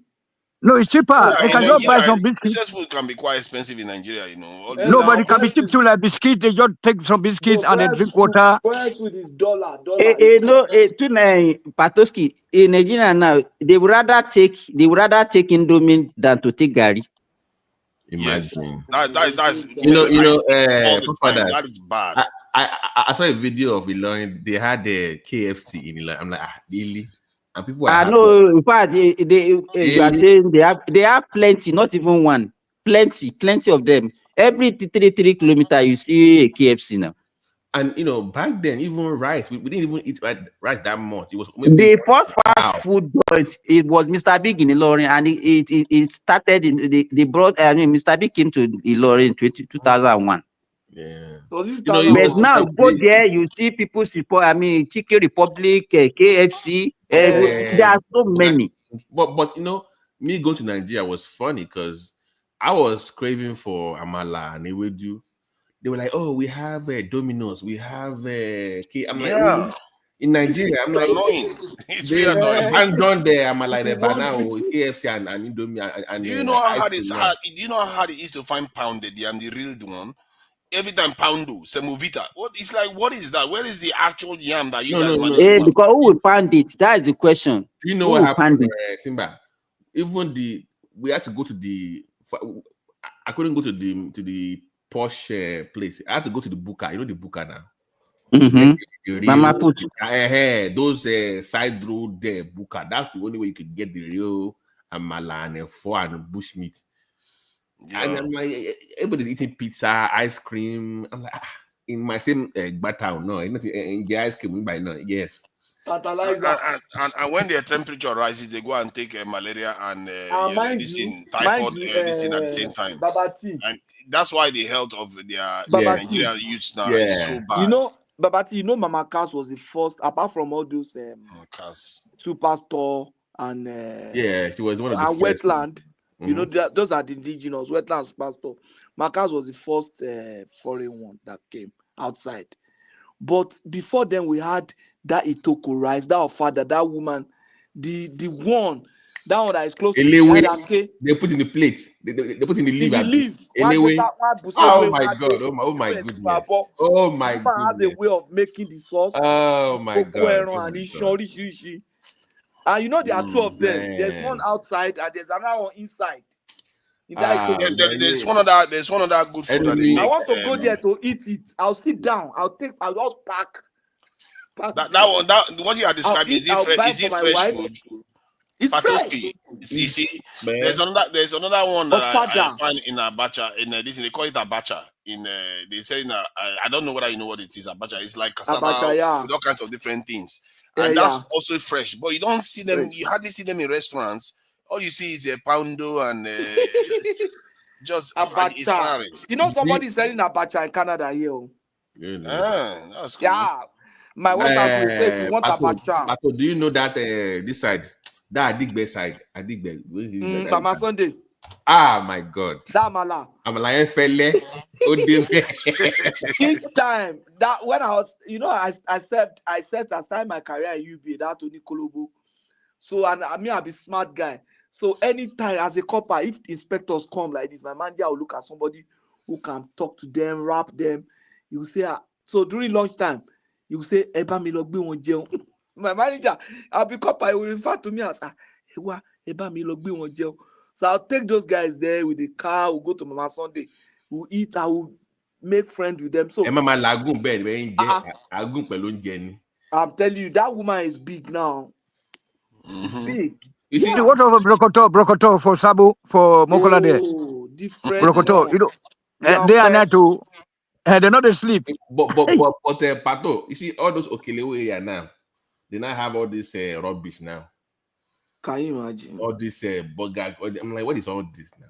When one guy came from abroad, started Lagos, that guy will start Lagos briefly one time. No. Maybe they around that time.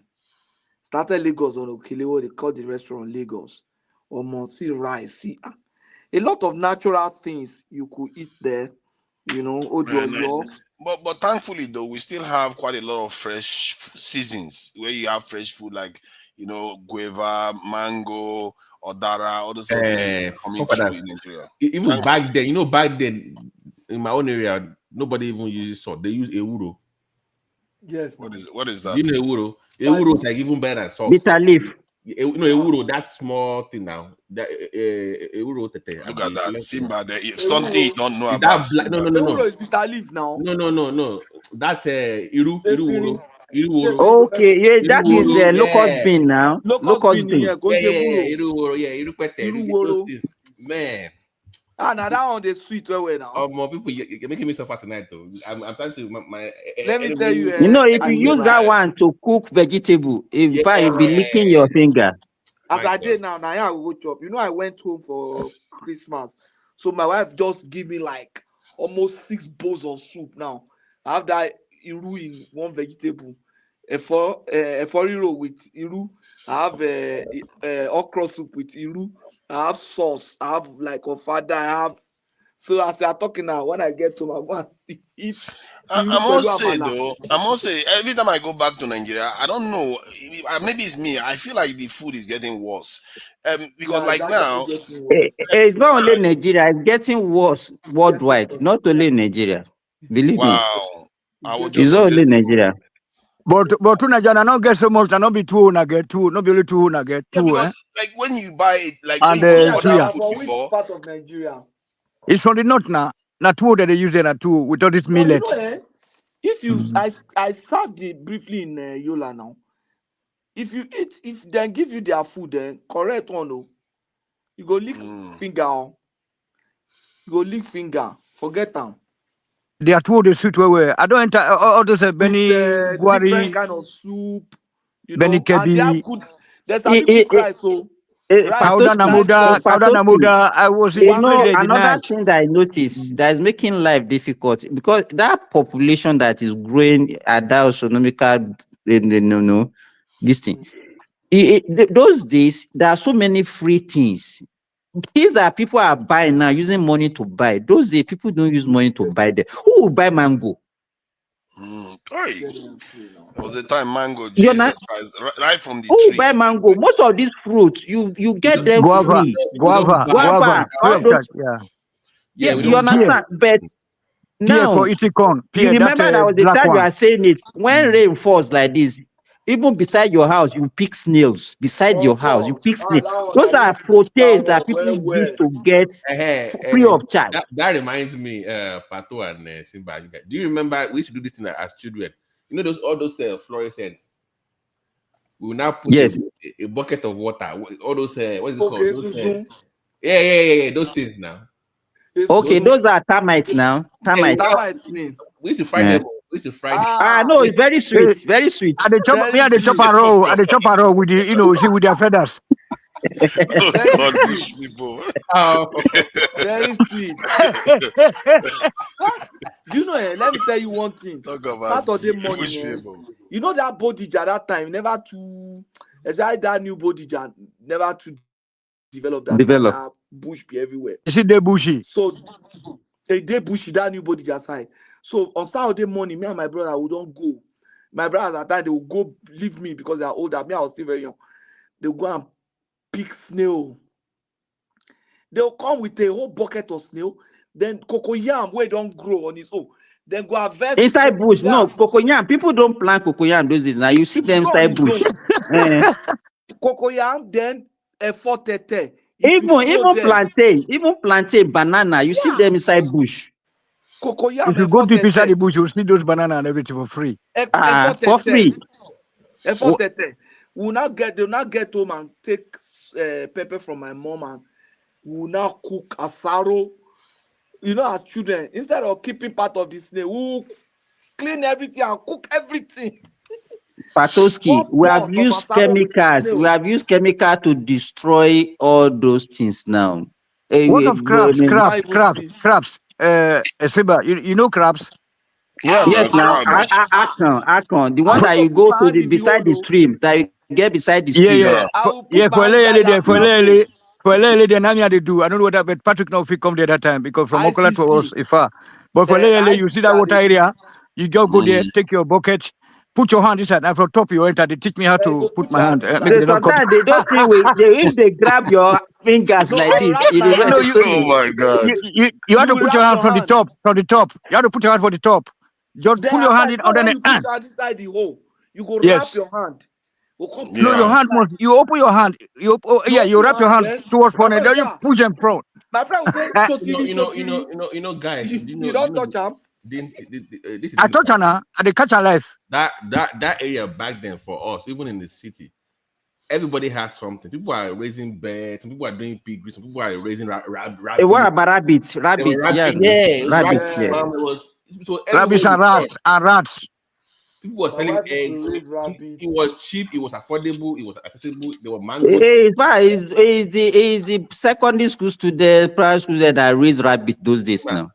I went to the last time. No, and Ajebo they raise rabbits. I remember my wife say she raised rabbits. But that not be that white rabbit when they chop. We know when they know they chop now. We are talking about a real rabbit where you can pour water into a hole near your house, or the rabbit will come up inside.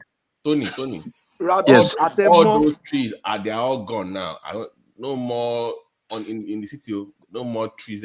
Growing up, no more holes for rabbit to stay. Eh? There's no tree anymore. People just cut everything off. No, what about the house rabbit now? I know that by the house you see some hole.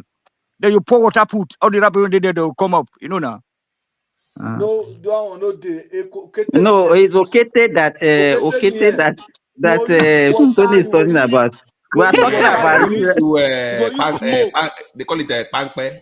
You go use smoke. You go smoke them out. Come on, like this with their children. They will run come out. By the time you smoke them with pepper, they will run come out. So you can use water. You can use water. Somebody go to wait. I didn't know we had bushmen on this side. I'm a bushman. I'm a bushman. We are civilized Nigerians. These are bushmen. No, forefathers back then. Even if you come from a house, a wealthy family, you had to be part of that. You don't want to be left. You have to be boring now. You want to go hang out in the bush with your guys now. You just like all this farming and everything. Even when we were in secondary school boarding house, I even went into the bushes too. It's funny. You always have to do those things. We used to drink M1 Ogro at the back of the school. Now we sneak out. Man, those were good old days. Praise Daddy said that you people are into animal abuse.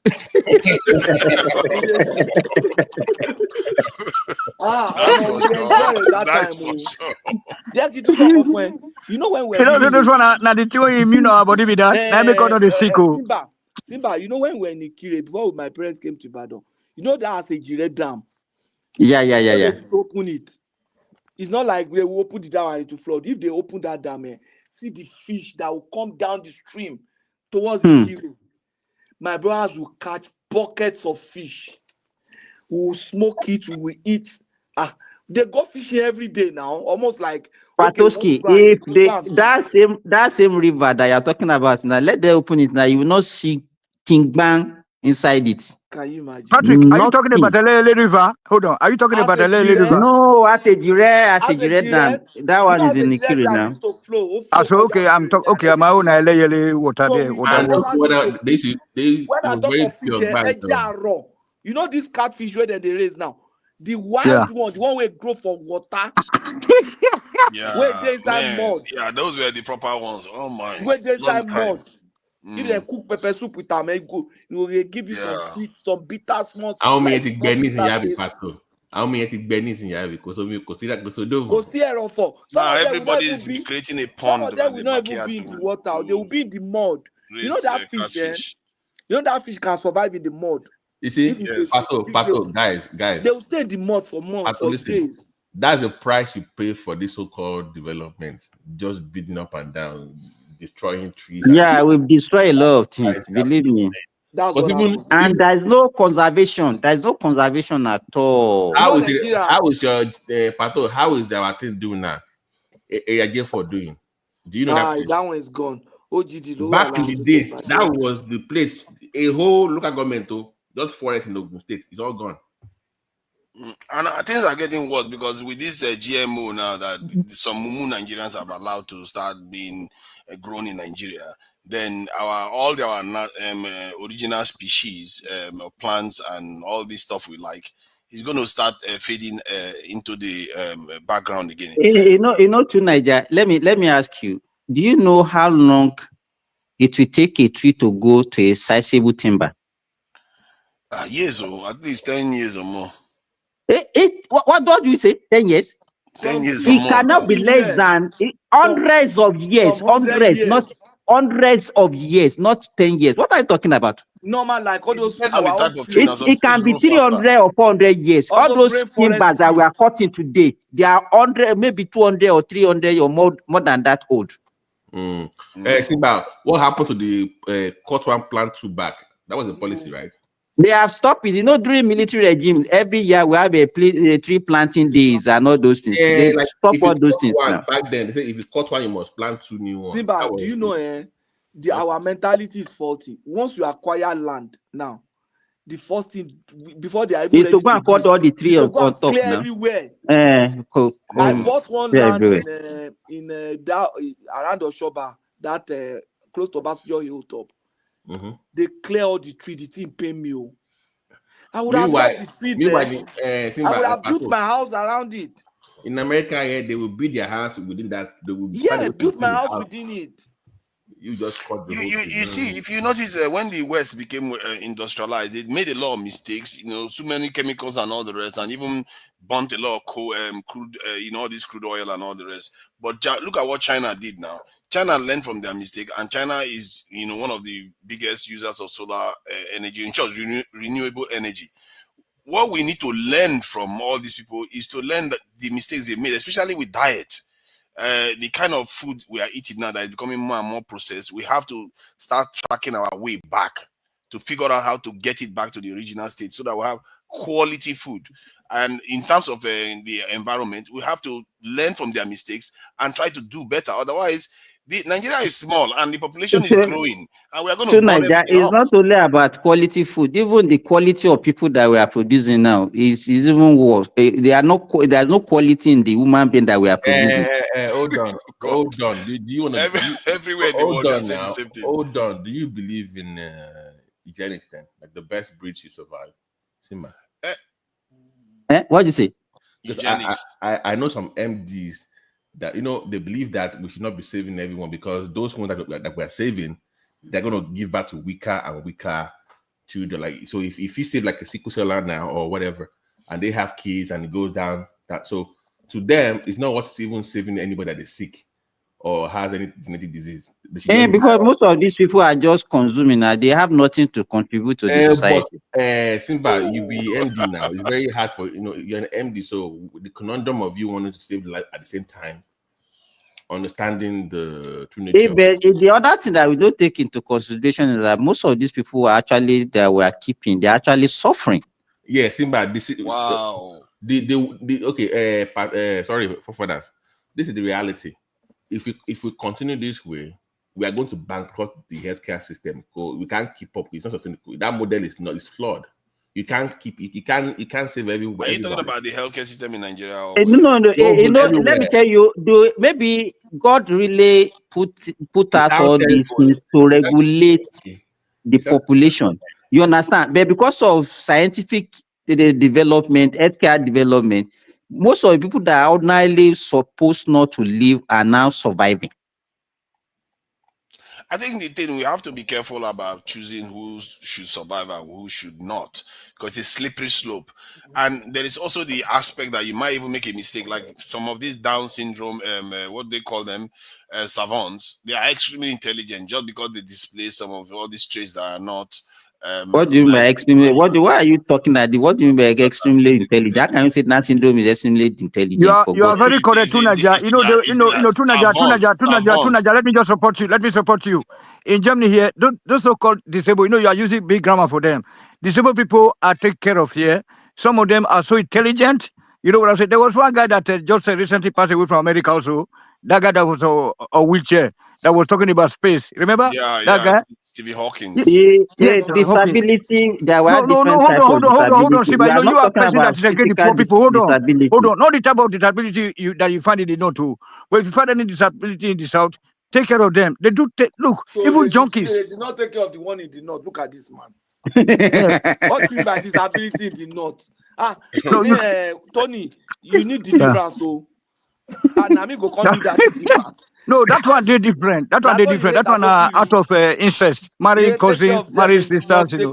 No, it's because of the environment. It's because of the level of literacy. So many things can be responsible. Yeah, Anyway, that is by the wayside. That is by the wayside. Let us take don't care be of our saying that disabled again. people. It's not good. I You think know, I think okay. human beings are very fascinating because you don't know who might offer something invaluable to society. And Exactly. of course, And you and eliminate them. there are people that come across as healthy, but they are very, very destructive to society too. So why preserve them? People like Adolf Hitler. Uh-huh. Exactly, and all No, these no, people no, no, that no, no, no, no. But that guy, don't talk about that one. Let me just go on with Tuna just some submission there. Tuna just very intelligent here. You know, even the junkies in Germany here, they don't throw them to jail. They still try to, if they have sex with each other, the government will take the children. And some of them are becoming doctors and so intelligent people, mathematicians, you know. That's what you are trying to point to these people. You know, in the case of black people, they will say, this one now which? This one are from poor family, they just abandon. So that's why we say that there's no government in Nigeria. If there's government, then there should be care for those people that are yet unborn. Yeah. No, there's no government there now. If today you get government, your president cannot be going abroad for Medicare or go to France. Your governor from Edo State cannot be so rubbish in nature. You know what I'm saying? Tony is another rational mind. If he can't talk without mentioning Nigerian government. Actually, that's right. Oh my God. Nigerian president go to other country for Medicare for. It's an insult on all the Nigerian doctors. And they say that we don't have doctors that are intelligent. Yeah, but do you know what's funny, Pato? Even in that the abroad or whatever. Now Nigeria doctors. Now Nigeria, yeah. You see, stupidity. That country. If local government chairman, minister, commissioners, no idiots. facility in that state house that can handle any case. No, and you vote I have some people that I let me say this. Let me say this. Simba, sorry, Let- that state house supposed to be a No, reference Simba, no hospital defense by here. now. Don't defense. You know defense. It's not. I'm not defending anything. I'm part and parcel of the profession. But let me tell you, we don't practice with right attitude in Nigeria. Believe me, what we do abroad. You don't have the facility, and the government is It's not paying not attention to that let sector. me give you this. It's not Not spade. only the facilities. Tony, you are not in the sector. When people in the sectors are talking, keep quiet. It's not only the facility. Whatever facility that you have, you still need the right attitude. You understand? Let me tell you, BT. Always looking for justification. Where you are today, the so-called the foreigners, they work better than the people that think that they are the owner of the land. Am I right or wrong? That's true. That's true. That's what Babatunde pointed out. No. So no, wait. But you know, we don't have that opportunity in having people. Those days, Patoski, you remember that all those Catholic hospitals, they are manned by Oyibo doctors. No researches in our universities. The Just hold polytechnics on. and hold on. Engineering schools have no workshops. I bet make una just go make me invest. Tony, hold on. Forget engineering. Hold on. Whatever equipment that you have, facility that you have, if you don't have the right attitude, you still not see anything. We don't have the right attitude. There are instructors to guide you through. Tony, why can't you allow people to talk? Okay, talk now in defense of the government now. Defend the I'm government. not defending Nigeria government is We the are best. talking generally. Why are you talking about government as if government is one person? We are not even interested in what government is doing. That's not the Make we go to sell our oil by ourselves now, individually now. It's not the oil. We are Tony, wait till you dey smoke safe. Wait till you dey smoke. No, but what did he say that was so bad though? He was just no, it's just let me tell you. Naija, Tony is telling us what we already know. So we know the government is bad. So let's put that aside. Assuming we have good government today, which other things can make that government not function well? Let's address other things. We all know. Don't tell us what we already know. We already know the government had to create that enabling environment. The government had to guide you through right from primary school level. But I don't know what. Hold on. Let me ask Patoski though. Patoski, if you want to do anything in life, would you prefer to do it in the most efficient way possible? Of course. So if you know there is a fulcrum that a lever you can pull to change things dramatically, isn't that where you should go? I will do that. You see, and that is why he keeps going towards that. That's why Tony keeps talking about government. We have a platform now. All of us on this platform agree with Tony, and we know even before we came here that our governments are irresponsible. So we know that. Now let us think of other way. As professional, let me bring idea from my field. Let Simba bring ideas from his field. As an engineer, Tony, bring idea from your field. As an engineer, what area of our problem can you solve? I have a friend who is a Togolese. I don't think I've mentioned him yet. The guy is an engineer. If you know what this guy is doing in Togo, solving problems about power, solving problems about data, solving about internet, solving problems, so many things, banking. There is a government support there in Togo. No, In Togo, only all Nigeria out. has no government. You supposed to just get that. So, Tony, hold on. Patoski, it may not appear as if the government is present, but the government is always present. I know what the our guy lives. is doing. I know what this guy is my personal. Let me give you the point. Let me tell you one truth about this guy. This boy studied electronics engineering masters in Togo. This boy came to Nigeria to come and teach in my children's school. So I was asking one of the teachers at my children's school that I want somebody that will teach me French because I speak French. So I just wanted somebody that can learn and brush my French.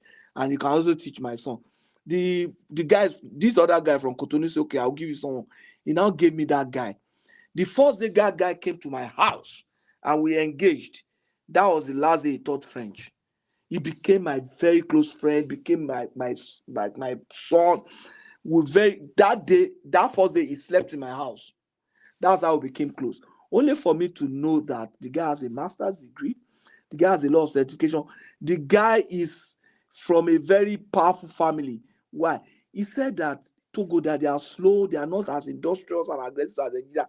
He came to Nigeria to come and learn the aggressive nature of Nigeria. I was surprised. When I got to Togo, this guy introduced me to the richest guy in Togo. He says, sir, these are Dangote here. He put me up in his hotel. This guy, I met his friend. I met his brother. The former president of Benin Republic lives directly opposite his brother's house in Lube. His brother's wife was telling me that the day the guy was coming to Nigeria, that she was crying and said, why do you want to go and suffer yourself? Why do you want to? The guy went and was teaching in a primary school.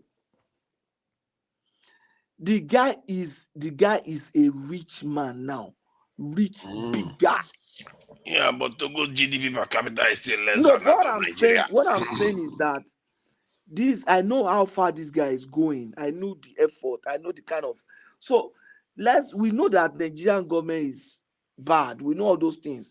Let's look out for Tony. You are an engineer. You schooled in Nigeria. You went to Germany to do further training. What can you bring to Nigeria? Okay, thank you very much. You know how I will end my submission tonight? No, look, I'm about to sleep off. Hold on, sir. Please, all of us that are on this platform tonight, we already know that whether you are in Saudi Arabia, you are in Germany, you are in Canada or wherever, England, you know that if you are self-employed and then you got some problem, you fall into problem right now, the government will rescue you. There's a lot of avenues, That's what we are talking about. When there's a government in a place, there are not those kind of, institutions will be on ground. That is what is lacking in Nigeria. So as a result, there's no government, no local government. We have bunch of mafia, that are running the things, taking the oil. If people say that, okay, that we should allow them to be take charge of our resources, and then only for us to be going back on individual basis to be setting up industry to help the community is just I don't know why you people just think that okay, now that our man is a president, so therefore whatever is happening, there has never been a government or a sign of government ever since Obasanjo left. Okay, if you go Thank to you. Nigeria today and provide solution, you will not only benefit the country, you are going to benefit a lot from the country. You need a government. You need a country with a government. Hold on, let me tell you why. You are going to benefit a lot from the country than you have benefited from Germany. I know guys who are builders in Europe that have gone to Africa to start their own building company, and now they have you should have known what they passed through. They were ready to pass through it. Now they are bigger than you and me. Patoski, let me say they this. are bigger than you and me. We are busy here speaking grammar. Patoski, given where Nigeria is, every government that's come to Nigeria since 1999 agreed that Nigeria needs to start exporting goods, and yet we barely do it today. Every single one of them knew we need to export goods, but they have not done it. Even when they could just go to the West and say, you know what, because of they want to institute import substitution, they can go to the West, buy a company that is already manufacturing stuff, keep manufacturing there, transfer the technology to Nigeria, and start manufacturing from Nigeria and exporting over to them and the rest of the world, which means we are going to make even more money. But no, do they do that? No, they will not do that. They don't do it. On the contrary, they will go and set up refineries abroad. They will set up refineries abroad, and they'll be stealing our oil. Individual now. But the reason why I'm telling him this is because when he keeps saying individuals should do the right thing, these people know. Don't do they it, make bro. the environment. See, hold on. They make the environment very it. hostile. I'm trying to let you understand what is going on, so you know when you're getting conned. They make the environment very hostile, so that and the conditions, the conditionalities, you know, and then all those kind of policies. That's why only few people will succeed in life. If all we see is problem, we will not. That's no. They talk. I'm trying to make it clear this is a so platform. we know what we need to That's deal the Nigeria we are talking about. I know a girl that left Nigeria. The girl was doing, I think it was a doctor in Nigeria, in UK. The girl went to start a furniture company in Lagos. It's a furniture manufacturer in Lagos. She's a furniture manufacturer in Lagos. She's doing very well. Yeah. I know a guy who left UK to come and start a building company in Nigeria. The guy is into property. The guy is doing very well. So many doctors are leaving Europe, coming to set up hospitals in Nigeria. They are doing very well. There are a lot of opportunities. But most of them are running back. Let's face the fact, my brother. That is what he's not understanding. You are not see. I'm not saying every business is failing. I'm saying that the rate of failure they and are the not rate waiting for the government. If they are waiting for government, they will not go. Hold on. You can't define. No, I'm talking to Tony first. Tony, that thing you told me you are doing. Then you have no country. Then you have no country. No, and Tony, a period. Hold on. Tony, that's what you tell me say they do. If you do that in Nigeria, if me and you sit down do that for Nigeria, we will not have any business in Europe or Canada. I'm telling you. That's a big thing you are doing now. Do you know you can eventually scale it up into manufacturing? Because you know the technology. You not only the technology, you know the hand. No security, no power, there's no effort towards making power available. No nothing, no road. I beg you. Who won't kill you? Who won't kill you? See, let me say this.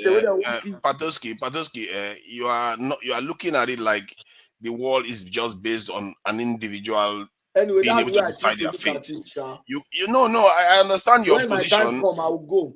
I understand that I'm already there. We have somebody here who goes regularly. Listen now. We have somebody on this platform now. Patoski, one at a time. See, I'm already there.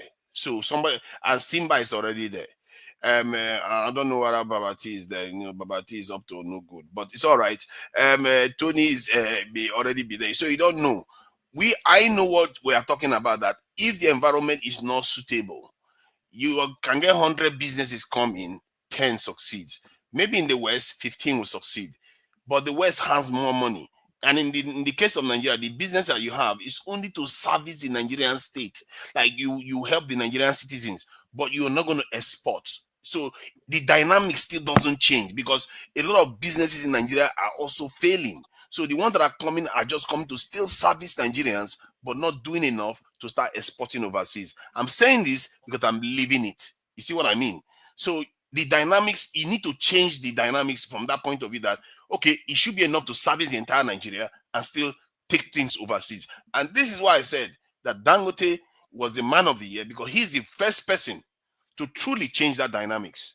Because now he's able to export things overseas, not only to service Nigeria. He's able to export it. And he's been doing, to be fair, he's been exporting cement and all the other things overseas before now. But it wasn't significant, in terms of the money that you are earning. Kind of mindset, say government no fit do anything. You will not start now. That's what I'm saying. Oh, no. See, Nigerians don't have that mindset. Nigerians are the most entrepreneurial, maybe in the world, actually. The people they talk this one over Nigeria. Hey, it's not good. It's not good. It's giving me 1,001 reason why it is not possible. No. It's not. I just described how it is possible, but the outcome is not going to change until the government set a new standard. The outcome is not going to change.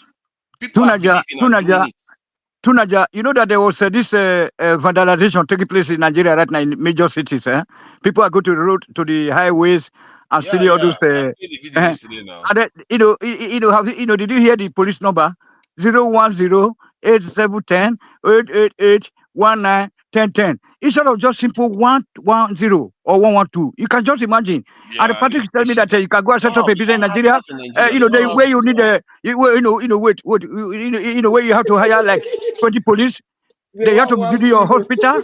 You build your, so then you have to provide your borehole for water, buy generator, and then now very soon Nigeria will be building hospitals, private hospitals in their homes.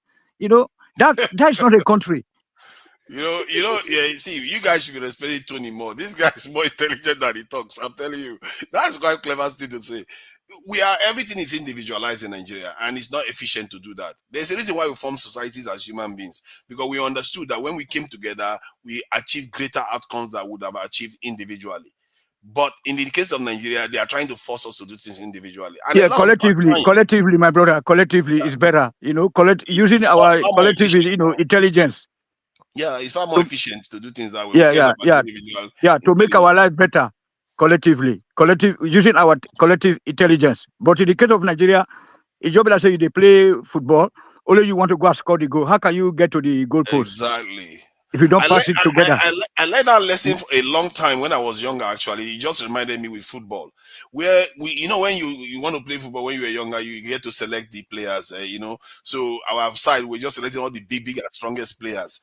So then the other side, they just like tiny small players that you would think they are nothing, but those people, those young ones, they beat us silly. And I keep looking at trying to find out what is it we are doing wrong, and it just turns out that they were just playing as one unit. Thank you. Passing the ball to their nearest teammate. No matter what we did, we couldn't defeat them.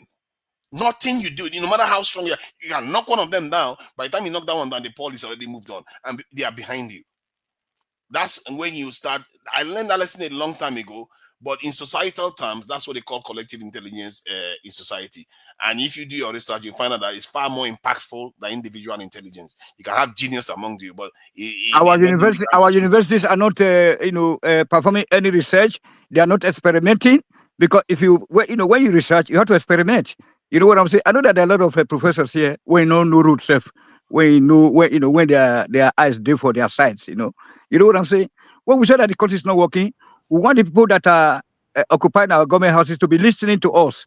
So look at the way this people they also we could change you. They do perform the research, but I've forgotten. It's keep my mind now.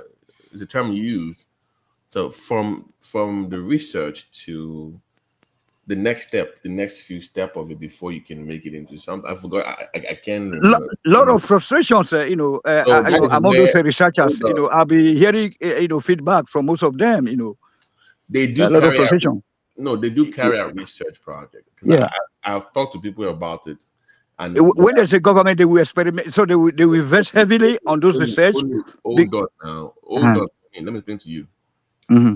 They even say, I was even talking to one of these guys from Nigeria. He says they get work from foreign companies that the Nigerian government will pay to consult, right? And those foreign companies will then pay them in Nigeria to consult for the job in Nigeria. Okay, so they can do the job. It's just that they don't have enough resources beyond. That's what I'm saying. What I would do with all the resources of the innovative vice president house for 25 billion, the other house for million billions. The local government will carry the money, unaccounted for. Sadiq Farouk, she stole money. She said that she used for COVID children when children was at home. I'm not discussing the government. The private. How do you attract the private sector to then take up the research and use it for, like, if I want to? The government have to fund the universities.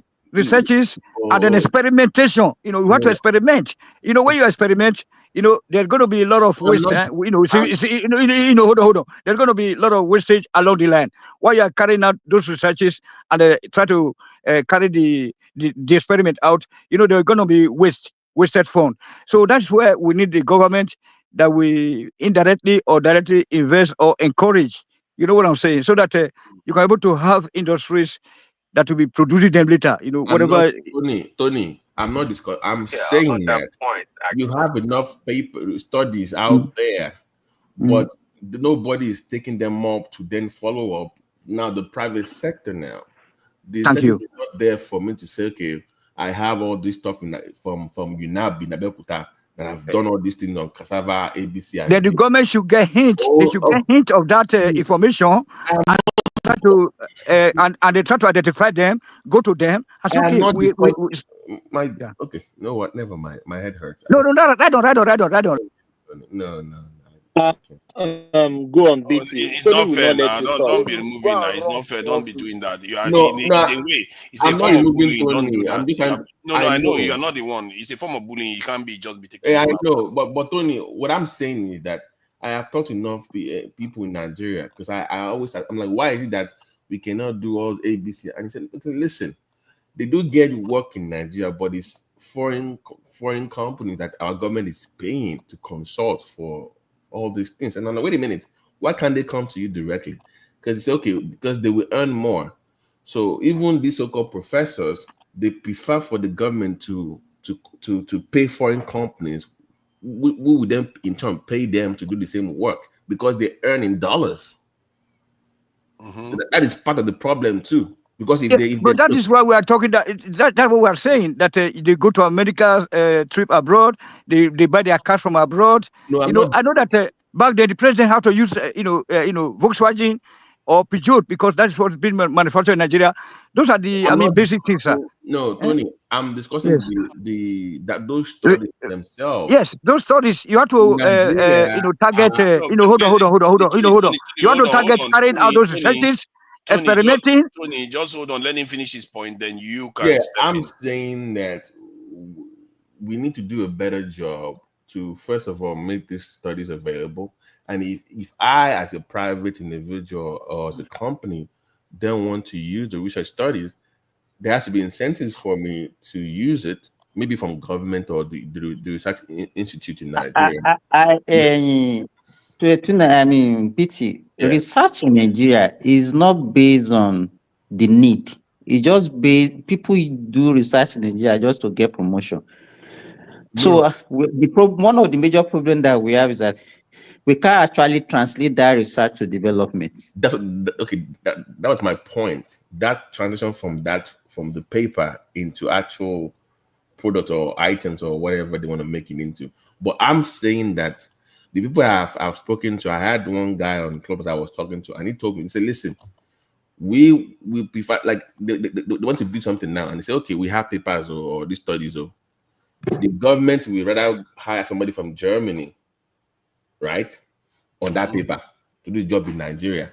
That same company in Germany is still going to hire Nigerians in Nigeria to do the job for them.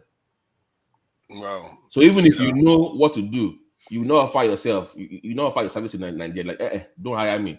Go and hire that foreign company that will pay me. Yeah, you see what I'm saying? That is. I think apart from the money, I think let's allow another Tony because Tony was another reason why they like engaging. Simba, hold on now. Let Tony reply to Baba T because I asked him to wait. So let's be fair to him. Thank you, sir. Go ahead. Okay, thank you, Baba T. So now you see that after going around, you also landed at that same point. So that actually we were headed towards same direction, but from a different angle.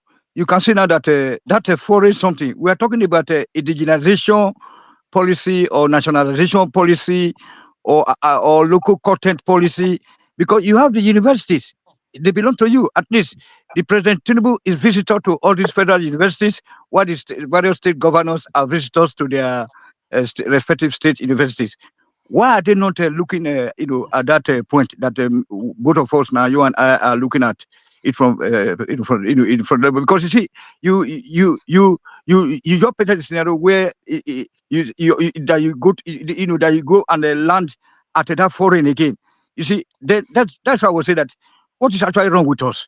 Why can't we just do our things our own way? And Like, can I add to that? Should we even yes, be doing research? We should be doing reverse engineering at this stage yeah. because there's so much technology out there that we don't even understand yet. And we need We to can even be. borrow. We can even borrow. We Yeah, can even steal. the reason why I'm saying that is because there's a whole reserve of technology that we don't even understand yet. Because if you start from scratch, start doing research from scratch, it just takes you longer. The Yeah, Chinese did the same thing. Tunaja. In addition, thank you. I know that you always give me space. Do you know what is? Do you know how Chinese develop their economy? I want to tell you guys today. Do you know that there are a lot of Chinese immigrants that were sent abroad to go and seek asylum? In England, in Germany, etc. Do you know what they do? The government sponsor them. And then they will eventually get some employment. And then only to be discovered that they're intelligent, then they will put them in some kind of sensitive positions in Germany. That's how they will now go back and try to replicate. So today now you can see that even the Chinese people are now building Mercedes, although not that solid. You know what I'm saying? But at least they are just still Indians are also on that same line right Tony, now. let me And even the Germans, hold on, the Germans also sent people to India for computer because those people they are so highly intelligent with Iran. They will even send their students there to learn, and then they will come back to Germany. They will come back but our place, we are not doing anything. Tony, that is Tunaja, just 20% of how they develop, how they copy Western technology. That's just exactly. not even up to Can anyone 20%. hear me? Yeah, we can Yes. hear you. Welcome. Should I go ahead or do you want to say Okay. something? Yeah, you were saying No, something. but Let me go ahead. Then Oh, he okay. can. So what I'm trying to say, what they did, that was just about 5% of what they did. What they did, the first thing I know that I learned from them is that most of their citizens are ready to be, they sacrifice and they are patriotic for their nation. They knew the pain they are going to went through for generations yet unborn. So that was the first thing, and they were united. And you can see they did not copy Western democracy; they fashioned out their own democracy.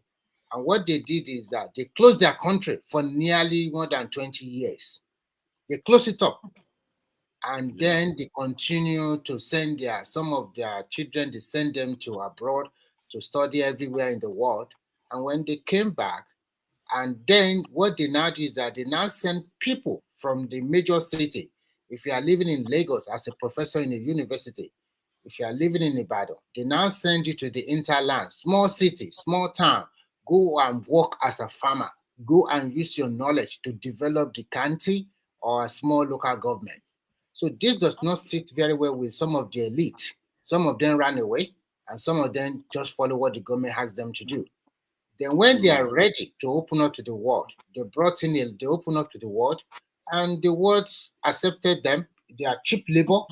That is why most of Western nations, most multinational corporations, they find themselves in China producing and employing, and they are making more than fourth or fifth quadruple profit because how much are they paying an average worker there? And they also push a lot of their people to vocational college to learn the skill of how to work in factories, in manufacturing, every facet of industry. They push a lot of people there. Once you are in the junior secondary school and you don't meet the standard, they just put you to learn skills. And those of you that are really good, they push you to the university. It's not like in Nigeria that we say, oh no, my children have to go to university by force. No, once you don't meet, and they are strict with their standard. So education is not a joke in China. So everybody work hard. It's not like they really work hard. If you see a small boy, he will have read tons and tons of books. So when they now started doing that, so as they were working with all these multinational corporations in China, some of their citizens, they were little by little start copying Chinese model. So you can see in the early 2000s, you see a lot of pirated or copied products from China. The quality is not good. They started with mobile phone, they started with everything, and sometimes you see in Nigeria, why should I buy this fake? But as time goes on, they continue to modernize them. And before people can say Jack, and you know they have a very good development plan. Every 5 years, they have a good development plan, and they follow it to the core. And there's no joke. Nobody just talk rubbish anyhow. If you talk rubbish anyhow, they just pick you up. No nonsense. Yeah, anyhow. So at the end of the day, it works out for them, and they modernize everything. And today, you can see them in virtually every facet of human endeavor. Whether I talk about mobile, That is why I ask, is it not better that we spend at least 50% of our research budget on So reverse if you have been talking about Nigeria, and I like what you are saying, but when you talk about university, federal government alone cannot fund university because of the democracy we practice or what we copy, because we want that freedom, we want everything. So if you want that kind of thing, you cannot expect your government to. There's so many distractions even for the government. So if you want something like that, an average Nigerian university lecturer is he even ready to even get more education by himself, do research by himself without even, or maybe look for funding for research? Is he ready? No. These people are lazy too. Justification for failed state. I don't know. Anytime you speak here, I don't call the state. I'm even happy that you accepted that you accepted the 5%. Because I know that you're supposed to say no, it don't matter because Tinubu is there as a president. That's the reality. Yeah. That's what they do. Yeah, because you are, because you are there to defend him. Let us tell him the truth. We all supported Tinubu. Tony. Okay, there are so many. Okay, we have ETF now, Educational Tax Fund. We have a PTDF and all those things that are supporting education. Do you know what Nigerians are doing? I know of a colleague of mine that took 50 million naira of ETF money to go and do masters in UK since 2015. She has not returned, and she doesn't have any intention of returning back. Of course not. There are a lot of people. Some people will take that money. They will not even go for the course. They will just, what the government will do for them? They will still be taking their salary in Nigeria. Some of them will not even travel. They will not even go and study. That admission that they got.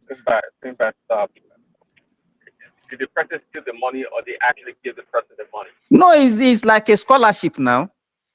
But they were meant to return, isn't it?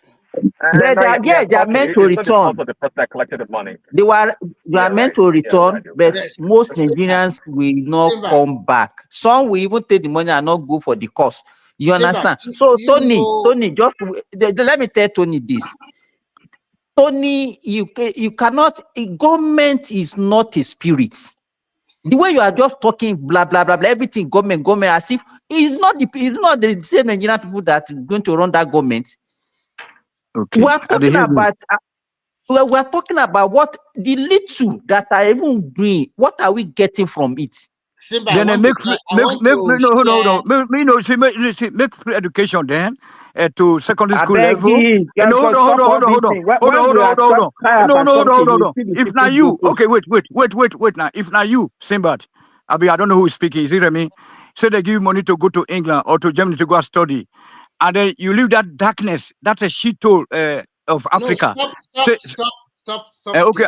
I take that time back. Then if you go to England, then you see water, road, security there for everywhere. Will you go back to that Nigeria? So that's exactly what we are saying. Let me give you. So, look at the way it's rationalizing now. No, you cannot go back to Nigeria. Hold on. No, because I know that you know how to justify. Let's try to be civil, please. Let us be civil. Okay. So let me finish now. Let me respond to you. Then you continue just for some seconds. So, I like that point you just made.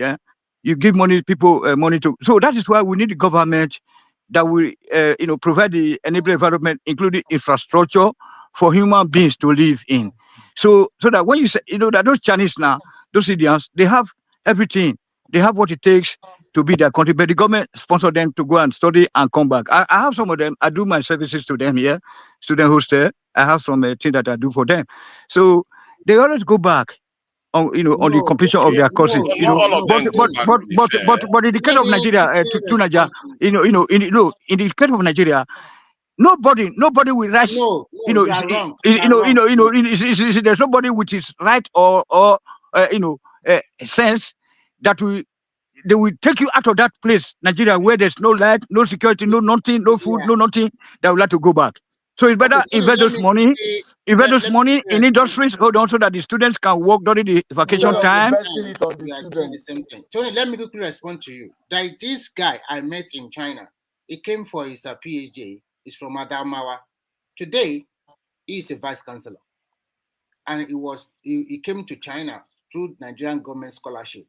Do you know why the northern people they will continue to hold those important positions in Nigerian government? That is one of the reasons. They will use Nigerian government scholarship to go for their master's or PhD degree in America, anywhere in the world, even in Saudi Arabia or wherever you find themselves. But they always go back. But our own people from the south, we don't normally go back, and we are the one that complain more. Yeah, because there's a little bit different. There's a little different between southern Nigeria, northern Nigeria and Europe. They don't like northern Nigeria. They got good road infrastructure. They have rail connection.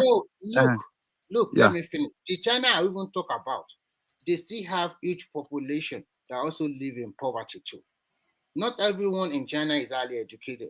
What I'm trying to say here is that they always get that scholarship. They always benefit more from the federal government. The people in the south, we are always skeptical and we like to complain and we like to, agitate a lot. Now, this is a guy I knew, and he's a vice chancellor now. So you cannot say because, and not only him, they send Yoruba and Igbo and the rest were from China. Immediately they finished, they went to England and America. They did not return to Nigeria. But most of them from the north, they went back to Nigeria. And today you will see them in the all federal ministry in Nigeria to hold important positions. But they are guaranteed that position because of the quota system. The quota system is there to guarantee that position. And then also, hold on. Let us finish. I do not. In the beginning of my sentence, I mentioned the word sacrifice. Even as I am also talking, I know that I'm not back to Nigeria now, but I'm doing a lot of things in Nigeria as well. But that sacrifice, we don't want to sacrifice, and we want a good nation. We don't want to work hard. We want our country to be like El Dorado. But when you talk about government funding, a simple tax system they introduced in Nigeria, they are not even asking you to pay more tax. They just want to make sure that more people are captured.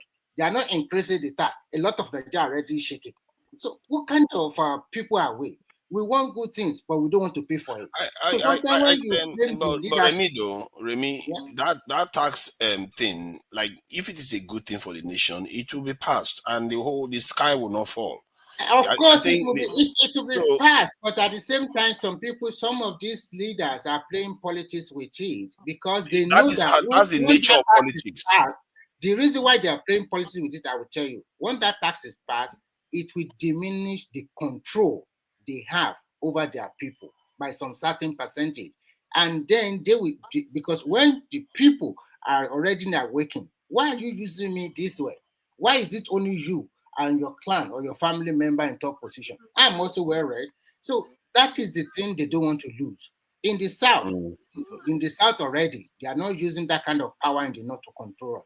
That is the major difference. It does not mean that our leaders in the south are also doing a human's job. They are not doing a fantastic job. If our governor of Ogun and Oyo State, I would bury my head in shame. How come I leave my own state and I go to Lagos, and Lagos is just changing every 6 months or every 2 or 3 months, and I go back to my state and it's so dirty, so dusty. I cannot.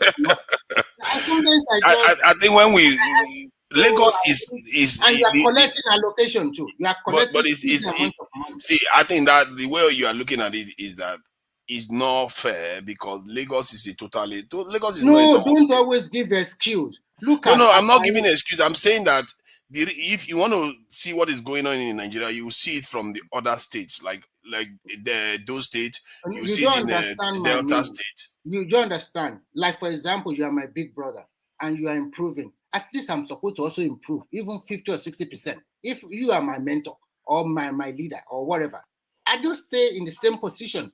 Why I just continue to beg money Remy is from you angry every with month? it now because I think you know Ogun it's State Remy's would be government. far worse than it is today if Lagos wasn't there. Because Lagos, a lot of people that used to that live in Ogun State, they couldn't afford to live in Lagos, or some What of are you? them Ogun State is found also industry. rich. Ogun State is one of the richest states in Nigeria with a lot of manufacturing industry, big I one don't know about everywhere. this GDP per state. I'm not sure whether Ogun is Are very you high. kidding yourself? Ask them. I should have Nigeria, asked let me see. Ogun GDP State is rich, but they are supposed to. They are not Uh, living up to can we their clarify potential. something with the ignorant? look at that. Thing like that. Look at that. Look at that. He So wasn't sat down. Ogun, it's not like a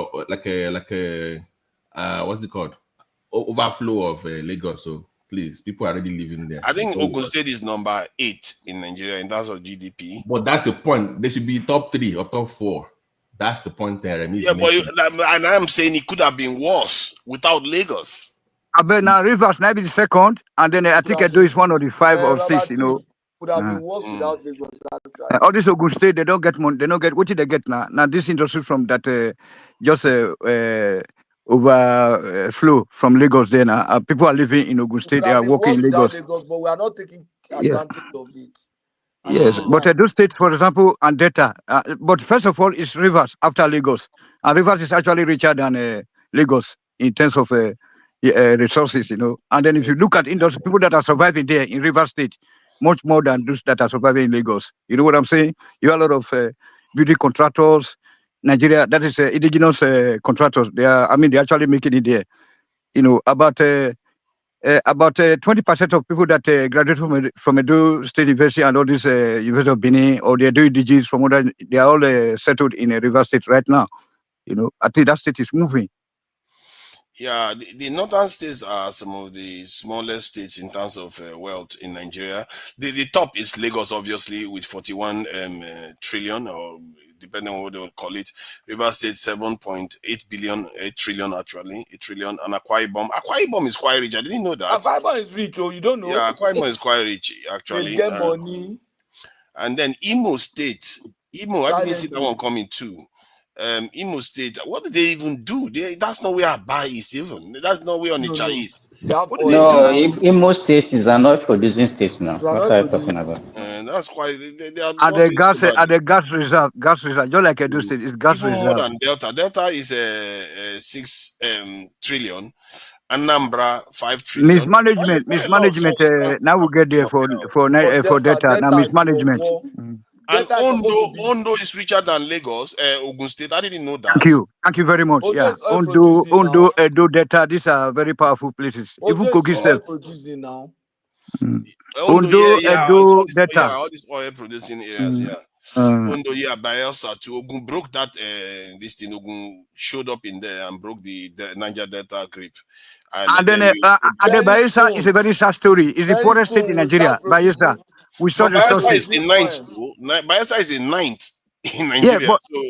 But you know, the poverty level is number 1. It's a pity. No. See, hold on. I think that's not right because their GDP per capita is one of the highest in Nigeria. Lagos GDP per capita but it's some people's hand. The money. Yeah, I think that's where the problem is. That state has a chance to be one of the richest states in Nigeria because it has the second highest GDP per capita in Nigeria. We have but now. What to explore no ni that I don't know. Wow. I don't know. Like I do, there's a future in Edo because they just built 2 refineries and 2 power plants. If they step them down or federal government hands off those industries, I tell you, people and data people, they will be able to enjoy it. And to some extent, the Kogi people and Undo, they will enjoy those industries. Edo is 15th though. That for me, I am surprised. Edo is 15th. If you go back 100 years ago, Edo will be one of the top regions. Yeah, because of the debt. Because you know do you know how much it cost them to build those 2 power plants and the refineries too? Not just the power plant. We have our governor said they steal money now. But you cannot get it. You have to pay a lot of money to apply for supply because it's still be connected to the national grid. That is why. They are still building power plants now. Still not. mess being like that now. No, they say that power plant they cost about it's hundreds of billions. I beg you, not hundreds. Is Not be it small is money. it Edo State? Is it Edo State that's financing the power plant? Yeah, that is Obasaki. So Obasaki, all the money that accrue, is told them I and invested beg in you, friends. stop all this be this the thing fund that am now. But it's on a it's on a dot soil now. Then he There's a said that percentage because of of debt. participation now. Is it debt that doesn't make the state to be rich? No, the state is rich, but they are heavy, heavily indebted. Why are we number 15? No, no. When you talk of the GDP Because or you don't whatever you get call it, correct governor. Lucky yeah, Rufus. that is mismanagement now. But That I'm very sorry. Patos, you work in Kwara State. Can you compare Ilorin and Benin? Lie. So that's what we're saying. Forget about the roads, but we're talking about the industrial base. Even You have a lot of. I beg you, Tony, Even keep industrial quiet. base. What are you talking? Tunaja Because can help people you don't guys out there. travel. Tunaja can help you guys You out there don't travel. You because don't know what is happening in other places. You just talk derogatory Even about other industrial base places. self. Do you know that in Kwara State, we have an aviation school now in Kwara State that people are coming to train as pilots from different parts of the world in Kwara State. We have a lot of industry, pharmaceutical in Kwara State. We have Songa Farm. Those Zimbabwean farmers that left Zimbabwe. It's when you have visionary governor now. As we talk, say Bukola no do well rich. He still did all those things. Look at that power project, Gama power project. He did a lot of things now.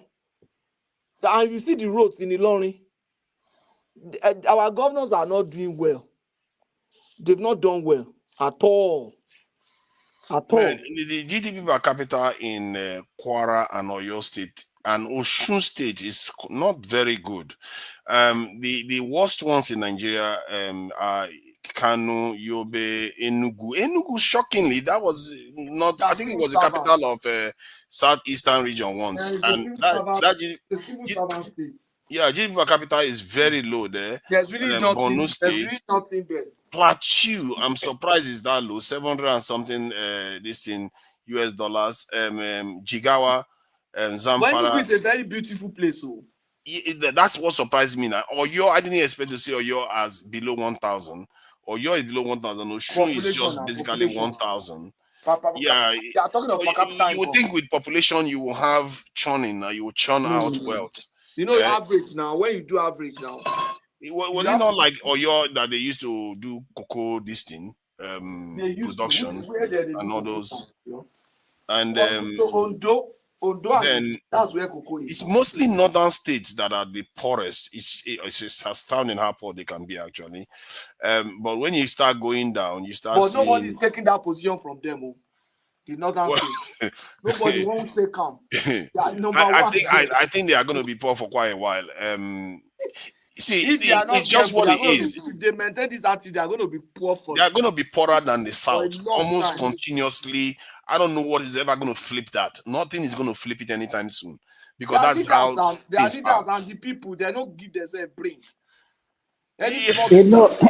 You know, people used to think that it's religion, but as far as I'm concerned, it's the mentality, it's not the religion.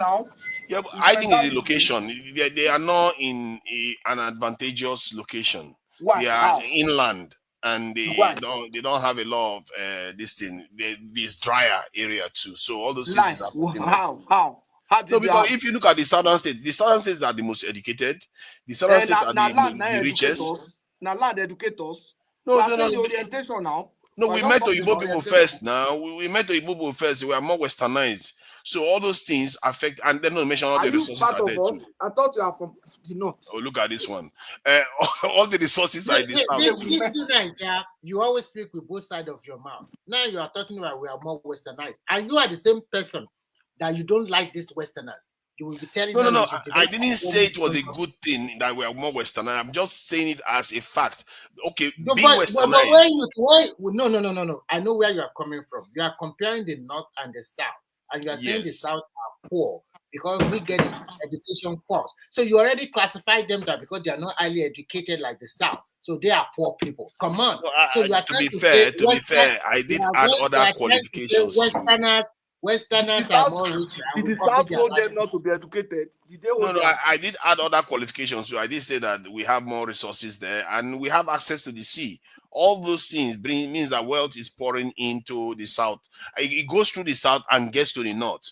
That is how England is. The UK, the area in the south dominating the entire country. There are some landlocked In countries almost that everything, are even. not doing bad. To Niger, that brings me to a question for you. First, I learned that the UK want to rejoin EU. That is number one. And then two, I was saying that there's a possibility for Scotland to go away. You made it remaining only 3 countries in the UK. Yeah, ask more complex questions. So if Scotland go away, that means to remain 2, and that the other one can also fight it out. So can you tell us what is going on? Because you live in the UK. The UK, they are having a buyer's remorse to an extent, but I don't think they will grovel back to the EU. They will just go back to the EU through the back door. They will find another way to go. They are already doing it in a slick way, so that all the negatives of leaving the EU doesn't affect them. They are strengthening a lot of other agreements.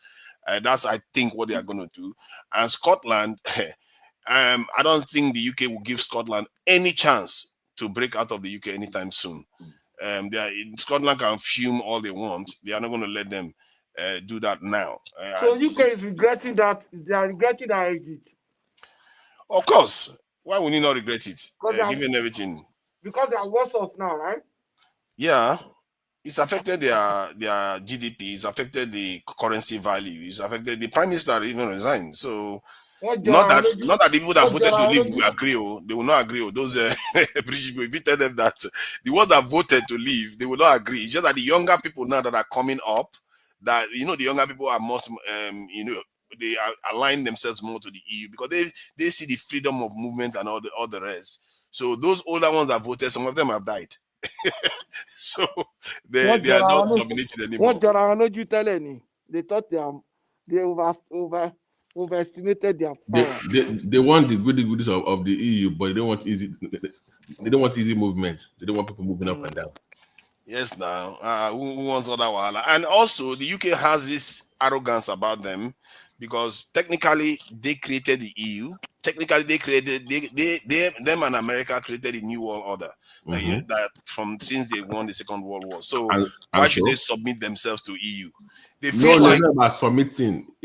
That's how they feel. The issue was that to me, they feel superior most times. Yeah. And the tariff the EU placed on them, oh my God, it's so tough that no any other country in EU would try to say, I want to. But how much do they make in return is the question. Is it a good They investment? make a lot more in return. So if you're making more than you put in, so what's the problem? They don't just like to be told. Look at Trump is even threatening to take Greenland. These guys don't like to be told what to do. These Anglo-Saxons, they don't like it. And then that's the problem. Why do you think they are bullying Germany and not to work with Russia and all that? These guys, if you are in the UK, you take and you observe the UK politics closely. But that's when you start seeing how they throw Dutch their now. weight around. Greenland is Dutch land now. They don't send though. Who cares? Greenland, I think it's part of Denmark. Yeah, it's Dutch land. It's Dutch land. Yeah. The Danish people have sent more security there against America. But your boy is there now. Elon Musk is funding those guys to vote to join America. Is spending cash in that country.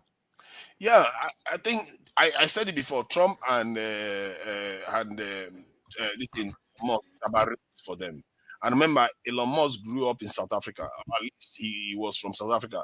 So he understands Deutschland now. Don't you see what even I saw Mark Zuckerberg today? The man is even changing his own policy for Facebook. Oh yeah, they are jumping on that X train.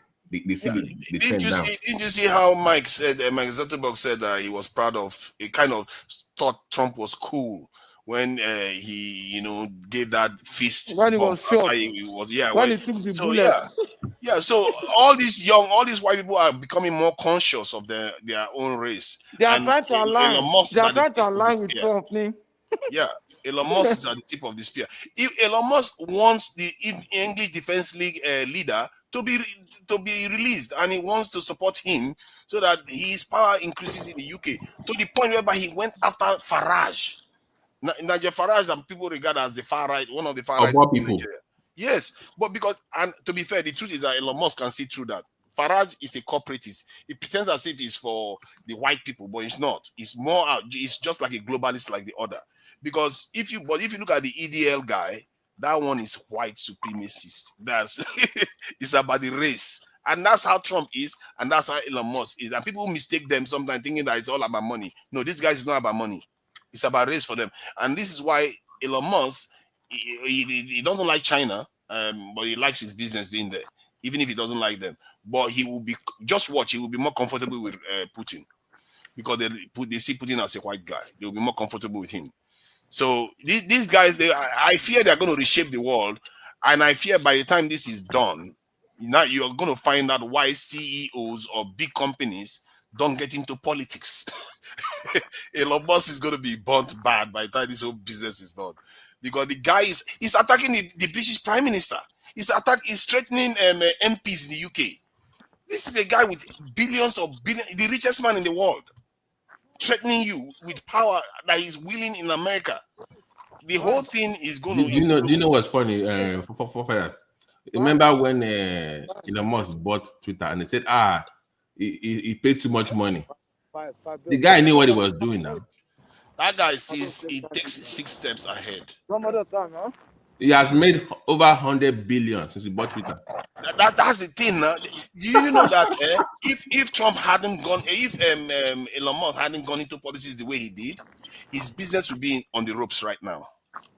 So that to show you, this guy sees steps behind and acts. Now I think his wealth has grown by 100 billion or so since Trump won the election. $100 billion. This is a guy that should be on the ropes, but look at where he is now. So his stock went up by almost 40% after Trump won. It's just ridiculous. 1 week, it was crazy. It's just ridiculous. They are very, very clever people. However, this is white supremacist thing that he's doing, and it might backfire. It might backfire. This on him. There is a reason why people calmed it down before. It might backfire because he's going too far. He's threatening UK politicians, and he's going to make a mistake. And when he makes that mistake, they'll come for him, and it's going to affect his business. As a matter of fact, I'm sure some people will even stop buying his car just because of his antics alone. Okay, they need him. The politicians need him. Do they need him? Yeah, they do. They need him to win election. They need his money. It's not him. They need his money. They need his influence. So, Babati, who is the president now? Elon Musk or Trump?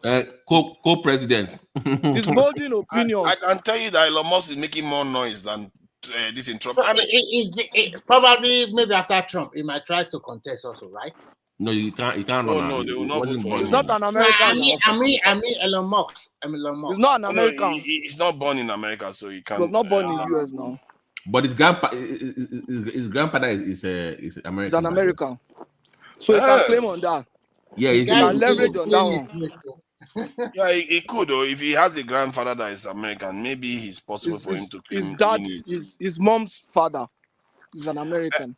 I don't think he will win, because by the time Trump is done, I fear Elon Musk will be on the ropes, because he's going to say too many things as a businessman. He's damaging. Trump is very smart now. Trump is going to dump him eventually. You know how this is going to end now. Yeah. Trump will have to distance himself. But Trump is going to wait now. But they might play around him. No. Don't be surprised. Let's not be speculative. They might just have it well and good. Though. Forget that. Oh no! There are people that are like Bannon now of this in America. That guy is swearing like they are going to fight to their death against Elon Musk. You can't fight. You can't fight Bannon. Steve Bannon. Bannon. Steve Bannon is a Trump guy now. Nah, attack dog now. Steve Bannon are Trump. Steve Bannon are Trump guy now, Abi. Yeah, Steve Bannon is a purist. Like, he just believes that everything you do has to be in the interest of the white people. But Elon Musk, because of business issues, he prefers to have Indians come and work for him. So Elon Musk is like, no, this is Steve Bannon is like, no, we don't even want Indians. We want only white people.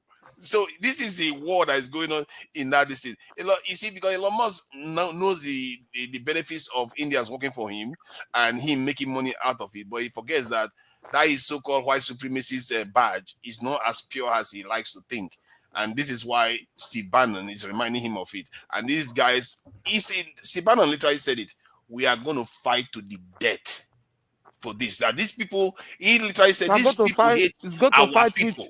Fight with people now. He's going to fight all the people that believe that foreigners should be coming to America to come and do the top jobs. And all those things. They're going to fight them. You know what? He can't win that war. He will lose that war. You can't be sure.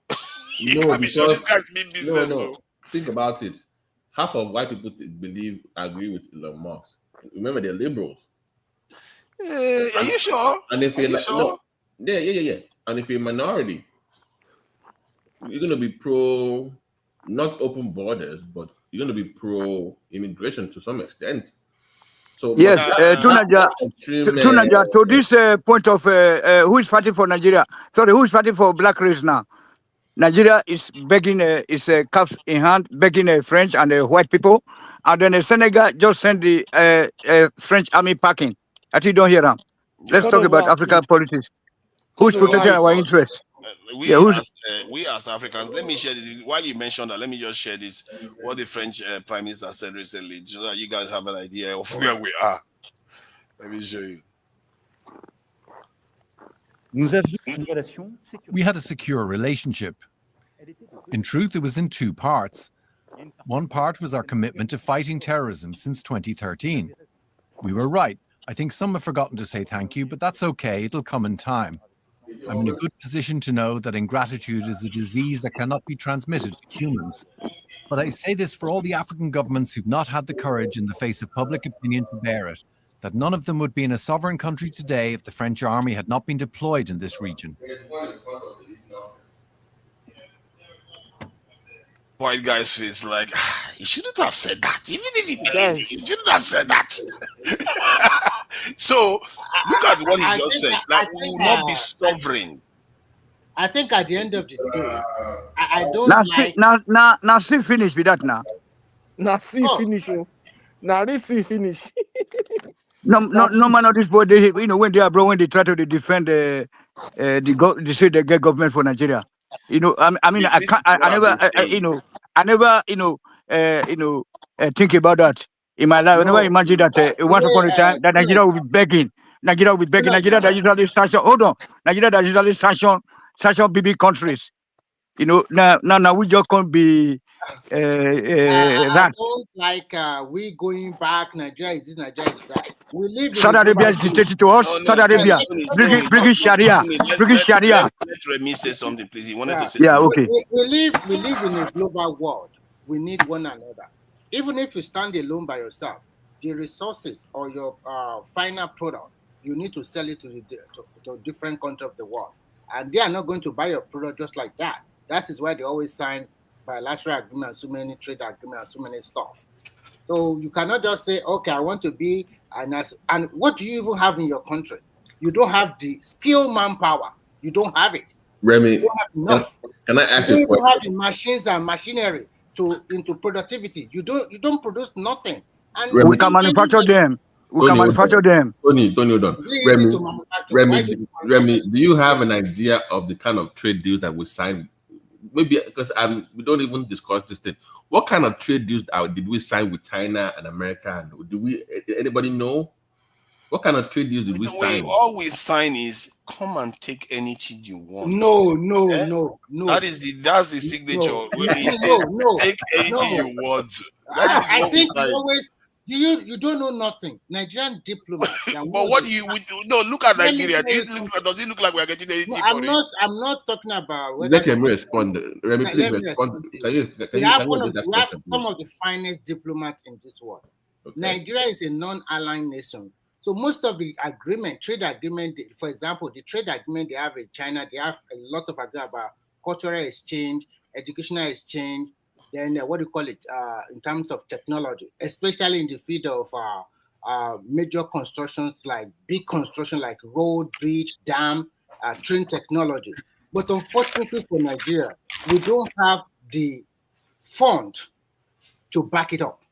If to say we have our fund, then we can dictate.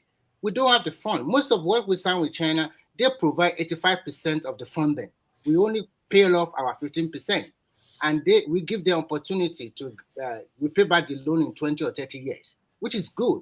And the interest on it is very low. Sometimes it's as low, not even up to 5%.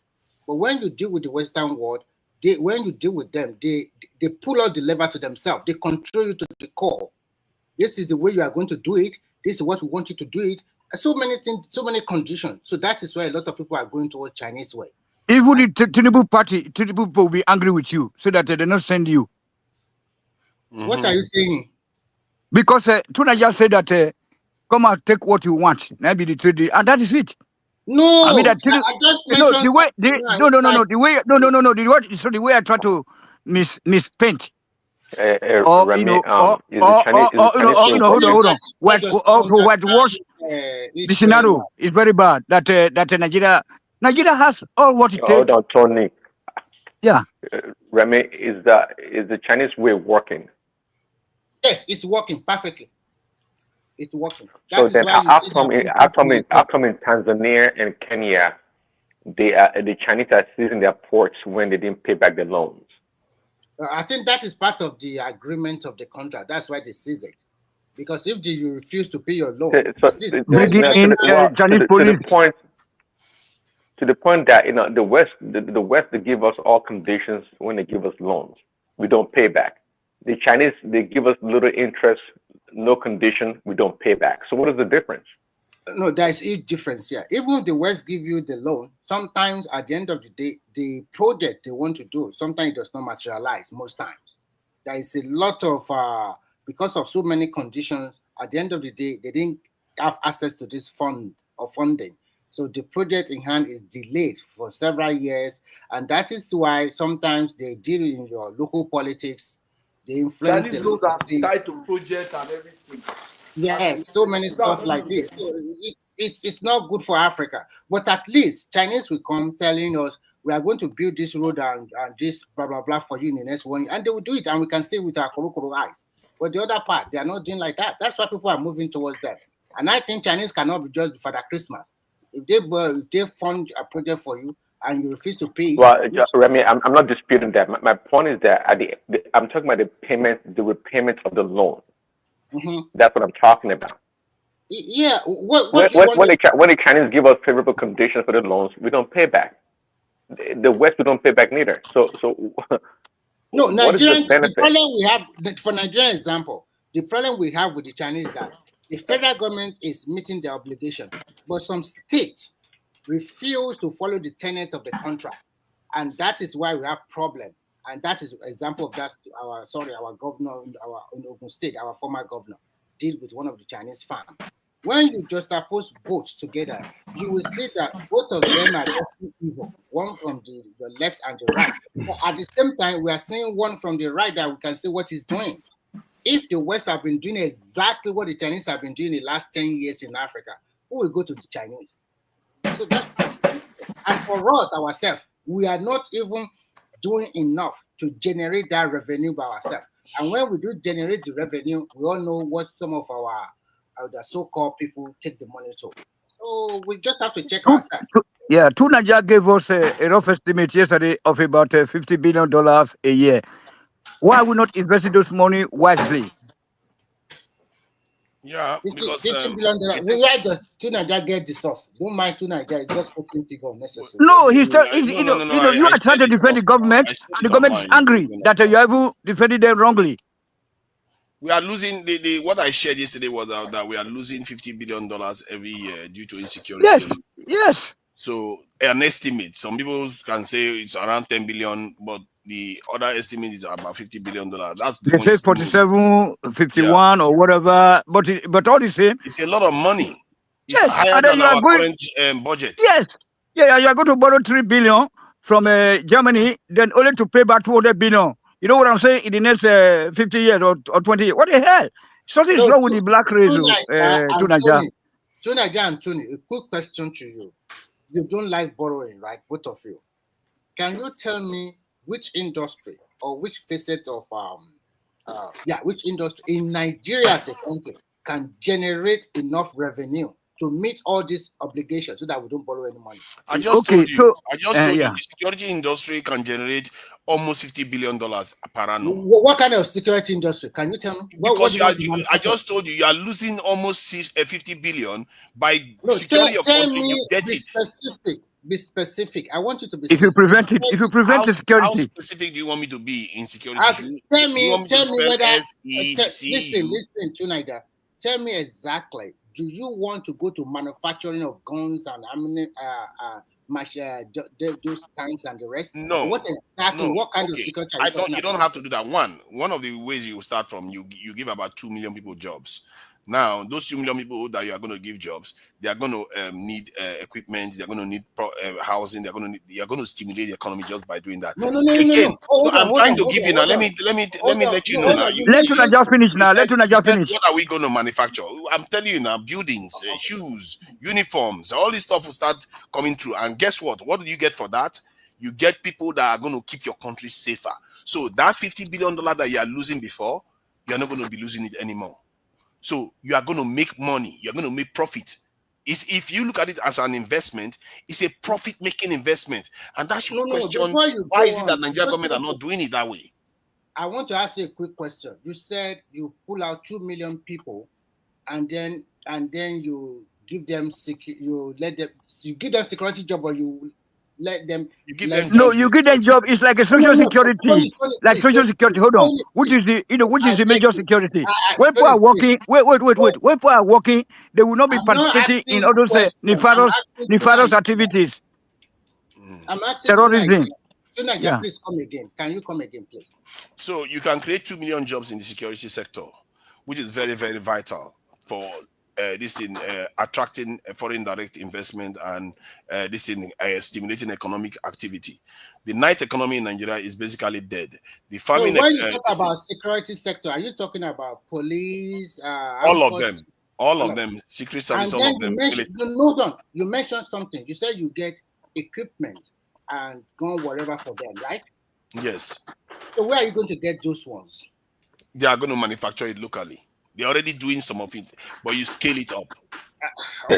Or you choose to buy stuff.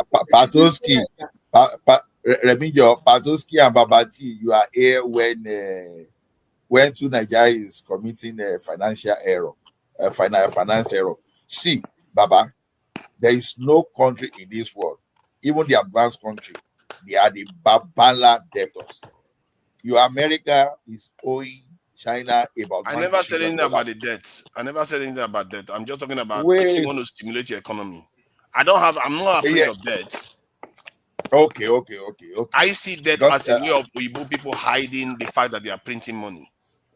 That is what they are doing. That's literally what they are doing to us. And we as a leader, our leaders don't tell us the truth. They're like the COVID-19 period is what money out. Hold on, let me finish the point. Borrowing money to buy cars. That COVID-19 period revealed to me the truth of what the West has been doing. They created, I think, $17 trillion and gave it to themselves in the G20 and called it debt. For me, I saw that as a weapon against us because they can just print money and the currency doesn't depreciate and they will call it debt. But we can't do that. Why didn't US print $1 trillion and give to China since it is? Oh, they're already doing it though. They do it all the time. Where show me where when they print it, when they print it, you know what they say? Their debt has increased. Go and collect now.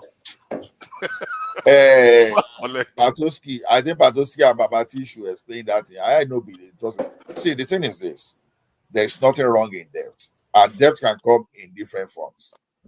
You can get a construction company to do some project for you, and back them up to borrow money from the international community. So both Western countries, both Western debt and the Chinese debt, they are for projects. Yeah, it used to be those days that some politicians will collect the money. I don't think it's that easy. It's no longer as easy as to speak before now. That you just go and borrow money, foreign debt, and the next thing you just shop it. That was it, not now. So the Chinese model, yeah, it's fantastic because number one, like Patoski and they tie that to project. So if you are not doing any project, you are not going. But if you have, but before you borrow money from the Chinese people, just make sure you have capacity to repay, or borrow that money for something that can repay itself back. That's the other thing, because those guys, they know they laugh. They know they look your And face. they shouldn't laugh now. It's not free lunch now. You have to need something before you go and ask them for money now. It's the right way to behave So in any self-respecting society.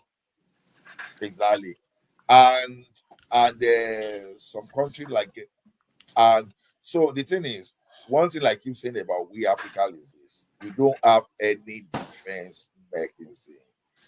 We are too exposed. We are not doing anything, because look at this Boko Haram issue that our chief of defense staff was saying that, okay, if you are going to help us, you can train, you can do some other things, but don't come with your forces, so that we won't be fighting proxy war. We don't want that, because if America comes to Nigeria now, trying to help us fight now, all of a sudden, Iraq or Iran will see, oh, the America, they see Nigeria as America. So everybody will be strategizing against America, Nigeria, which makes sense to me. So other than the fact that we don't have a way to protect ourselves, I think that depth we are running away from is the major thing we need to develop Nigeria. But how that depth should come should not be like hand it over to politicians. It should just be that, okay, But they're cement. not going to give you loan anyway, because we don't show that we have the capacity to pay. Ola, in They're not addition going to to give us what loan. in addition to what you just said, the Chinese local government, they borrow a lot of money from American government, and in turn, Chinese government sold a lot of what do you call it? Is it treasury bills or whatever to American government. So to today, a lot of local government in China are still owing a lot of money to American government. So every country, you borrow money for development. And the way Chinese borrow money, they tie their own borrowing to development. They won't give you the cash. They will come with some of their expertise, and then they, in conjunction with some local workers, they will build what they ask you to do, what they intend to do. So I don't know how the Western people do their own. Maybe they have. Remy, quickly, name any African country that has benefited from the Chinese model that is working or that's prosperous. I think most of the East African countries copy the Chinese model, and I think it's. No, when you say profited from the Chinese model, how do you mean? I know what he's trying to say. I'm trying to loan, give an example like Zambia. Zambia is a good country that followed example of the Chinese model to the core. And when you go to this country, you will see a lot of agricultural inputs and the way but you need to explain what you mean by Chinese model now. You cannot lead to Okay, what I meant, say the Chinese, just like Remy explained, they tied their borrowing to a collateral, at least to a project like building a port or whatever.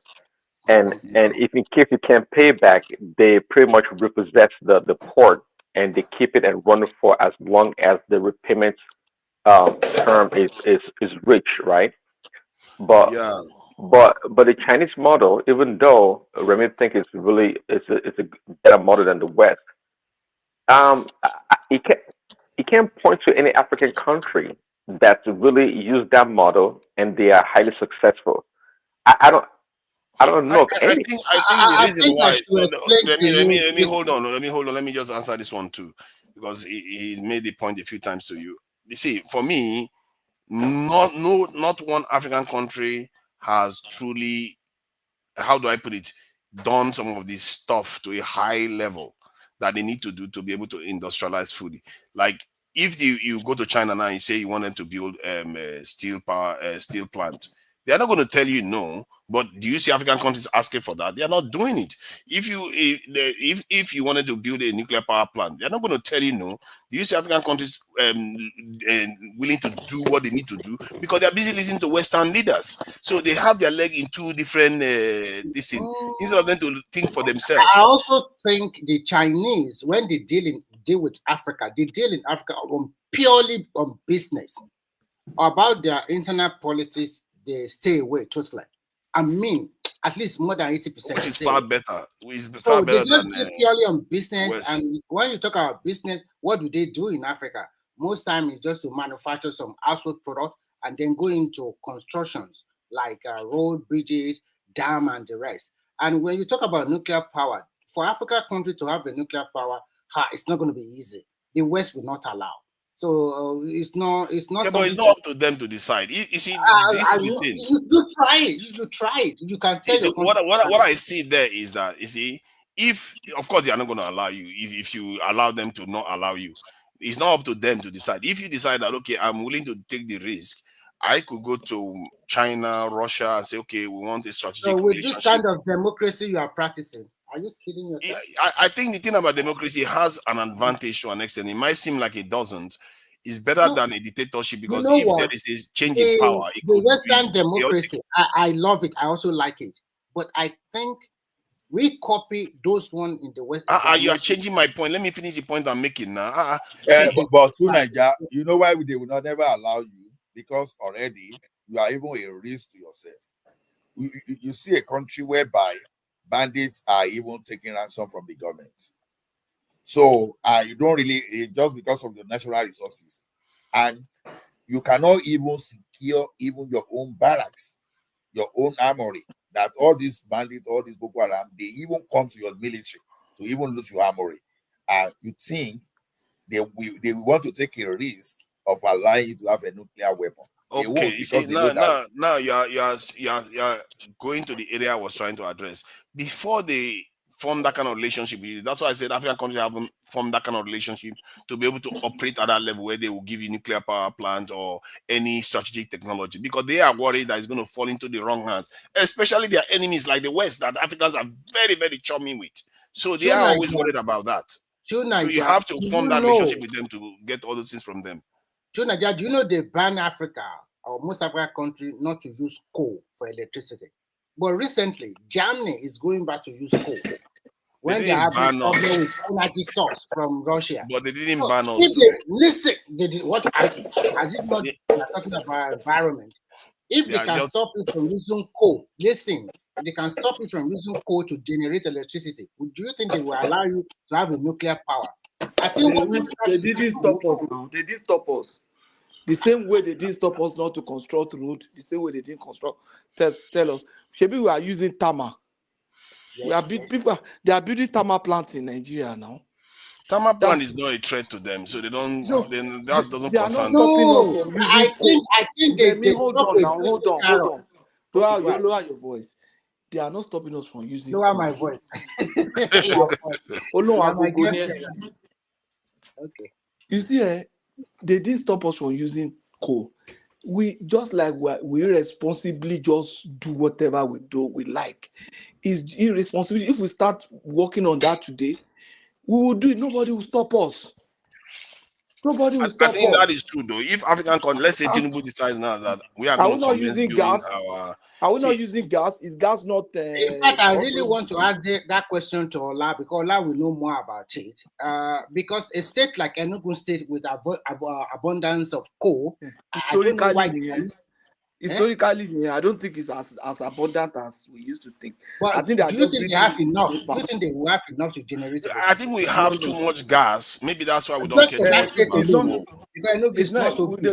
They don't have enough in economic quantity to be able to give us the kind of supply that I need. I think we had it before, and it's good for social study. No. I think we have coal, economical level of coal.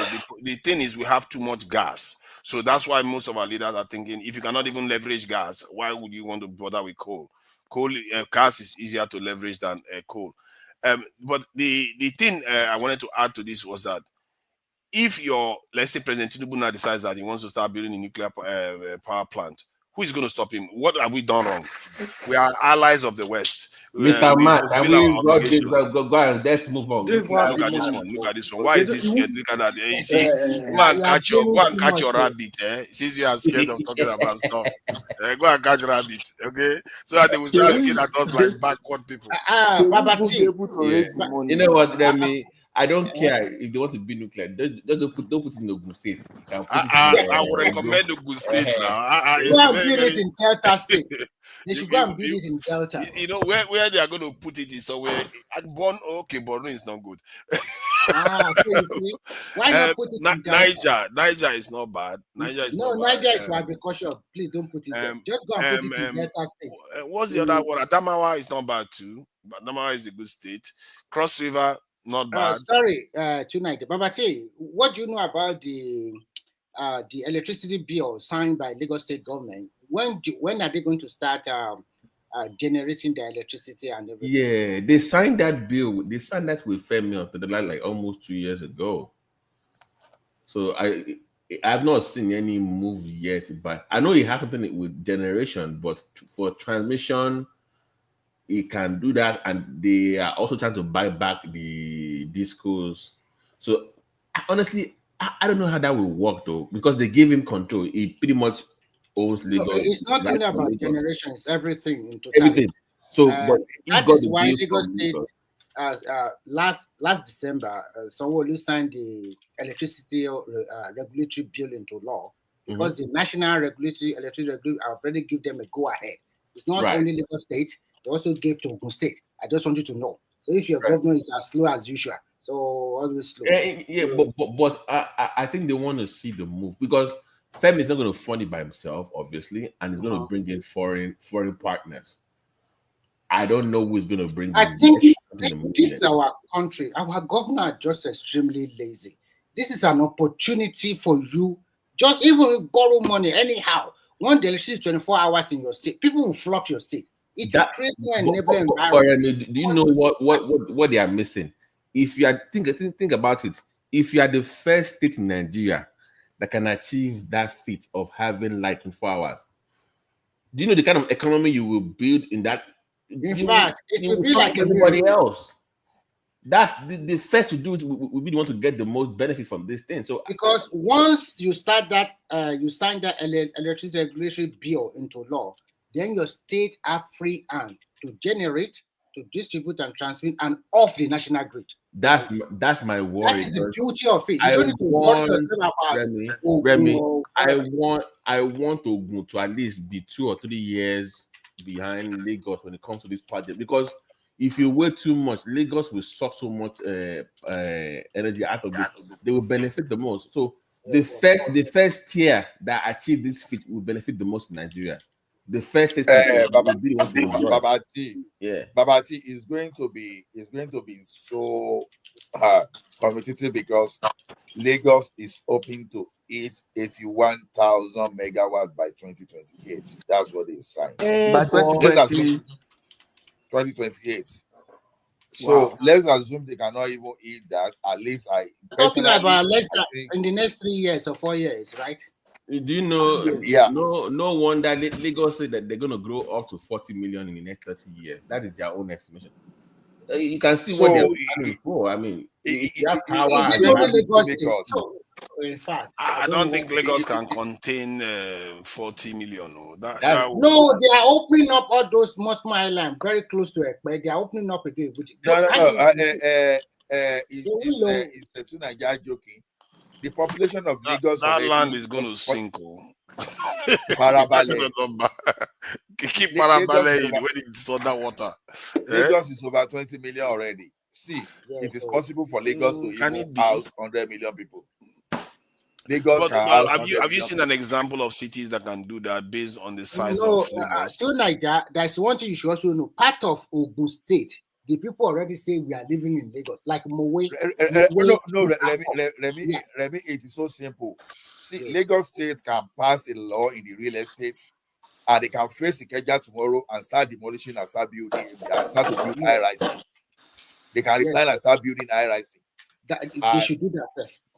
So when they have high rise and you see all those buildings there, maybe those people that used to stay maybe on 3 plots of land together before, maybe about 10 people.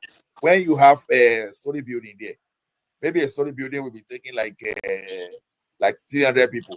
So never say never, because look at how South Africa reconstructed the Cape Town. They were taking all those ghetto, they were demolishing all those shanty and started building. So who told you that that cannot happen in Lagos? Ola, look at the island. If you notice, they are just demolishing those houses and they are building all these high-rise buildings now. If you notice, exactly, they are going So that is the question I floors. even want to ask Ola. You know that Nigeria is not well mapped.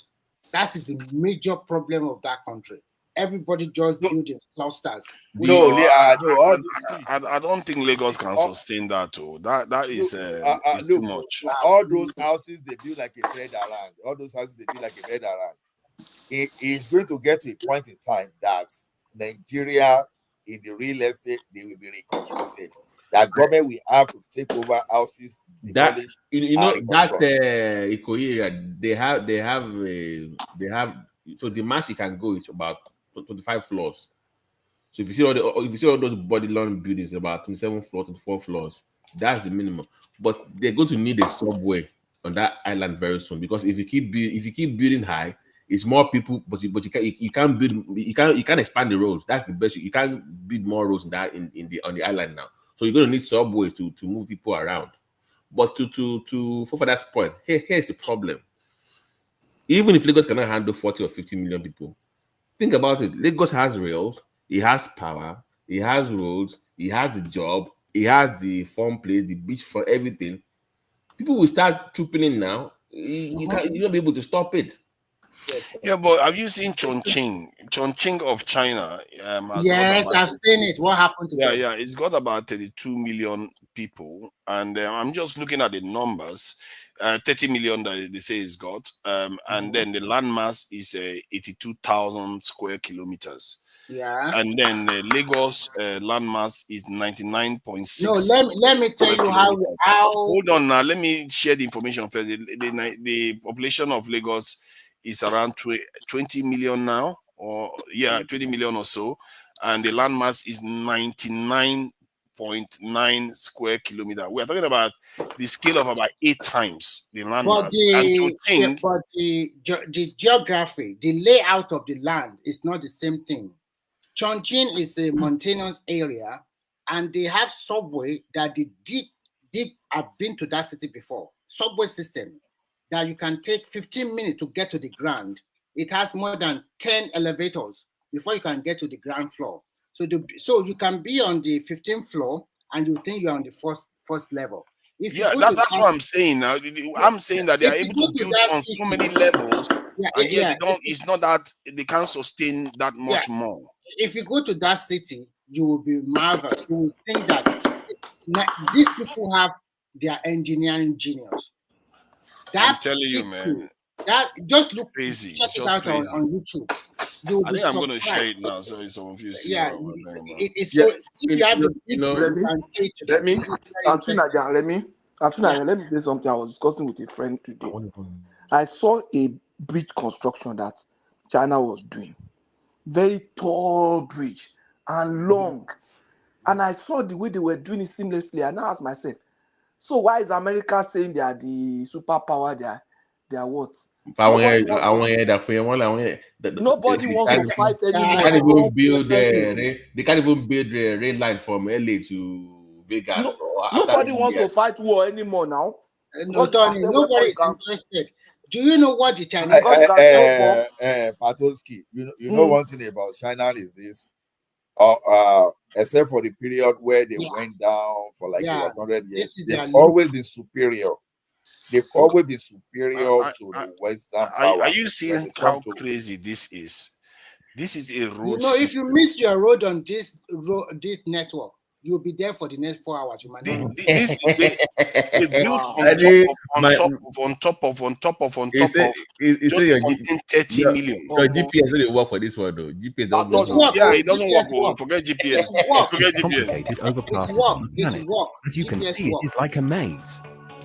So make sure you don't make one wrong turn. This one will surprise you. At first glance, when you look at this video, you think you're on ground floor. But you'd be wrong, because when you walk to the edge of the balcony, you'll realize that you're actually on the 22nd floor of the building. This is one of the craziest cities in China. That's why this is the reason why America choosing them superpower.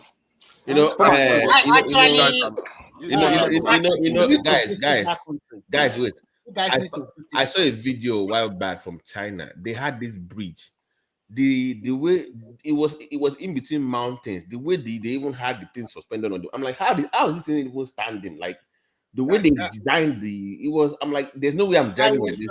One thing I like them to do for man. one thing I like them to do for Nigeria, but unfortunately the water level or the water content of River Benue and River Niger is not huge enough. The Chinese did one wonderful. They have the Mother River, Yangtze River, and there's a city beside from Shanghai to Anzhou. On that bridge and on the top of the river, they have a water turbine. These turbines are so tall, like more than 12 feet or something like that. They use that turbine to generate electricity from that sea to the big city of Anzhou that have a population of about 20 million people. So if they can do something like that for most of our river, like River Niger, at least for the people around that place, they can get the what I don't know the water content of the River Niger.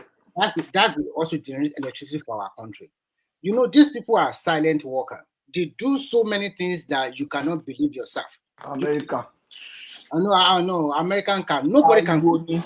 They say they are the leader. They are clinical. You know everybody have their own way. Because you sell weapon, because you are nobody fighting again. Nobody wants to fight.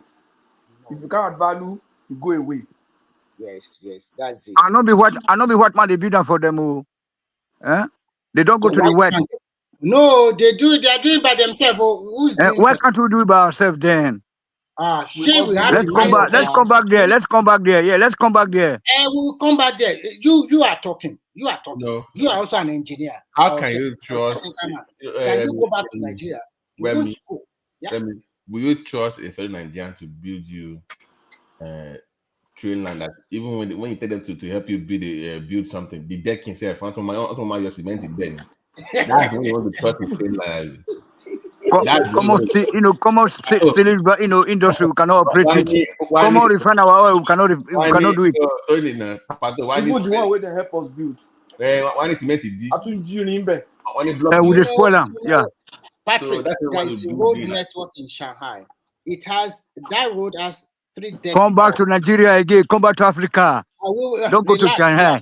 We are coming. It has 3 decks of bridge. When you are on the top bridge, the most highest top bridge, you will see your car is vibrating. That place, whenever I want to drive on that bridge, I always pray to God that please, so if you drop from that bridge, nobody can save you. You and your car, you are gone for life. So where are you going? It's their ring road. It's their ring road. From it's like Shanghai is just like Lagos, but it's like 7 or 10 times bigger than Lagos, more than that. So you have to connect. Those guys are building on a scale higher than the US and Europe put together. I'm telling you, if Canada, I was talking to my friend, they say Calgary is a big city in Canada, but that my friend tell me say if China won't build Calgary in 3 months, that they can build it. And this is why I think why are we not leveraging them? They already know how to build. Let's go and learn how they build. And is it not because of our House of Representative now? Your senator House of Representative, they won't bribe. They are talking today. All those people in Ogun State that went and signed a deal that they couldn't fulfill, and they start taking our aircraft. Move on to all this behavior that Nigerians do. That's what's causing trouble for us. They don't know how to fulfill anything. Governor Nifila Gogoro. There's no way we can't compare. It's wrong with our people. Like we can't compare all these problems for ourselves all the time. We go and sign an agreement. We don't know how to stick to it. I think we need to have trained negotiators in Nigeria, like people that understand how to do these things. I don't even know how you train people for negotiating, how you train people for trade deals. We need them because these our leaders. They are crazy. They go and sign deals and they don't even know how to fulfill it. They'll kidnap the people. Why would you kidnap? You kidnap people as if you forget that the Nigerian government didn't give guarantees, and then taking the Nigerian airline, Lubu is stranded somewhere. Do you know that the Fort Milan Bridge, the Fort Milan Bridge, Sanwo-Olu said that they have funding problem. They have already have people who want to fund it, but they want federal government guarantee. And that kind of guarantee is huge. It's not a child play. It has to go to the National Assembly to give it a pass. And so many other federal ministry of finance. For how much? For how much? 2 billion, right? He didn't mention it, so I don't think we are going to have 40 million. 2 billion, right? It's a $2 billion project. Yeah, but I think probably we are going to start the new Lekki airport soon. So Lagos cannot guarantee $2 billion. It's not the depends Lagos on the law now. Maybe there's law. Maybe there's a law now that says if you want to borrow so. No, I heard what he said. He was saying that they wanted guarantees, and they were saying that when it comes to I think Nigerian law says it has to be between the federal has to sign off on that guarantee. I think it's the law. Yes, that's the But problem. the government cannot. I feel like Nigeria is cramming a lot into Lagos, and eventually it may let them cram into Lagos. Do you in debt? No, I don't think it's because all the metrics I check, it seems to be against that. Okay, but what can you do? All the let's Lagos take Ogun State now, some part of Ogun State. No, be serious. No, seriously. Why not? No. Don't make it look like there's this deliberate. It's by default. If you step up in Delta or in Ogun or in Bayelsa, you will not see that much pressure on Lagos. It's the failure of other states.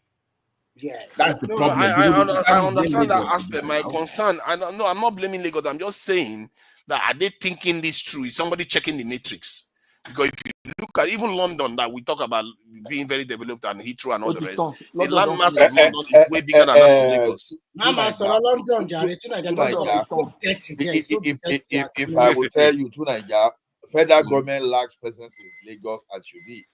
In fact, they should be doing times 500 of what they are doing in Lagos presently, because that is where you have your huge economy, but you are neglecting. Now, upon the OT, they are coming to Abuja. Why is Abuja not competing with Lagos?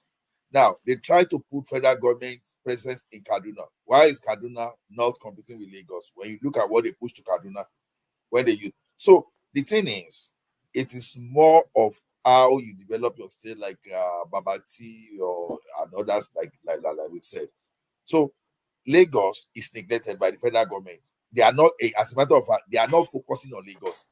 What you see as federal government focus is Lagos State initiative. And the only way they can do it, because everything you want to do in Lagos, you want to construct road, federal government will say, oh, this is our road. If you don't partner with them, they will not do it, and they won't allow you to do it. Okay, you want seaport in Lagos? Federal government is saying no. I'm not talking about from the point of view of federal government. I'm saying from the point of view even of Lagosians on things that they are taking on. Because that state is going to seem like a brick on top of brick upon top of brick soon if it carries on like this. The landmass is not. Are you not listening?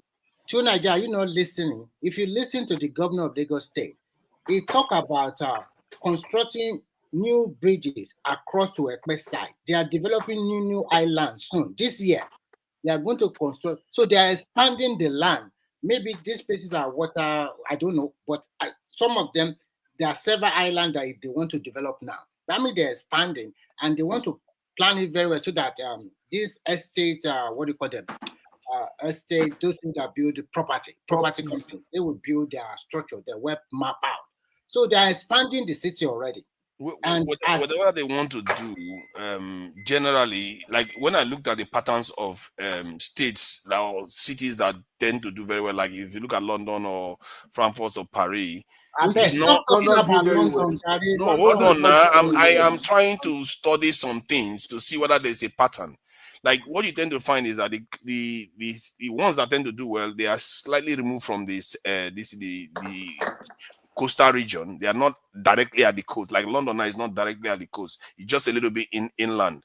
Because all this is matter. If we are putting a lot of our money there and we are talking about global warming and sea level rises, I don't know what anybody's actually we have wall of Lagos already. So don't wall.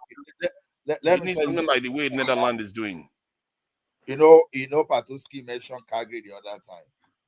Calgary vision was designed by the mayor of Calgary, not by any government. And suddenly, Calgary is better positioned than Edmonton because people say Calgary. People forgot that Calgary is not even the capital city for Alberta. But Calgary, everything, almost everything about government, administrative is mostly located in Edmonton. And when you talk of performance, financially, economically, Calgary is booming than Edmonton. And that was just because the mayor of the city planned the thing. You see the airport, oh my goodness, classic. You see how they plan. That's why they say Calgary is one of the top most livable in the entire North America. When you are talking of city, the first city you first of all think, you may think it's a joke. When you want to look in North America, you are likely to pick Calgary among the top 2 or top 3 cities that you want to live. So, and that Calgary that we are talking about now is even becoming more expensive now. It's becoming expensive for common man to live. It's just a matter of time. It can just be like another London. You know, when I'm talking of London, England, the top area in London. So the thing is, if you really want development in all those states, you will still go back to the governors. So Awolowo was just the culprit that made the Western region in Nigeria attractive because of what he was doing there. So others can do and go there. So Lagos is not taking too much, like I said. All Lagos will do, when Lagos know that this place is too congested, they will start urban renewal.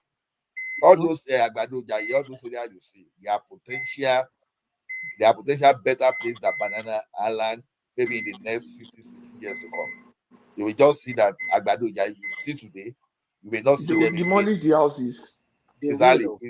Just like Maroko. But what are we even doing in Abeokuta, the state capital? What is going on? We are the big boys. We just sit down. I know that. I'm also collecting a lot of page when I went there the other some years back. No, in Pato. You see that downtown here, that the bar, all those area here. You know they have high building. I don't need downtown. Okay. The commercial downtown Ibarra. The commercial but you see all those people selling all these those phones up. They should be gone. It should be a commercial business district. You need to get rid of those people, man, and make it. That things you can do to attract, to make it look. Well, I don't like the house. I don't like the way that place is. But what can we do in Abeokuta? I honestly. What are we even known for again? Udumoro, OBJ Library. I have a friend of mine. I have a friend of mine that has he has a restaurant there. That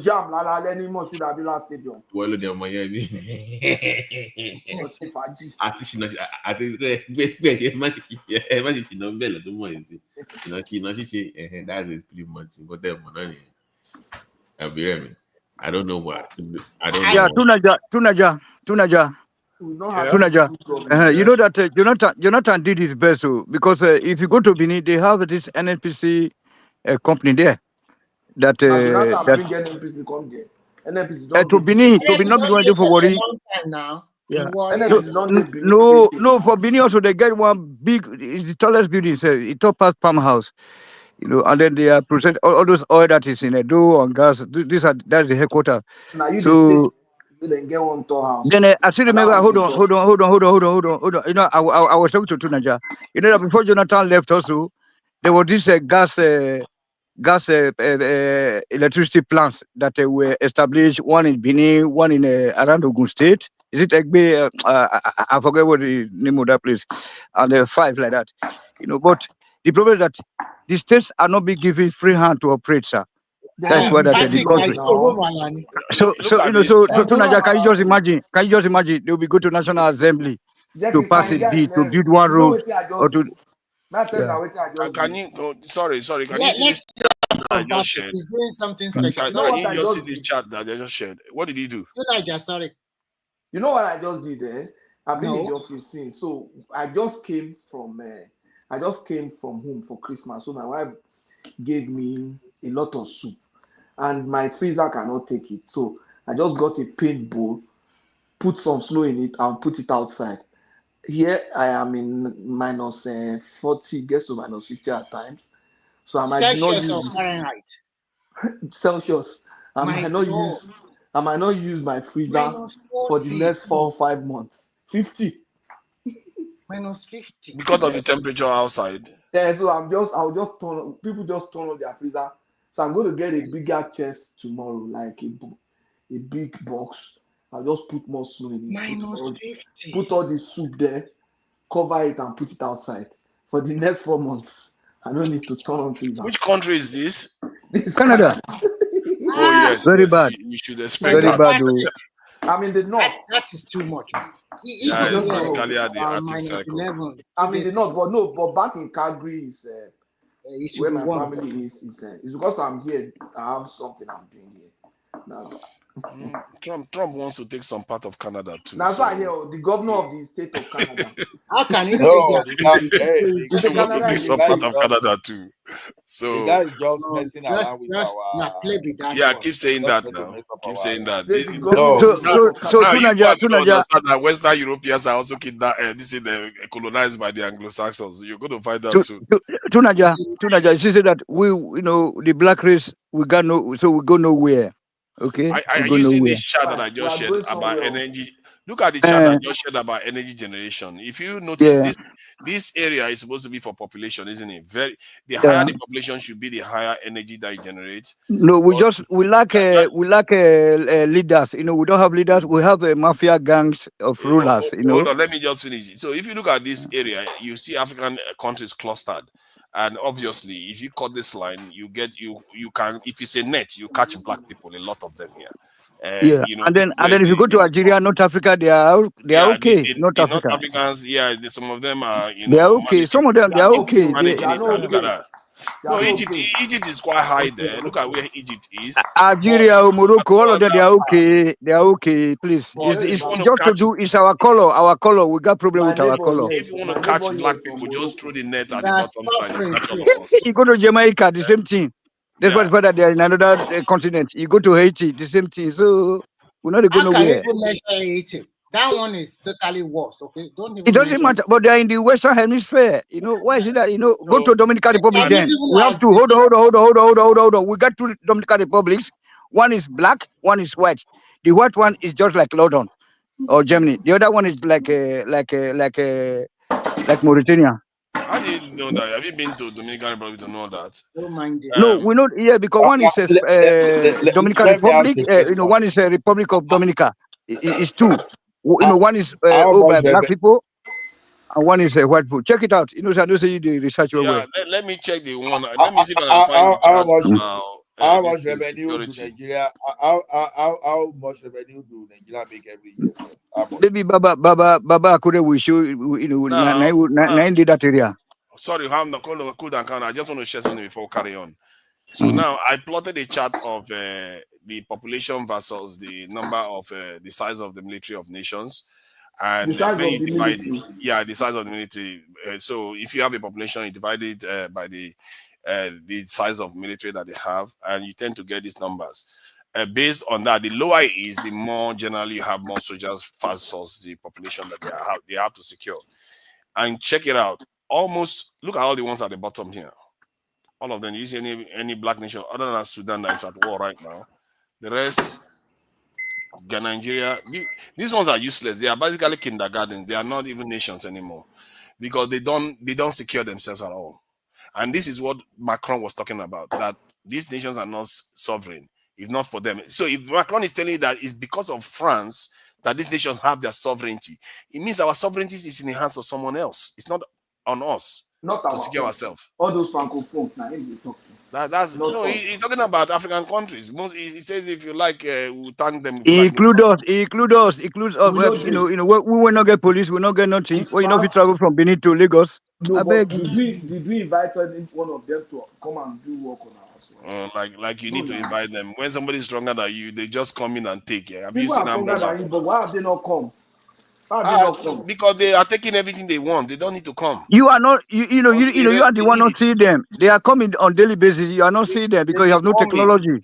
Yes. We refuse to understand this, and they've always been coming and taking stuff from us because they don't need to stay here now. When they need to stay, they will come and take it. If we remain like this anyway, that's what is going to happen. And sometimes we wonder why we are fighting about these things amongst each other when we barely own anything really. That president, that French president, the guy has revealed so many things to black people that it's like he's opening our eyes to everything that's been happening. And when it was coming, when it was coming in, people thought that it's gonna be an African-friendly president too. Now, he's very friendly in his own way. Just that our own eyes are opening a little bit. In his own way, he thinks he's being nice. Look, didn't you hear what he said? He said, "We will thank them. We will thank you." Maybe our leaders are so useless that maybe tomorrow we'll thank them for oppressing us. You never know. Thank you. You are a nice guy, man. Thank you for accepting the truth too. For helping you to blame government. Yeah. There's no government there now. Africa don't have government now. You talk, they will go arrest you. You made it, they will go lock you up. Tony, the countries we are talking about now, these are countries that have decided to take their own lives into their hands. Countries Why can't we take our life into our hand too? No, wait, Tony. African countries that have decided to take their destiny into their own hands. Those are the ones this guy is criticizing now. Countries like Burkina, countries like Guinea, Mali, Niger. Those are the countries he's criticizing. So what are we saying? That means Africa is coming up gradually. If the white man is criticizing them, but we love them. We love them. We love Niger. We love Burkina Faso and Mali. God bless them. Senegal just joined them now. Senegal just sent out the French people today, or what yesterday. So, but Nigeria is going to beg them. What the hell? Cote d'Ivoire joined them. Senegal. Is it Senegal? Senegal. This young president. Joined them. Cote d'Ivoire joined them. Breaking news. Breaking news. Let me share this one. Another one just happened today again. So we have to join them soon. There are strange things happening in Nigeria, in Africa right now. Them away. They are not here. Look at this Burkina Faso leader in Ghana. What is the good news about this? Here is your latest African news. Of the strong people of Burkina Faso, His Excellency Captain Ibrahim Traore.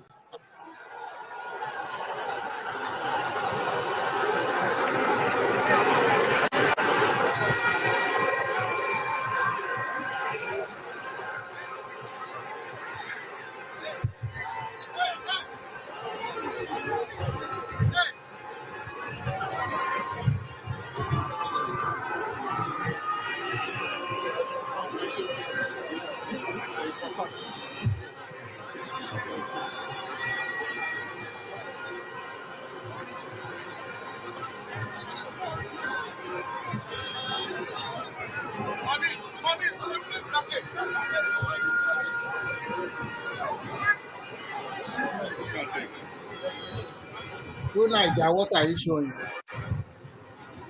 He wants to show us how the Burkina Faso. You already shown us now. You're interesting. What's the video? And women of integrity.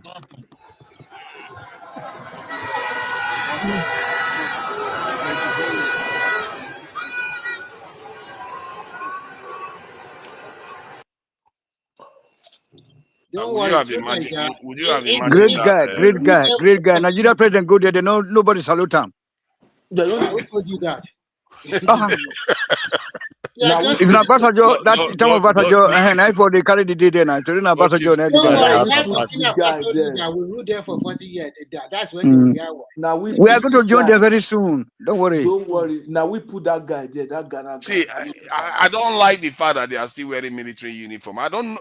And what is it with that president? Is he not a military officer before? Calm down. See, why I'm saying that is that why has he not turned to civilian regime? I like the fact that they are pushing the French. He will not turn to any civilian. He will first put them for 10 years or 15 years under military. But that is a bad thing. After that time, we now change to Agbada and rule them for another 20 years. By that time, they will if you change to Agbada, it will be corrupt. hold on now. Black, what is wrong with black people?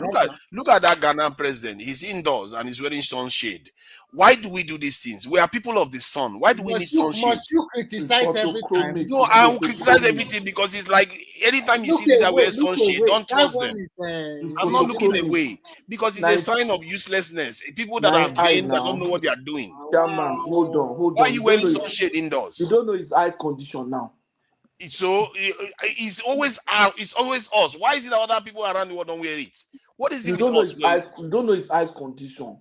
Mao Zedong doesn't have eye condition. Kim Jong-un doesn't have eye condition. Putin doesn't have it. It's only us. What is wrong with these people? Just unnecessary. No. I just get tired of seeing all this cliche. Our women will wear hair. What is wrong with us as a people? They will bleed their skin. Jesus Christ, they will smell. It's just so silly sometimes. It's like are you not wearing cologne too?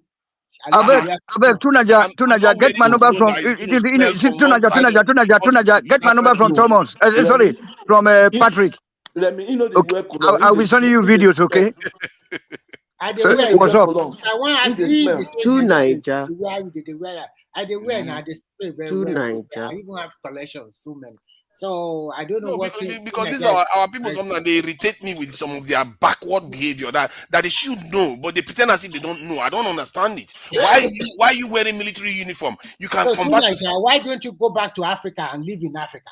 You that want natural weed, natural here, natural this, natural that. Why are you living? No security now. You want me to go down of hunger?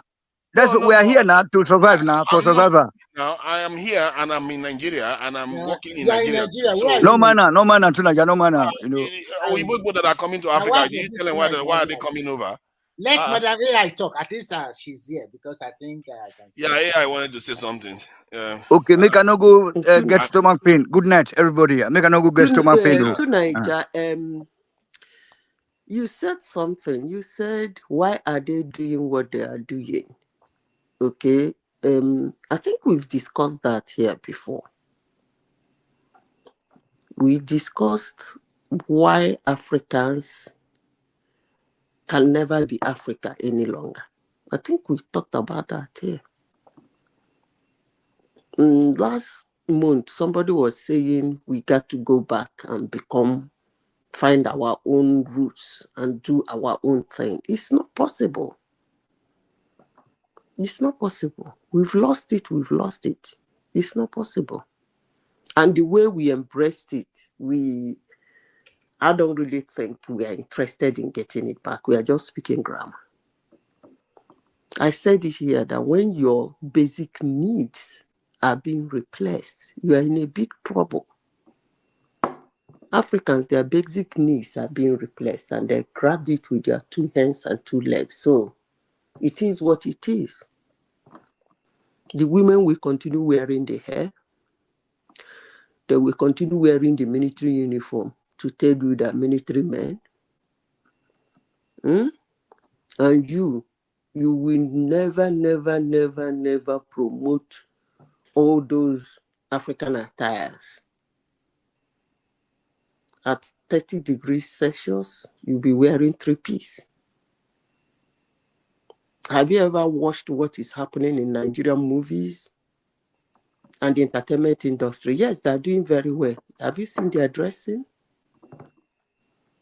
Somebody is doing a home movie in Nigeria as a hitman. He's with hoodies and winter jacket. How does that look? At 33 degrees centigrade. 33 degrees Celsius, sorry. Somebody is wearing a hoodie and a winter jacket to act hitman in a home video in Nigeria. Yeah, but hitman, he needs to cover his head now. Do you want him to dress like Lagbaja? Is there any other... What I'm saying is that can't we think of something that will be for us, that we can do, that suits us in the geographical environment where we find ourselves? How difficult is that for a black man to do? How difficult? I mean, I don't get it. But it is what it is. I would have put out a picture to show you people what it looks like. We're at -12. And what the road looks like. Somebody will tell me it's because of their weather, their brain is working. It doesn't work that way. But if you people say it works that way, that's fine. Because we are not interested in doing anything. We are just interested in being part of what has been done. That's all. And what has been done, it has always been them doing it. So I don't understand the argument of why are we doing this? Why are we not doing this? Why are we not doing this? It is what it is. We are not interested in. Somebody is saying, why did Macron say we should thank them? When you have mineral resources, you are so bad that you cannot even strike a good deal. You don't even know you have that thing in your land. Somebody else will come to find it for you. And then ordinary to strike a deal on how to utilize that thing, you don't. After so many years, you run around and mouthwash the person and tell the person to get out. The person leaves, thinking you can do something for yourself. You are inviting another person to come and help you. What a race. I beg you. I share your frustration. I think I can hear. I don't know because there's Chimamanda out there. There are icons that we have that don't seem to subscribe to some of all these backward this behavior. Yes, in the context of Nigeria, I think Prince Adewale said it yesterday. We don't have nationalists. We barely have anyone that we can call. And I don't, for the life of me, understand why somebody would say they are taking over their country from one oppressor. Then you just decide to wear uniform as if you don't look at the whole world and say, if you want to govern your country, you can still turn to civilian and still rule your country. You don't have to wear uniform looking like you are some kind of sergeant in the military constantly over a people, an ancient people. Do you know what is making me laugh? You see, when people make videos and they tell stories of how well these so-called new military dictators in the, what do you call it, Sahel region, those ridiculous countries that surround Nigeria, when people speak so good of how those military men have been performing and what they're doing because they chase French away, I laugh. Because since the beginning of Africa, it's in recent time we started having democracy. They've been the one ruling. So why is Africa not fantastic? Go around, you can put it out in your screen. Begin to look at when African countries start becoming a democratically, African president become democratically elected. Check it on your screen. And some of them, that agree to be democracy, they never let go. They sit down there for. In fact, Nigeria should not join them in that rubbish show. Anyway, we are too learned for such ridiculous behavior. Madam, what rubbish? What rubbish? The rubbish of one man thinking for 230 million people. That's the rubbish I'm talking about. Oh, you mean the military dictatorship? Oh, yes. It's not going to happen in Nigeria, in my opinion. We are too learned for that. They have called for it anyway. Sure, though. Don't be too sure. I think Obasanjo retired them. And if that's what we are going to remember Obasanjo for, I think he did well there, because the way he flushed all the political soldiers out, I think it has made it difficult for for those guys to come back through the military. So I think you don't assume that. I think the only way military cannot come back is if democracy delivers. If democracy carries on like this, and the polls that they carried out, I think last week I saw a poll that they said they carried out in Nigeria, majority prefer military now in Nigeria. Listen, let me tell you. The loud voices prefer military, not the majority. How did you arrive at that? Can I tell That's you? how they carry polls out now. When you carry a poll, Let me tell you, that pool is fake. Exactly.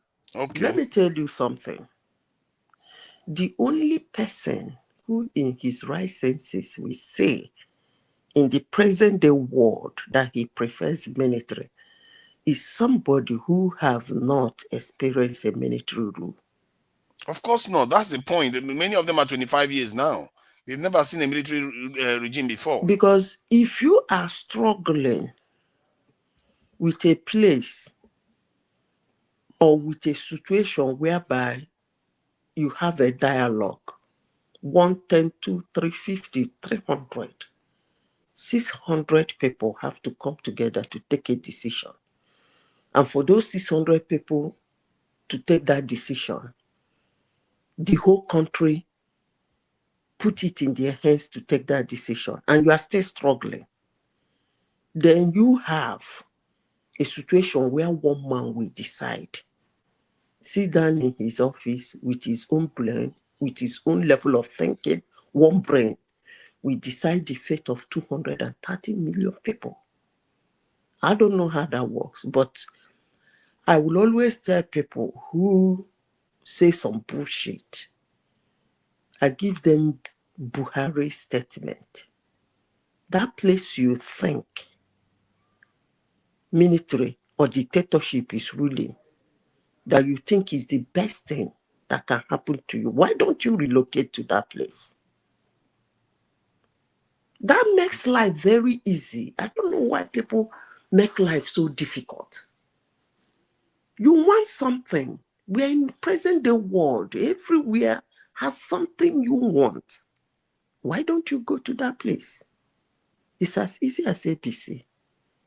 Actually, that is one of the reasons why I don't like Bernie Sanders in the United States. He's been consistent. Yes, he has his own fan club. Yes, he has his own supporter. But that's one of the reasons I don't. Anytime I hear that name, it irritates me. Because you can't tell me that you went somewhere, you saw something, you like it so well. Instead of you to stay there, you came back to a place you become billionaire.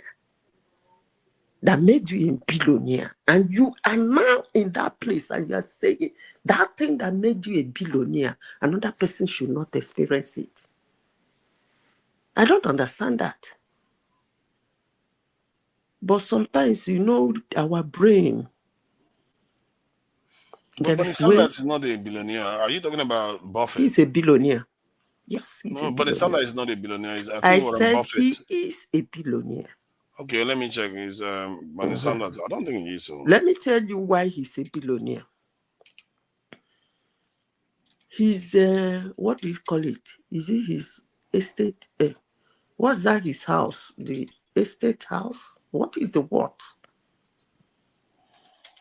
The one that he goes to Jollicate. I don't know. What is the what?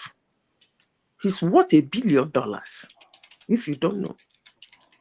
I didn't think so. I didn't think. Okay, ask your chat GPT now. Anything where you will make you believer. So now the Google. Yeah, I'm trying to find out too because that doesn't make him rich. Tunaja, Madam AI is telling you something. You are going to check AI again. Why would I not check it? What kind of her name is what kind of AI, attitude is this? Hold on. Her name is Madam AI. Of course, you always have to verify that because you could be thinking about Warren Buffett, which I know. Let me say this. Let me say this. We're on holidays, so we can speak freely. Let me say this. You see, yesterday, Meta announced that he has scrapped his fast checkers. I almost fell down on the floor laughing. Do you know why I was laughing? No. You see, people always believe that whatever they see online is true. And when somebody like me, who is in that area, I laugh. I would like you people to go and listen to his reasons why he scrapped these fact checkers.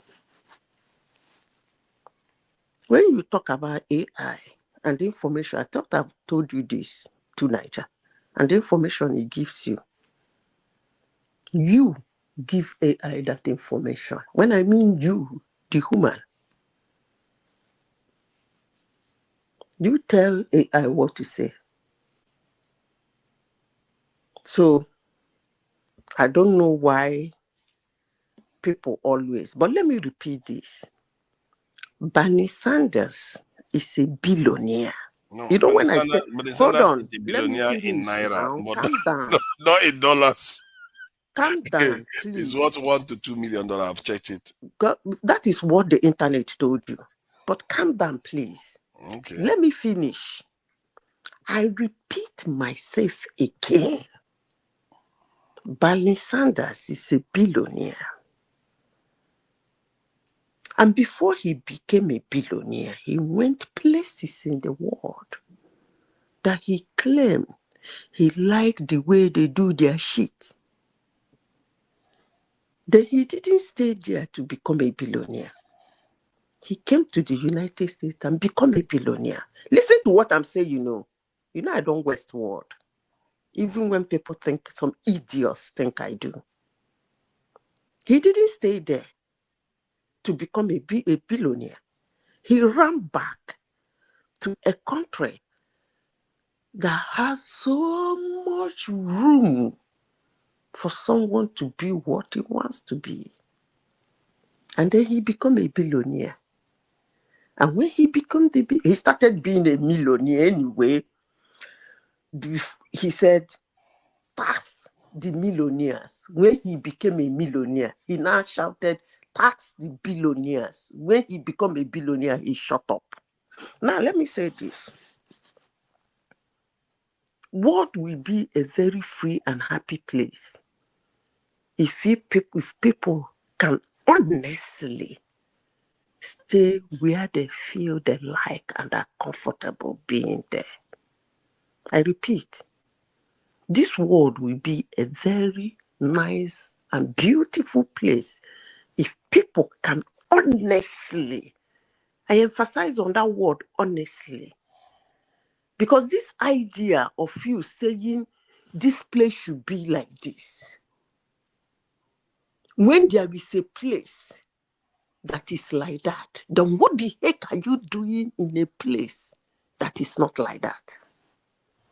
And it's only idiots. I'm not done. You people have been talking for all night. It's only an idiot that you will tell that, and that person will listen to you. You can't tell somebody like me that. And let me conclude by saying this before you people start interjecting me. You see,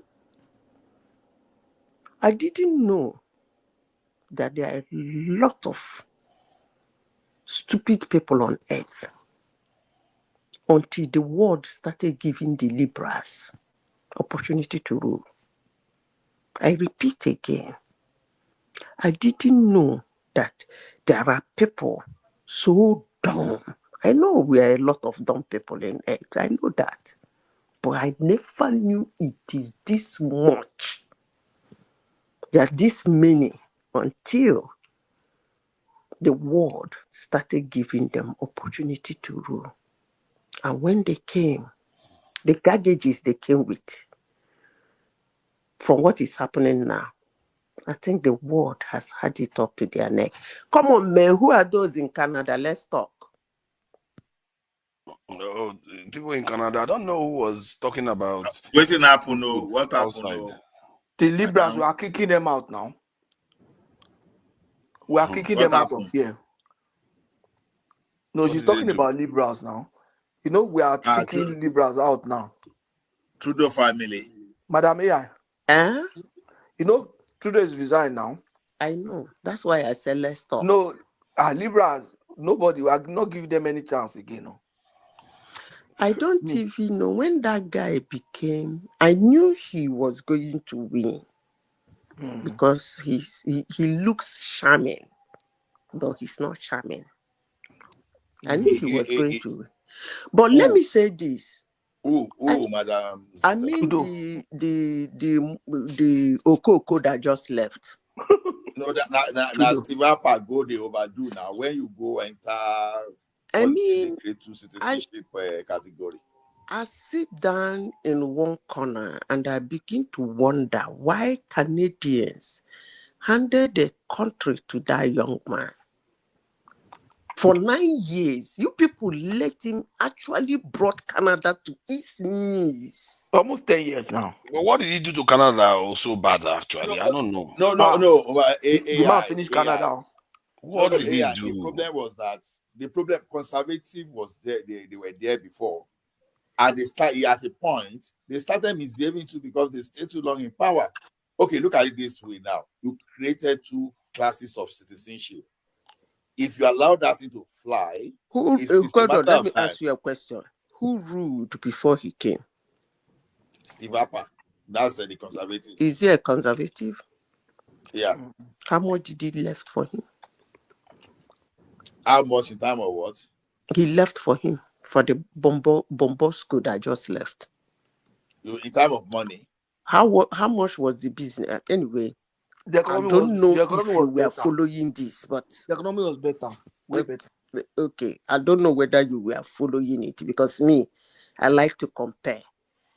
When Nigerians that live in Canada, they come here to talk sometimes, I begin to wonder, are these people not seeing what is going on in that country? Canada is virtually on its knees. That guy, by the way, why did you people live in 49 years? The guy crashed. I don't still understand what we will have done better. I just want to know. The guy is leveraging, madam, you see, the guy is leveraging the French-English dichotomy. And the bulk of his vote is coming from that francophone area, Montreal, Ottawa, Ontario, and all those stuff. You understand? So that's one thing. But those of us in the east now, in the west here, western part, like Alberta and everything, we don't want him. But it is what it is. What I'm saying is that, you see, you said those people wanted him. I'm sure they don't want him now. They don't want him more. Good. Even his people don't want him. His party, I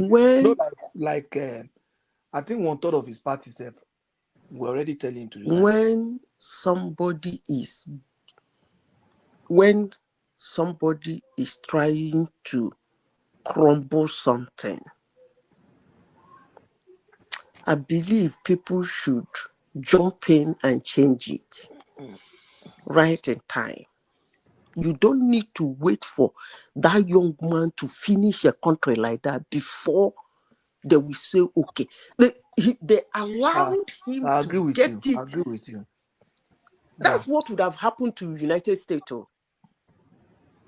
You know, when people say America is a great nation, sometimes I smile because some people who run on certain ideology in the United States don't seem to see it. And some people who look at them with certain type of ideology might not see it. You see, America, you wouldn't have survived. What do you call her? Kamala what? What did you call her name again? That's exactly what would have happened to United States. You don't put somebody who doesn't know. Man, that Canada was too big for that boy. I still can't get what you are even trying to say. Because at the point Steve Harper was pushed out, he was no longer performing as they said he was performing before. So it's normal for people to get tired of a political holder. What was he performing before? No, the question is this: what was it? Okay, What was he performing? You say as at the time he was pushed out, he wasn't performing as he was performing before. But I said something earlier here. I said when something starts to go bad, somebody jump into a position, you should be able to know where that thing is heading. So what do you mean by what? It's just like when Joe Biden became the president of the United States in 2020. People like me know that it's going to be hell on earth. I don't need him to finish his 4 years. No. I just really want to learn from you how much you really understand the Canadian economy, and what do you think the like of Trudeau would have done against Trump when Trump started this type of protectionist? Okay, let me tell you what he would have done from day one. That's why I said I knew we humans on planet Earth are very stupid, but I never knew we are this stupid until Libras were given opportunity to rule the world, some certain places in the world. When you have a budget, you see, most immigrants do not actually understand immigration policy. When they tell them they're restricting you from coming in, more especially the black nation, they see it as hate and racism. They don't understand it.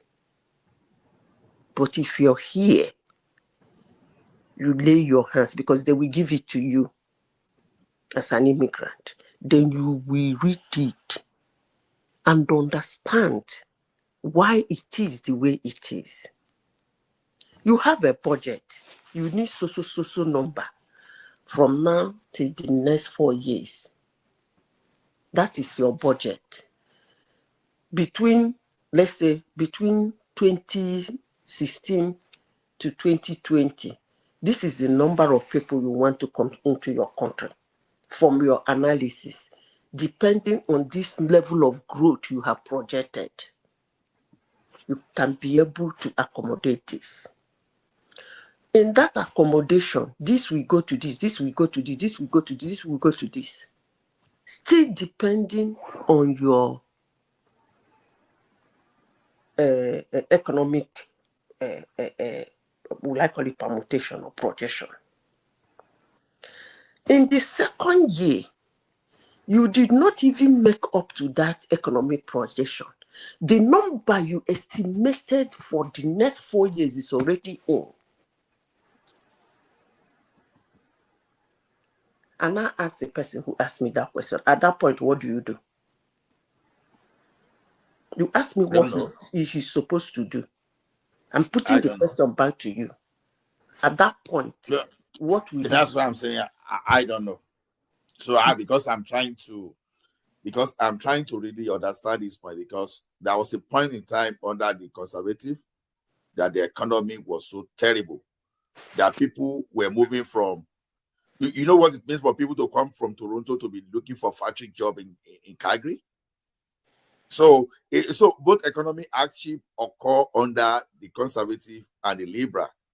Now, the only thing I see under Trudeau that people seem to be against is that you went to bring some immigrants that were not highly skilled, and the people are working to feed them. Okay, that one maybe it's okay, maybe it's not okay. I don't know. But the other thing we want to agree with, okay, you want to praise the conservative that were there before. Look at it this way. Now, a person like me that came under the conservative, maybe I would like the like of Steve Harper because his immigration policy favored me. But now, let us flip it over. We have PhD holders now that work in Walmart as a teller. Those people that were PhD holder that work as a picker in Walmart, and those people, they came to under the like of conservative. Why? Because Canada has oversupply of skilled immigrants than the available job. You know, and they have one policy. Okay. That's why I said, please try and lay your hands in the policy. They don't ask more than, they didn't ask more than skilled worker than the available job. That's why I call it projection. Because for you have projected that, like here now, by 2027, the number of tech will be extremely high. They will need them in large quantity. So now they're doing something like some certain, will I call it, benefits for them to come in either to school or to do something. It is a projection. That's why the kind of leverage you will give them will not be the one that will make them stay if that projection did not happen. Nobody sees the future. If you are not able to create that job that you said, because you will need that job in so and so time, please let them come in. You don't want to fall behind. And at that time, you couldn't create that job. You shouldn't have in the first place given them an opportunity that will make them stay permanently if that job is not there. Okay, let me that's tell the you problem. something, Madam AI. See, let me tell you what I believe Canada used. You are talking about the nature of the immigration, right? Now, no, and yeah. See, now when Canada are bringing in skilled immigrants, there are several things. You know, those people are coming with money. I see it as opportunity of reviving and sustaining the economy because you are coming with certain level of income. When you are coming, if you are not, if you will be renting house and you'll be buying houses, you are contributing to the estate sector. I'm telling you categorically from experience that Canada, they are bringing in more skilled workers than the skill really available. Okay. Now, okay. Not only that. Okay, can I come in? They don't even have housing for immigrants. Okay, let me come in. I was discussing this with one professor in Canada. That was last week. I started explaining the immigration policy in the United States. I told her something that struck her. I told her, in the United States, do you know that these illegal immigrants, so-called illegal, when I mean illegal, like aliens that waka enter, these ones are the ones that walked in. That means their fingerprint is not anywhere. Those are the ones that really, really get them very angry because they can't find them. They didn't invent them. So I told her, do you know they have businesses in the United States? She was shocked. And she said something very fundamental. She said, I think there should be one policy or the other that allows them to do that, which is true. Those people own businesses. Let me be honest with you. 55% of them don't depend on the government. Most of them, they have their business. That's why when you come to United States, they will tell you Mexicans have their economy, Chinese have their economy. You begin to wonder, what do they mean by that? But such a thing is not happening in Canada. You don't just bring people who come in to depend on what you get. And what you get, we share. I will help you manage it. You give me my own share. Then we keep rolling. You don't bring, if you bring such immigrants into your country, you will kill that country. I still don't get you. Who are those people bringing? Because I'm telling you that Canada is bringing in. Who will give them job? You said they brought in overskilled worker. Overskilled worker who cannot create job. See. Everybody cannot be entrepreneur. And when you say you want to create job, that is what I am saying. There is a policy that is stopping those people from creating those jobs. Go and look inwardly. Okay. Madam, let me tell you. Okay. Let me tell you. Ola, let me just answer one question. You see, those people that came through, I lived in the US, in Texas, so Hello? I know all those people that are coming through Mexico and stuff like that. You see, those people that are coming to Mexico, they are hustlers. We are Make I saying. land first. Make I land. They are hustlers. Can you hear me? Yes, I can hear you. Okay. Those ones that came in through Mexico, they are hustlers. So when they are coming, they are ready to work, do anything, do business. But you see, Canada, they brought people that It's a policy. No, I is their disagree policy with you. exactly. I It's think a they have policy. a policy that is gripping those people's hand.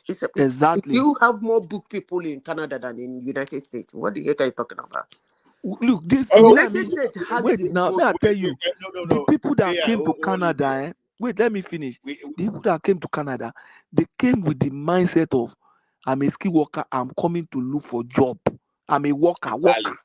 I'm a ski worker. Not they want to. Some of them resign their job to come and look for job here, not that they want to start business. If they do the job, they make some money, they start business. Let me But they tell want you. job. That's why they came. Let me say it again. No. Let me tell you before you proceed. Yes, ratio-wise, in the population, we have more educated people by the ratio of Canada than the United States of America. That is why Trump wants to follow what Canada is doing. Yes, we have more than America. Yeah, sure. Where did you get that work from? Even from Trump. Okay, you may love it today, but the point is that it's your president, and that is entirely what Elon Musk is doing. Because leave that thing that talking. That is an argument. Hold on, I know where you're going to. You are going on the argument of the B1, B2 visa, as if US has not been using it for millions of years. Who started it? They just cut down the percentage. It's as simple as ABC. It was overwhelming for them. They cut down the percentage. And he cut down the percentage when it was his own turn. The percentage of skilled workers, because they have more than enough in their country. So is that the argument you want to bring that Trump says they need? Of course, every country needs smart people in their country. That's simple understanding. That's common sense. But at what number do you want them? That should be the question. It's not all about being broad about it. We have one skilled worker in our country. So everybody who is skilled in the world should come to our country. Whether he can use his skill. Hold on, let me finish. Whether he can use his skill to stand up. Okay, if you are a skilled human, why would you want to work for another person? If I may ask. See, we are getting this matter of skill wrong. There's a difference between a skill worker and entrepreneur. We should not mix this thing up. Skill workers is not the same thing as entrepreneur. The statistics is there, whether you want there, that Canada has more educated immigrants than the United States. Fact. Your visa lottery, the one they used to apply for those days, the requirement is for secondary school. And you have this issue of people coming through your border to come to you. So it's a fact everywhere. So the thing is, when we talk of skill workers, let me remind you of something so that you put your argument. You know, even when you are coming, they ask you to provide your work experience because they are looking out for you to come and work. They ask for your transcript. They ask for your work. They ask for work. They ask for work reference, your job from your employers. Do you know why you people are saying this? Do you know why you people are saying that's this? Their requirement. It's their policy. Because it's difficult for you to walk into Canada. You must be vetted. You're talking about your vetting. I know how many doctors. I can call somebody now to speak to you people. I know how many doctors in the United States that walked in. The United States don't even know they're doctors. So you see the two difference. They don't know them. They're not Madam vetted. Zita, we have to work by what we have that Okay, we walk can by have what you access to. have. But what I'm saying is that Okay. I don't know Look why at you public. But people Madam left that Zita, you are young right man. now. That's the same thing we are saying. We are saying that the policy, you are saying that there's a policy that makes people not to do like what the immigrants are doing in the US. And we are just telling you about the policy that it's not just the main policy, it's even the immigration policy itself is one of the policy that Exactly. confirms what you are saying. We are saying the same thing now, that even the policy is what is wrong. And we are saying that policy starts with the immigration policy. They are not looking at Exactly. That's entrepreneurs. They are looking exactly. at skilled workers. We have more educated. We have overqualified. More skill Book than. people. And Book. do You you know the people worst are part of funny. it? Only book You Do you know people. the people are worst part of funny. it? You Yeah, people are no, very funny. see, no, Anyway, I we don't know now where. continue now. Since No, you people I don't have know where you are overbook. getting No, your Madam statistics. Zita, in the I'm absolute looking at no, Statistics no, Canada. Madam. I think Madam Zita is missing something. Madam Iya is missing something. You I'm see, telling you people that there is a sense, policy. Number one, you have your record. Mm. In Canada, you don't walk into Canada. Yeah. Their immigration entrance is tighter than that of United States. They vet you left, right, center before you enter their country. They should lapse it a little so that people can showcase the stuff they're made of. If you do your immigration policy on a situation whereby whatever you are, you come here, you work, it doesn't build an economy. What stops them from inviting people to come and start something? Because that one place too, but is the on requirement his is knees now. That place is on his knees. It's as good as dead. Madam. I agree with you. The major challenge we are having is it can happen even in the real life human economy. You see, the size of the United States of America economy is affecting Canada too. Even for Canada to survive up to this extent, it's a kudo. And immigrants are one among those people sustaining Canadian economy. I beg, forget now, that thing. The Don't side is even go supposed to there. be advantage now. The As I US beg side you, is don't supposed go to be an there. advantage You now. people sustain no jack. Don't go there. No go yeah. there. You people are eating because, those people blue black. Anyway, by the way, Madam Zita, what I was telling you before, I was reading it from Statistics Canada, so it's official document. So I'm not just all these things. You see that thing you said. No, Madam. Let's forget about all these things. Hold on. Let me say before I lose my thought. Let me say this before I lose my thought. You see, all these immigrants do this, immigrants do that. These are the stuff the liberals put out because they encourage immigration. I don't look at that. I look at what is on ground. They are sustaining their economy, Abby, where they have to over budget to maintain immigrants, and the immigrants are sustaining them. I don't know how that works, but the Libra will tell you that's how it works. I wish you people luck. See you guys tomorrow. Tomorrow we talk extensively. Thank you. Or your true One day. of the problems. Did they do election today? No, it's a March now. No. The party has to choose a new leader. I thought they said on Wednesday. I thought they said that Mm. Is it when there's something they're doing today? Mm.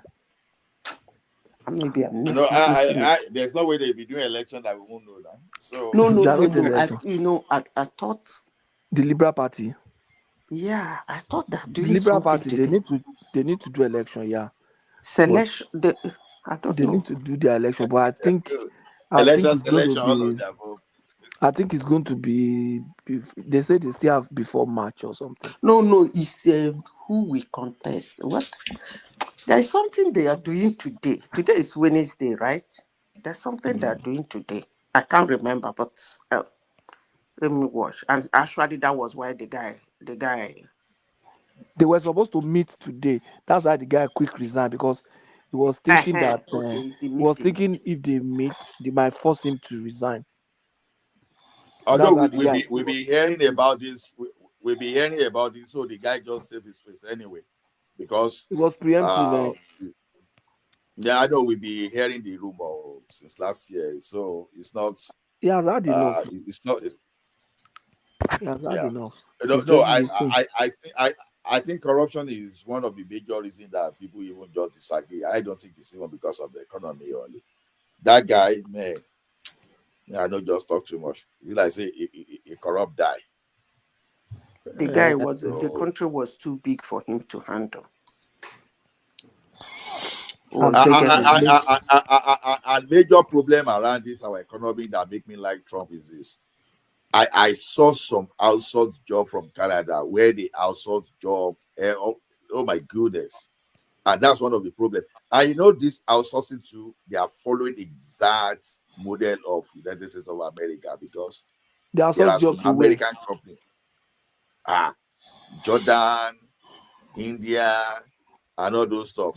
You know, I did one job, someone was arguing with me. I just go look at the person that was arguing with me, and it was in Jordan.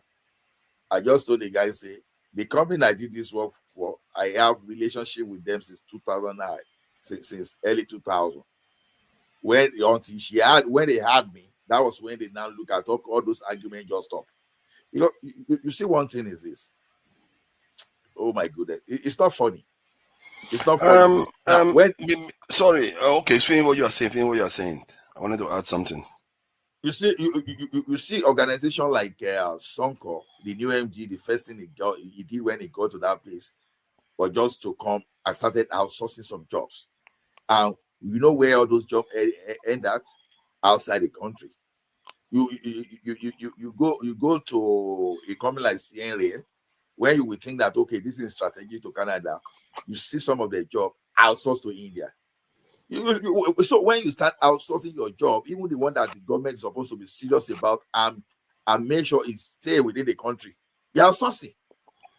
You know, okay. The one thing that shocked me is this now. If I tell you an oil and gas company in this Canada, those people they outsource the job to within Canada are paying staff $20 per hour. A oil and gas company. There. No, now you know one funny thing is this. When they now brought some people from India, those guys were earning like net 8,000 to 9,000 after tax in Canada. You see, so those are the kind of things that I don't know. Do you think is it the government, is it the prime minister that blocked that loophole or who? Because that thing need to stop. It's annoying. Now the graduates, the STEM graduates in Canada, they can't get job. You finish from University of Calgary, you finish from all those you computer science, statistics, you don't get job. Whereas someone that just finished the same course in India like a year or 2 years ago, they still find the immigration policy to bring these people into the country, claiming they don't have the skill in Nigeria, in Canada. Very terrible. So that's why I asked a question. What can they do? That's why I like Trump. You said? Do they want to solve? Do they want to stop outsourcing? They can't do it now. Companies have their what policy. I'm saying is this: even if you want to outsource, why don't you outsource and employ people locally? No, why must you outsource? It will defeat the purpose. They're outsourcing because labor is cheaper there. Then, okay, you are producing services for those people that do not have money to buy your services. That's the problem. We all know that Western job labor is a bit more expensive for the same quality of effort. It's the same amount of effort and quality of output. You are going to get somebody maybe in India or Africa to do it for maybe $10, $20. So why should you pay? But my question is this: why should you pay $100? No. My question is this: now, okay. Now look at it this way. Now, the only job that are secure are the regulated job, and that is why that, if possible, I even want Canada to regulate IT. If you know our medical field now, if not because it's regulated, I believe they will have outsourced outsource the medical job like doctor, nurses to foreign countries. But just because of the type of certification you will have to get through. You know, many Nigerians, they landed there, they are yet to pass the medical exams. Some are yet to become a lawyer. And those are the jobs that are protected. But every other job, like your IT job, like your call center job, like everything, they are outsourcing. And that is why they have crisis in all those outsourced jobs. But when you go to the health sector, they don't have crisis in those health sector jobs. So I think even the IT job, everything needs to be regulated because it is not, those people that are outsourcing that job, they are just cashing in big profits at the expense of the Canadians that are supposed to be working. That's the thing. That's the way it is now. And the company they are outsourcing from, the companies are getting cheap labor and they are making more profit. That's what the companies No, want now. that's what you are not, your Garapatos, you are not getting me.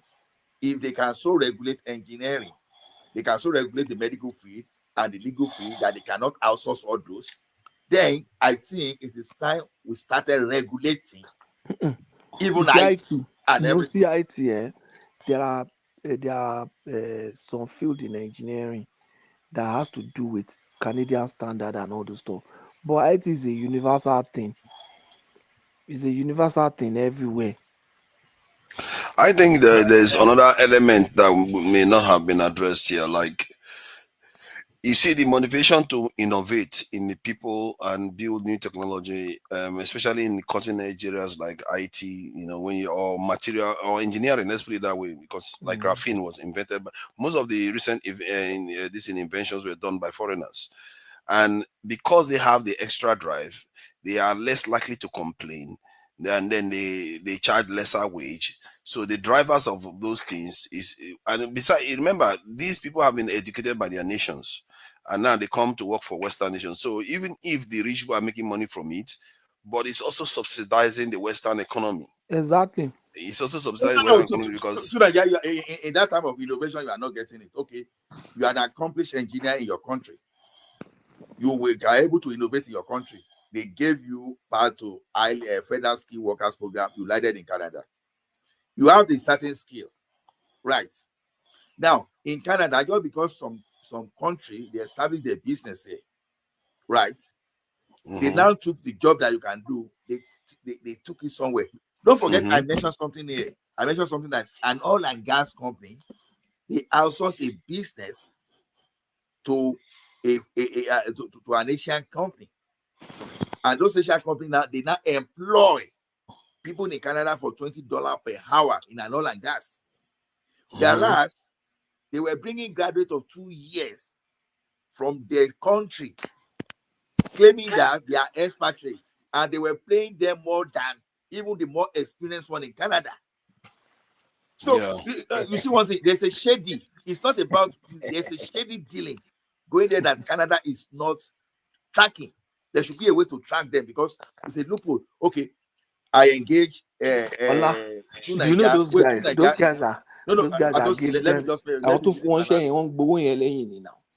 that's exactly what I'm saying. That is so it's not the outsourcing here is not because it's cheaper, it's not because some of them want to do some fraudulent dealing. And that is where government need to this. Okay, Sunaja is a graduate of computer science. He has been in Canada, has been doing computer thing for 10 years. Now, you say because you are I decided now to now be paying $2 now, $20 per hour now. So, oh, it's a desktop support. You say, oh, Sunaja doesn't have the skill. I now package someone coming from India as if the person is an Oracle expert, just to come and be doing the same desktop support job you are doing. But the difference now is this: you are paying $20 per hour, living in Canada. You brought someone from foreign country, and you are paying that person like $100 per hour. They should pay him less now. He lives outsourced. They are paying him as expatriate here now. So why do you need expatriate for what people that locally can do? No, hold on. I think that is what I try to highlight. The local people are not as driven as the foreigners. They are more driven. I believe me, I've seen it here in the UK where you like there's no reason why they shouldn't be working in these companies. You are not but you don't tend to see them. Tunaja, you are not getting me. They say you are not driven. I trained someone in 2003 to do a job under 15 minutes to do a job that you brought an expatriate to be doing for more than 6 times of what the so-called expatriate is earning. If I can train you for a job in 50 minutes and you are doing the same job, why do you need expatriate for that job? Okay, Because either they will went to, likely to charge less. Maybe that's why. They are even paying oh my more. goodness. I And said they the are less person in likely Canada to is compete. earning. I said the person in Canada is earning less because when you are bringing expatriate here, you must pay them the re-rate. You must pay them the re-rate. But you are okay. If the re-rate is $100, the person you are bringing as an expatriate, you are paying the person $100. But the person in Canada that is even more experienced, you are paying the person $20. It makes sense to me. Okay, that one is anecdotal. I don't think it necessarily cuts across. Let me say what it is. It's a fraud. What I'm just saying, there's a fraud going on using the Canadian immigration system to commit fraud by the foreign company. No, that sounds like something that is not. Do I look at someone that doesn't understand what I'm talking in my field? I've never heard that. I've never heard before. All true, because this thing goes on in America and UK and many European countries. I've never heard that a company goes from the UK, spends money bringing foreigners in, or they hire a foreign company to come to the UK to start hiring UK people at a cheaper rate. I've never seen that before. I've been an executive of an outsourcing company before. Normally, outsourcing is supposed to make things cheaper. You understand? Except you are outsourcing an area where you lack expertise and you are bringing somebody as an expatriate. But when you are outsourcing the normal thing that is available, the same normal skill that's available in your system, it is supposed to be cheaper when you outsource it. I've managed an outsourcing company as an executive before, and I've used outsourced staff before here in Canada for one of the big consulting firms, one of the big four. We outsource to India. We give them the job. But it's generally cheaper from overseas. Yeah, it's supposed to be cheaper. So, but in this Ola's case, he has mentioned this to me before when I met him physically, that these people, instead of it to be cheaper, those people are getting more than them. So that's an anomaly. That's why I think that doesn't make sense. I think they are collecting that money back end. Yeah, well, if that is true, what he's saying, then there's a kind of scheme going on there that is very unusual. It's not the normal what I'm practice. telling you. Okay. And you know these people, and it's some from of these people India, may be not crossed over Indians. and over. I'm even trying not to mention name, but they are the one doing that. They are the one doing that. Let's get back home to our people. I just saw this video and I'm beginning to think maybe, before we go anyway, as I say, on a more lighter note, maybe there's a serious point to it. If there is anything a black man had managed to accomplish in the last 60 years, is there one thing anybody can agree on that we accomplished? Is that we were able to grow our population. That is the only one thing we've managed to accomplish.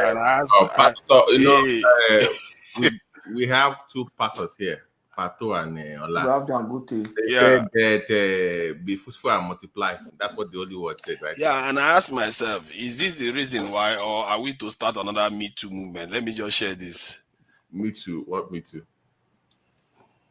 What is all this?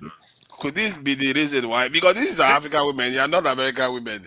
Could it be the reason why our men can't focus and they do stuff right? Because the people don't do this type of stuff. What are they doing here? Is it a cultural? This is supposed to be a cultural thing now. That's why I'm saying. So it's not new then. It's not new now. What's the big deal? I've never seen it in the Yoruba or this in. Doesn't matter. Are you an African? You are not an African. No, I'm an African. I'm an African. Not an African. He doesn't know this one. I bet. Look at this one. Look at that. You see, I am asking whether is this the thing that distracted our guys? I think it's Benin Republic. Yeah, I think so too. It's not. You don't do worse than this. What are you talking about? If it's not Benin Republic, it's not this French-speaking country. Where you don't see Igbo twerk historically. No, this is traditional. That's what I'm saying. This goes back hundreds of years. Igbo they twerk, they work almost naked. What are you talking about? Nakedly. Don't mind to Nigeria. I don't know which side is No, giving no, it. no. Hold on. Now I'm just trying to shed light that maybe that's why What we kind of succeed light in are this you what area. kind of shit light are you sharing? You see the light. The light is being shed. Who is You know, it? People In don't like summer, people don't in like summer, putting the you bring. white are walking. What did I do now? I'm just saying we hold succeeded in on. this area. Hold Is on it because now. we like the ass so much? Hold on. You see, we've been discussing for the past 7 hours. You show woman bomb. Here comes Arogidigba. I am telling you. You showed dumb. You have to come up to it. He just jumped on quickly. Waiting to Baba they talk now. I'm saying. What was the name that BT cost Baba? Ancient of Days, or waiting they call him. Forefather or something. That's Forefather. Okay. It's like That's the other name. Is it the reason why our men are distracted that they like the bomb so much and the backside, and they are so distracted with the women that they forget to build their You country? don't like it. You don't like. I like women. I'm just asking now because our women are beautiful. Like now? No, you see this year, man. He started now. Our women are very beautiful, but I'm saying, is it because that's the only area we've done well? As a people, we have a growing population among the whole world right now. We are the ones growing.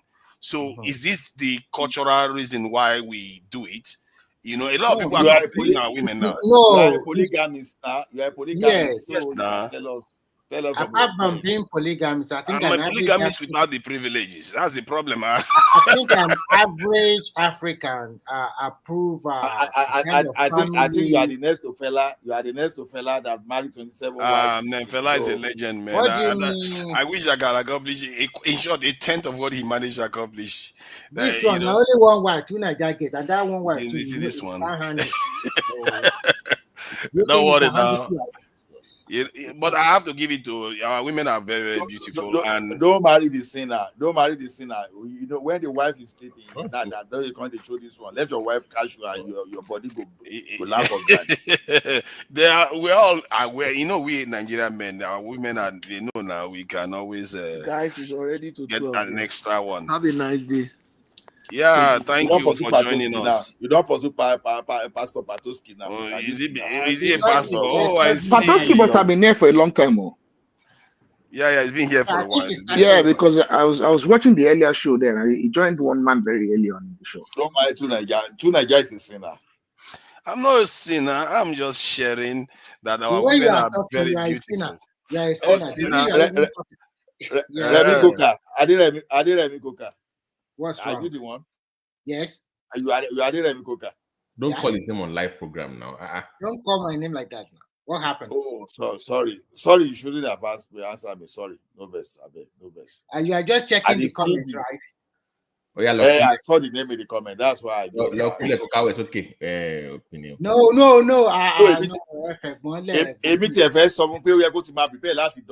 Because ọmọ ọba ni mí náà mi kò fẹ́ sọ̀rọ̀ débẹ̀. Èmi náà á lè sọ pé mo lọ́rẹ̀ẹ́ tó jọba ni náà so that we want to restore the. Tó bá ti kó yes sir. Àsọ fún yín. A máa sọ ẹ̀dọ̀ba ni o in fact orí adéhùn sùn ta òwúdọ̀ padà wálé wá jọba ni. That is a must. Ó di dandan. A máa bọ́ndù ẹ̀ wá bẹ́ẹ̀ tó bá fẹ́ sága máa bọ́ndù ẹ̀ padà wá sórí ìtẹ́ ni. Ọba Abodi. O lè tó yẹn ni. Why they can reveal gbogbo nǹkan bẹ́ẹ̀? You understand? Èmi náà fẹ́ lọ́rẹ̀ ọba nà Arogidigba ṣé kò yẹ kí lọ́rẹ̀ ọba ìmùgẹ̀ ilé tó pera ẹ̀ ní bàbá tí yìí gan kò síbi tó ń sá lọ ó gbọ́dọ̀ jọba ni orí tó máa dá dé. Kí ló fọ́ ni ọ̀la pé ọ̀rẹ́ ọba ọ ní ètò wọn tá máa fi wọ́n ṣe fún ètò. Nà kò yé wọn ni. Fẹ́ lò ẹ̀ fún etí ẹ̀ má fi yẹn lẹ̀. Mo máa sọ pé kọ́ lọ kí ọba kọ́ lọ wẹ́kọ̀mù ọba. Ìyẹn kọ́ ló máa ti síwájú. Ìgbà tá a pọ̀gbẹ̀rì àgùdọ̀ pọ̀ mọ́ àwo. Okay.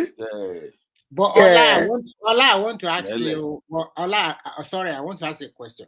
I like your attitude that you combine both and you give respect to each one. Because people like you are very rare. Can you show worry now? It's not show worry. Ó mà dẹ̀ dùn mí o. Ó dùn mí pé Sowore sọ̀rọ̀ tó burúkú tó sọ́njọ́ sí yẹn. Only what life possible for anybody. Ó pọ̀ ní frustrate fún àyàn kan. Orí ẹ̀ ló. Ọkọ tí mo rí nínú ìwà bọ̀bọ̀ ẹ̀ ni pé arrogance yẹn pọ̀. Arrogance yẹn ti pọ̀ jù. And àwọn sọ̀rọ̀ òun sọ fún àwa pé òun nìkan lòun jà fún what do you call it? Democracy in Nigeria. Oh, now. And I was a killer on a decoshi. In fact, can you believe it? He was saying that killer on a decoshi. What were they doing? He rubbished the. I mean, morality. The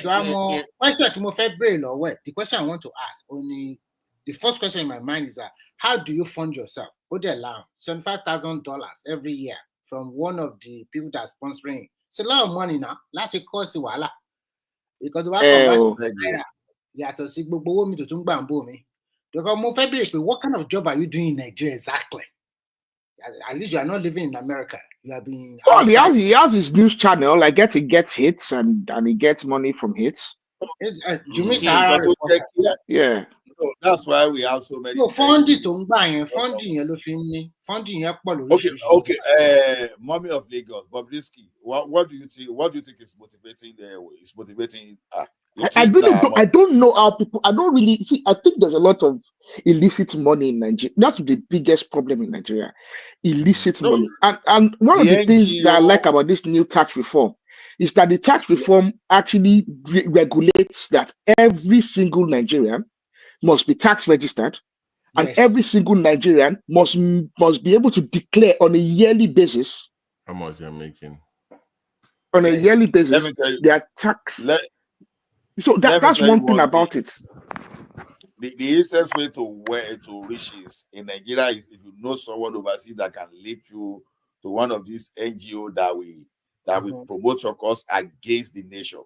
You know, things that animal will not do. There are some NGO that are ready to fund you to do what animals will. That even the animals. So I think one of the easiest way to tax is just go by people's accounts, and because Nigeria has become cashless, the people can't avoid putting funds in accounts now. So I think the Nigerian government does it to students. To Nigeria, the thing about it is this. The thing about the tax is this. I think we didn't the tax. Now, I'm not saying the tax bill is perfect. There's so many flaws in it. I've spoken to several people. There's so many flaws in it. And like the prince said the other day, one of the problems with the tax is that because of the unprincipled stance that some northern individuals have had against the tax, some people in the South as well have taken a principled stance to support the tax bill without analyzing it, itself.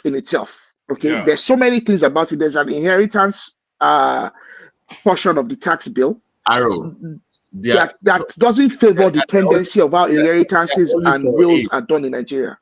They are only for it because they think it's anti-nut. Anti-nut, exactly. That's what I'm saying. Yeah. So there's so many flaws in the tax that need to be discussed. Okay. All right. But one of the several things about it is this: if they can push forward the situation where every single Nigerian is obligated, and there's a law, and it becomes a criminal matter if you do not declare your taxes, your income, your earnings, your lab, every single year. And then what they can do is this: because what you have in other countries is this in the Europe, and they have essentially a system where if you cannot defend if you can't defend how you are able to sustain a particular lifestyle. I'm trying to remember the name they use for it.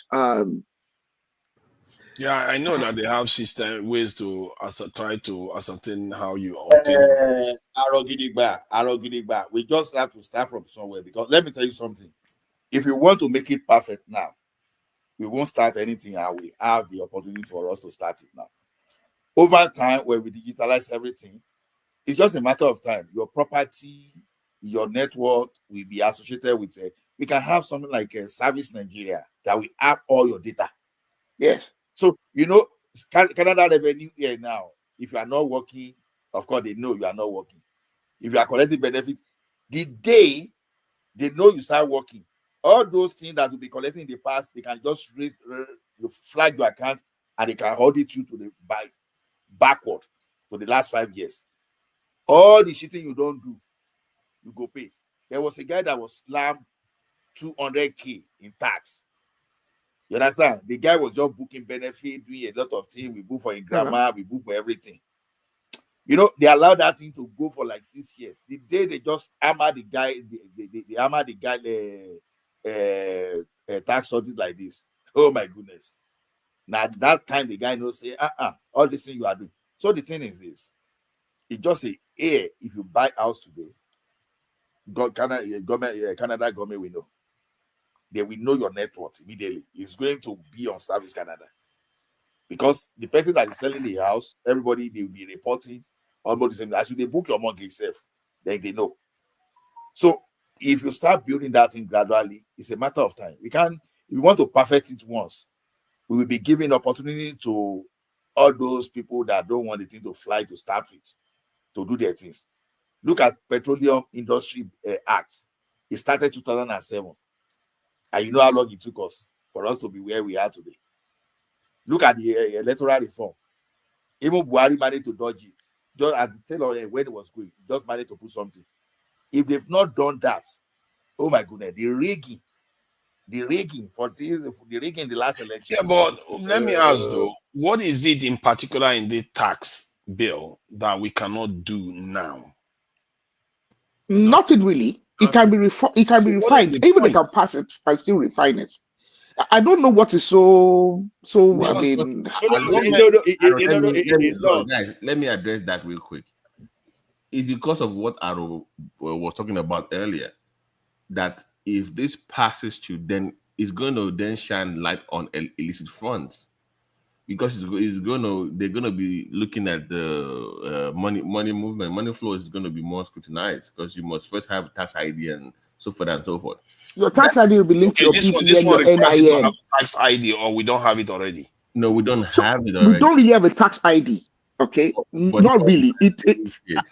I don't know how the revenue do it. The way NIN should be a tax ID. Why are they complicating it? PIN is a different number. No. It should be different. It should be different. Tell me why. Tell me why it should be different. Because you have that for businesses too. Tax for business. It's not like you just but the tax ID can be on its own for business, but for individuals that pay PAYE, as we know it in the West, I think you should be tied to your NIN. The plan is to link it. I don't see why the NIN cannot be a tax ID, because your social security number is similar to your NIN. It's not good. No, it's not good. Look at it this way.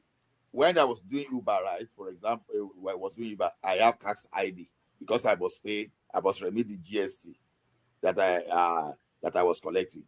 Now, when I registered another sole proprietary business, you understand, for another thing entirely, it has its own tax ID. When I incorporated my business again, that one has a tax ID. So now I have a situation whereby you have a company, now you have, like, let's say you have now 4 directors. You understand? So it has to be the tax business it has to be ID of your business as an entity. So the purpose of your NIM or whatever is totally different.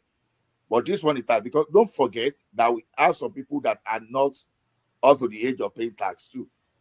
So you can't be linking everybody, because it will be too complex, because that means you have to be classified by age, everything. But you have to have when you are grown up, when you are 18 and you are noticed, you have to have your tax ID separate from your national identification. So whatever they do, because I believe that this thing is very good, because especially let me give you an example. I started because if you want to pay tax, let's say you are 5 years, 6 years, 7 years, you have NIN, but that doesn't, your ability to pay hasn't been activated. So it's you can. Yeah, so an individual that's below the age can be exempted. So, for instance, I had what would you call your social security number is at birth. I started working around the age of 15.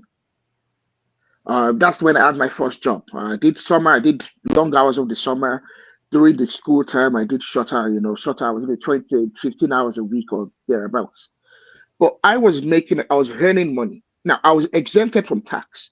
When I went into college, I was exempted from paying tax as well. I only started paying tax when I actually finished uni. I think that's so. I don't think it's a situation where every individual should have a tax ID. What you can do is you exempt underage individuals or individuals. You can do exemptions based on age, based on earnings and whatnot. But every individual should be assigned a tax ID. I Yes, it think can be separate for the NIN, but it the shouldn't be a tax situation where reform, when you come of age, you get one. but the tax reform bill already make it easier. Even if you don't, they will generate a tax ID for you, and there will be a fine that will come along with it. There will be a time limit that if you don't have this tax ID, if you don't file it, then the tax authority will generate a tax ID number for you. I think they model it similar to European standard. That's what I say. And this way, I think it's good for Nigeria. And I think the reason why some of the northern elite are against it is because the cookie has come to crumble, body has come to roost or whatever. Can I ask a question? It is also political too now. You understand? Yes, of course. It's a political too, because you will know how the money is being moved or whatever. And even apart from that, you are claiming to have a population, a certain population. Yes, that population and the is truth not will come out. Okay? according from your tax. So it's with a lot of benefits because I have 100 million. The question I want to ask: how are they going to be tracking people's earning? It's so easy, because you'll be tracked, you'll be connected to your NIN and be connected to your BVN. Wait. Let me tell you what is happening in Nigeria now. Mm-hmm. I know some people that if you don't bring cash, they will not sell anything to you. Mm-hmm. Cash. Mm-hmm. People are doing a lot of transaction with cash. Mm-hmm. Sorry, it's mostly cashless now. Simba, for Hold example, on, if I'm doing can you business hold on, with you, Remy, Simba, can you tell us why? Are they don't trust the system or they're not used to it? Which one is it? That's what they want. So no. Some people don't trust the system right from beginning. But so even with this, let me even tell you, though that one will be easy. Most of the people that have a registered company, instead of they have a company account, but instead of asking their customer to pay to their company account, they will ask them to be paying to their personal account. Well, hey, that is where, let me tell you how they will get them. The tax authority here, they have access to your income, to your bank account. So they know how much is going in and coming in.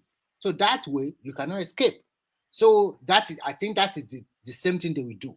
So don't worry about that one. If they like, let them use their personal account. What Remy just said, like what Remy just said, Air too they do that. Air those people that they say okay, if you want to pay cash, your cost of service will be cheaper.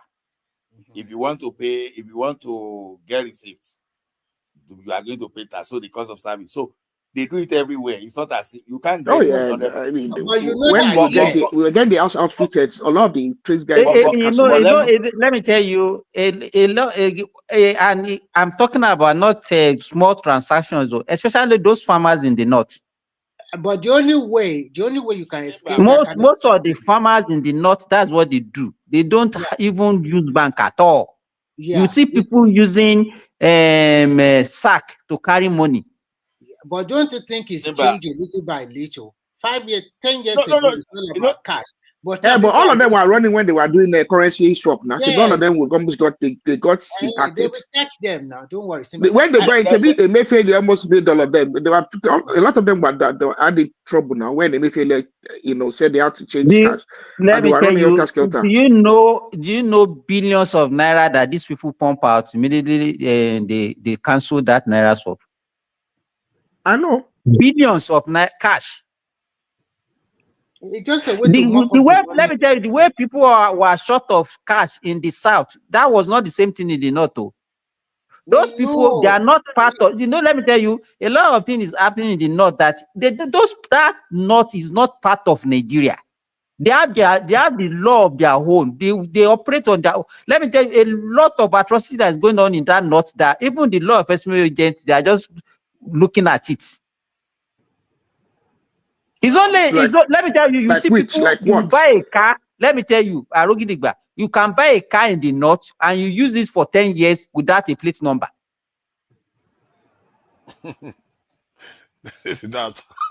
Yeah, but there are things you are That getting will away not with even register. So in what the are we south talking too. about? It's just another. They are just on their own. That there's no border in that place. But No, hold nothing on is. now, Simba. The same thing can be said in the south. There are things you can get away with in the Niger Delta creeks that you will not get away with in Edo or something like that. So every area has their peculiarity. I just have to make your peace with it. See, but I always say something. It's us in the southwest. You see, there's a lot of things that go on around Nigeria that you can't have. You know, Just a minute. there's sane spaces Let in me, Nigeria and there's insane spaces. just a minute. Say, Simba, we can't have a perfect thing from day one. Over time, we will be innovative and change this thing. Let me tell you something today. If you want to enroll a child in secondary school in Lagos State, they will ask for your tax clearance. If you are not paying tax, there is a fixed amount you are going to pay immediately your children is enrolled. So for the fact you have children in secondary school, Public or private? Public. Okay. Public. So the thing is, they will find over time, people will find a way to bring you in. Like I said there now, you are not paying tax. All of a sudden, you go buy house of 1 million. By the time Revenue Canada we audit you, we audit your account, they will ask you for your statement of account where that money is coming from. Even if you like, even a friend give you, you will rope all your friends and join along. You must explain how you can afford that money. Mr. Ola, for Lagos as Yes, well, sir. can I not just bring tax clearance from a relative? I'm sure there's people that are doing that. Oh, you're bearing tax clearance. Lagos is automated. It's not you don't just So they know the parents. Is there a register? Is there a batch register? So that they know the this thing child. is this, there is a tax clearance card. That's your name. It's just like an ID. I know. That's how But I'm saying, knowing, okay, let's say for instance, you know, how can your name be Aro Gidigba? How can your name be Aro Gidigba? Now you just go bring Pius Gidigba to pay but tax. wait now, more than one now. They can you know Nigeria now, you don't get birth certificate, all of a sudden you change everything, you change birth certificate, everything because you want to do that. See, this thing is not that straightforward.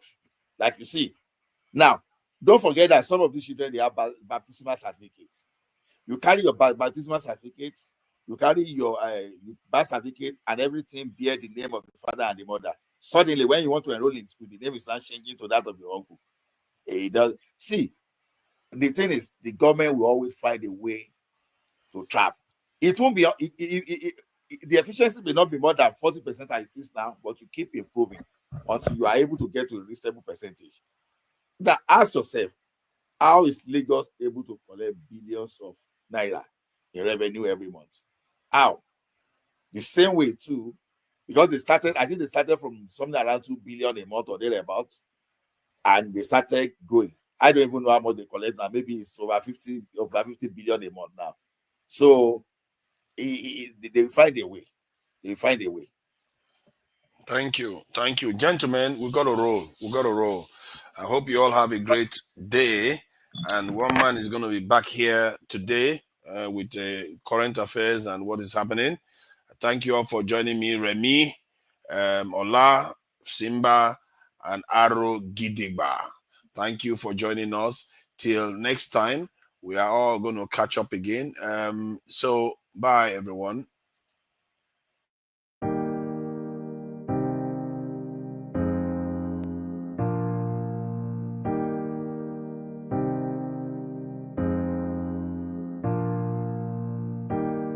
Ọbụnụ gịnị ka m na-achọzụnụ ịma na Chukwu agọziwo m o nyere m iwu nyelu ya ume. What am I looking for?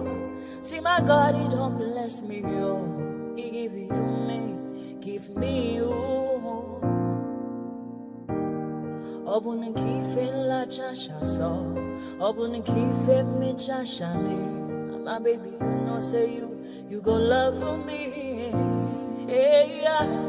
I do go. I could go. When I call your name, Shakara for me. Oh, Roma, I will be your Romeo, you go be my Julie.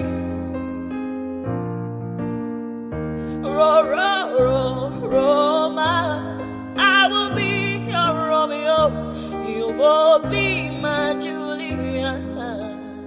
Oh, give me your love and I'll go run away. Show me your love and I'll go use you play. Carry me, go me, I go follow you away. Follow you, they go. Maka Munagi, me and you. Okwa Munagi, my baby, and me and you. Me and you. Okwa Munagi, my baby, Obuzi kife la chasha so. Obuni kife la chasha me, my baby, you know, say you go. Love me. I do go. I could go. When I call your name, Shakara for me. Oh, ro, ro, ro, ro.